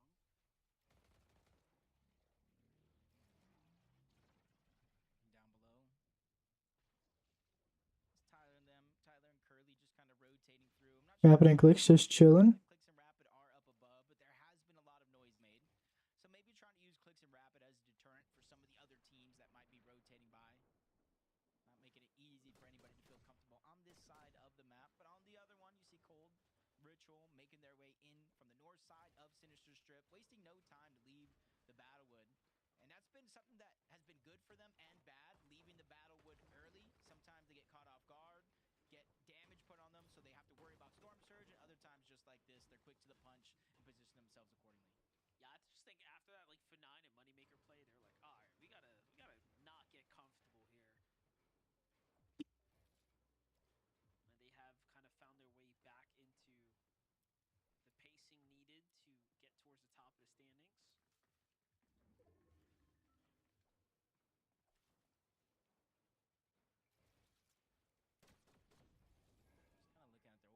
slowed down a little bit. Got to imagine Moneymaker and Fnayan had a hand in that. Or for Golden Ritual, third best team overall in terms of damage being poured out in the lobby. Number 2, Peterbot and Poyo here, 7,200 damage combined. And I think the thing that's kind of propelling Veno and Agers just a little bit so far in this game compared to some others is they have at least an 11 elimination lead over the next highest team, which is Higgs and Curve. So that 1 point of differential is being propelled by Veno and Agers' complete destruction of the early game. Yeah, definitely starting to see it wear and tear. Peterbot Boyo, though, look at this, 67 above. Just kind of eyeing things up right now. They're going to be forced to take a fight. Boyo's looking at Cold's box, though. That is not the team you want to key. I know that for certain. As they also don't have problems with damage right now.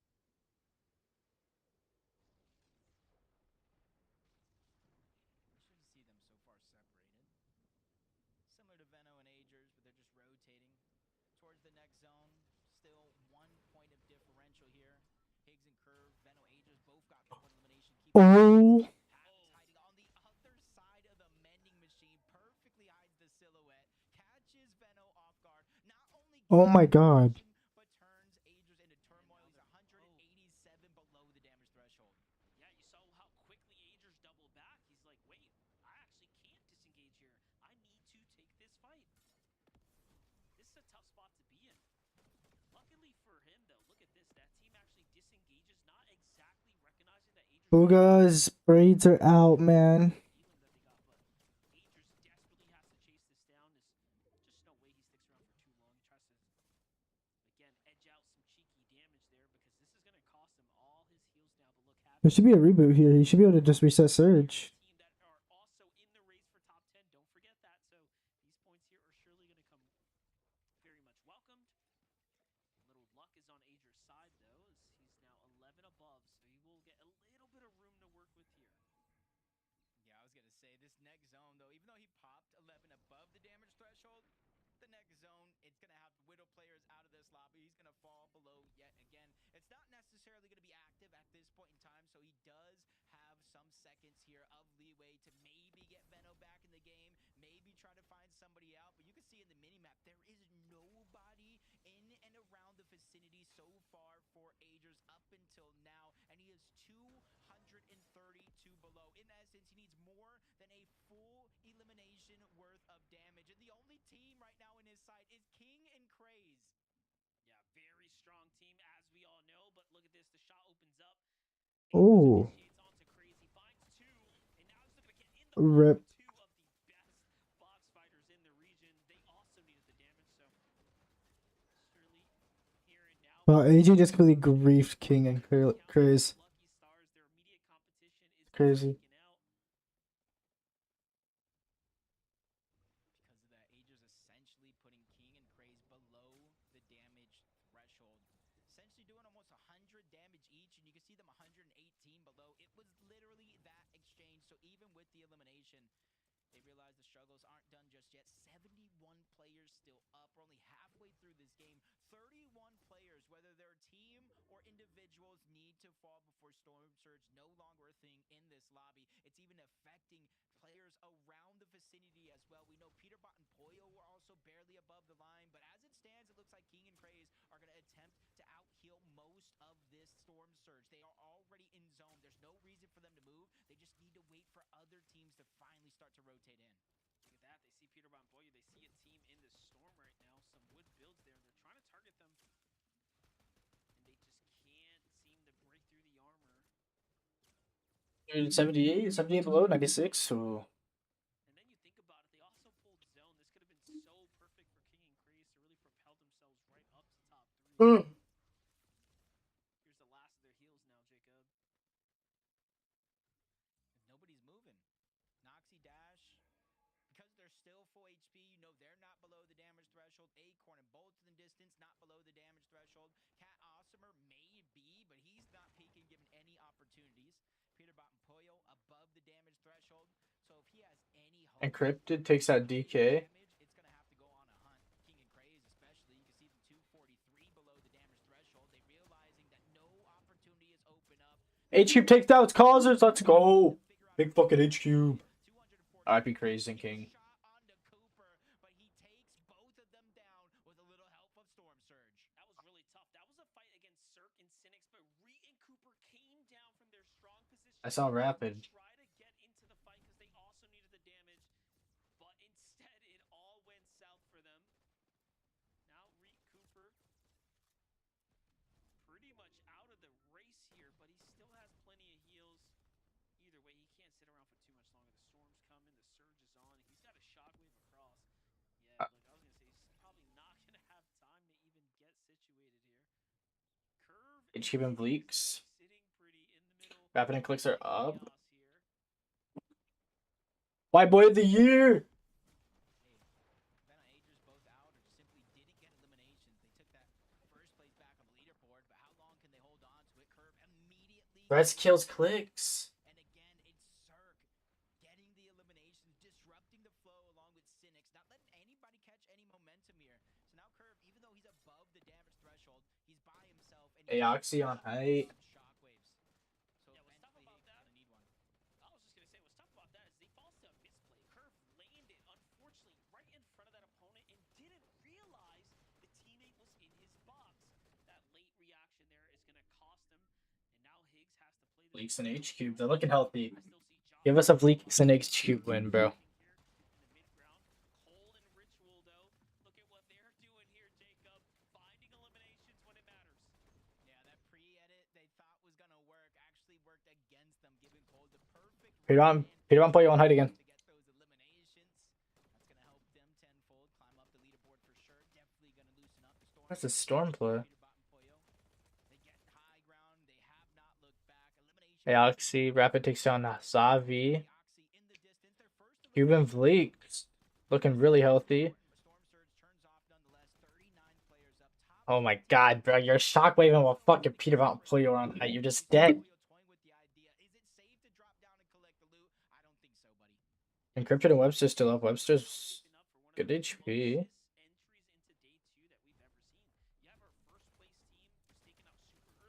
No. Oh my god.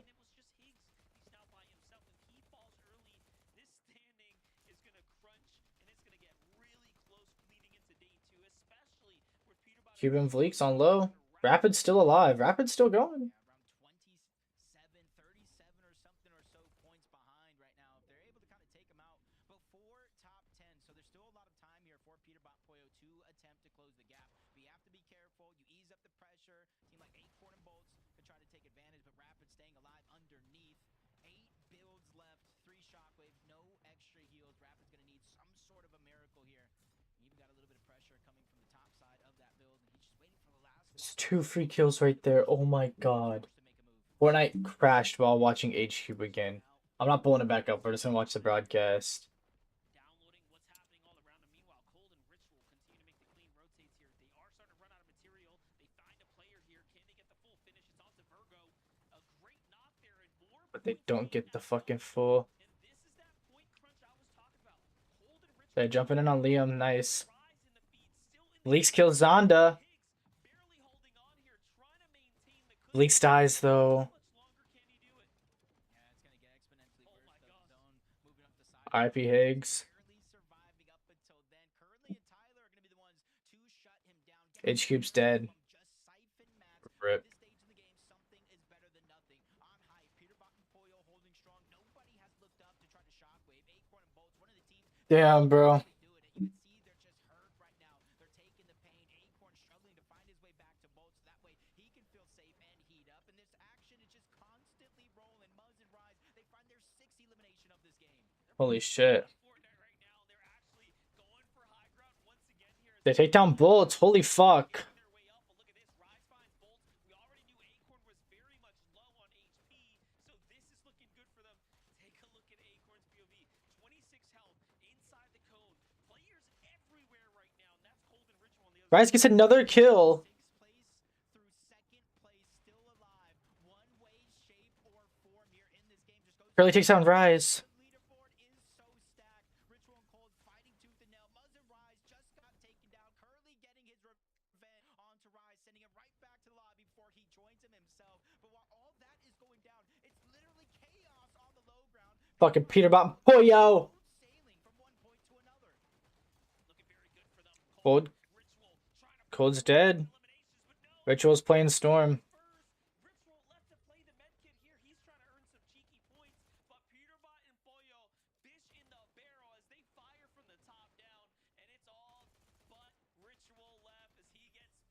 Pete and Pollo win. Let's go.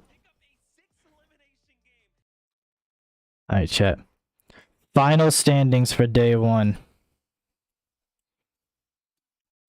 Final standings. Let's see it. Ready? Bang. Peterbot and Pollo in first. Okay.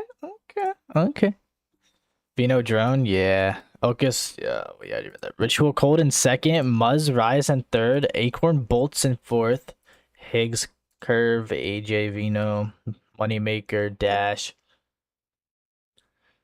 Josh Zoe, Skittles, Kingaling, Tyler in 12th. Nice.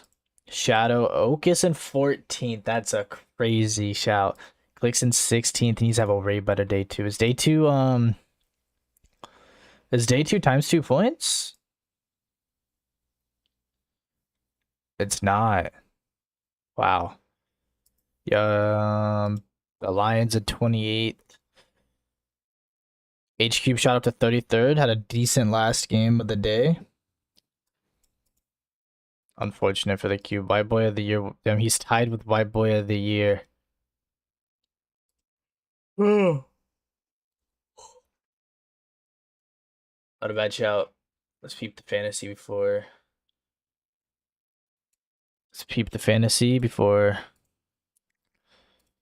I call it a night on stream.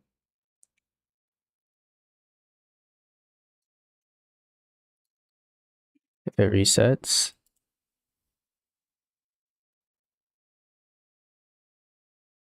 That Peterbot Pollo win definitely shot me up, though. Having Peterbot as my MVP.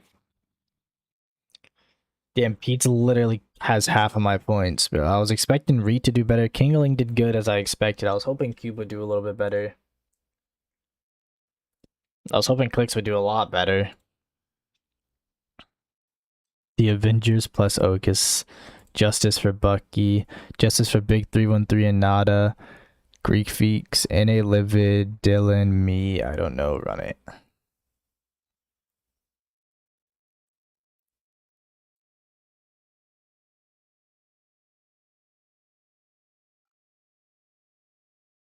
So are we gonna give me my final standings?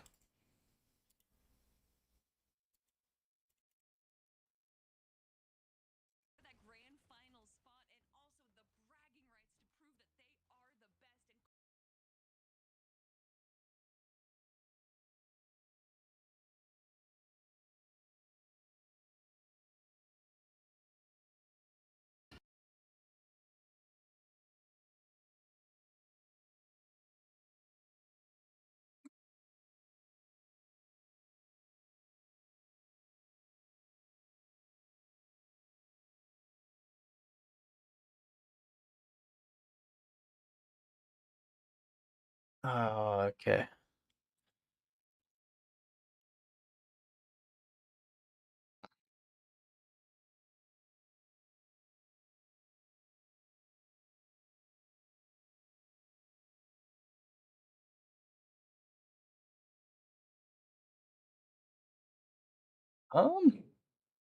This shit just ain't gonna update. How's streamer games going? 22 for the apple, -3 for my body. No one's hit the apple yet. Bottom person eliminated. All right, archers. Aim. Fire. Hit by Danny. Hit by T10 Nat. Hit by Cocotte. Yana the only to miss. Ready your next arrow. You will get your next arrow. You have 3 arrows total. At any point, It's tough. you can win if you hit the apple. No one's hit it yet. Testing, we hit it a couple times. Ready your arrows. Do not aim yet. Ready your arrows. All right. Archers. Ready your arrows. Ready your arrows.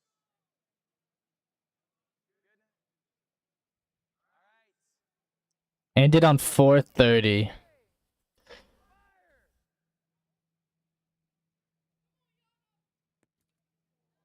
by Yana. Missed by Danny. Huge hit by Cocotte. Huge Unfortunate.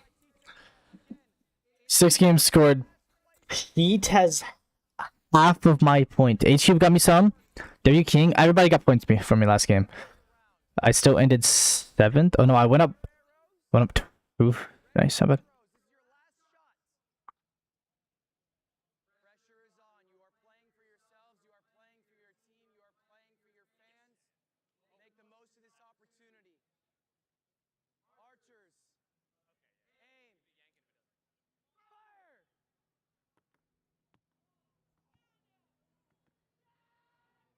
Bows down. Bows down.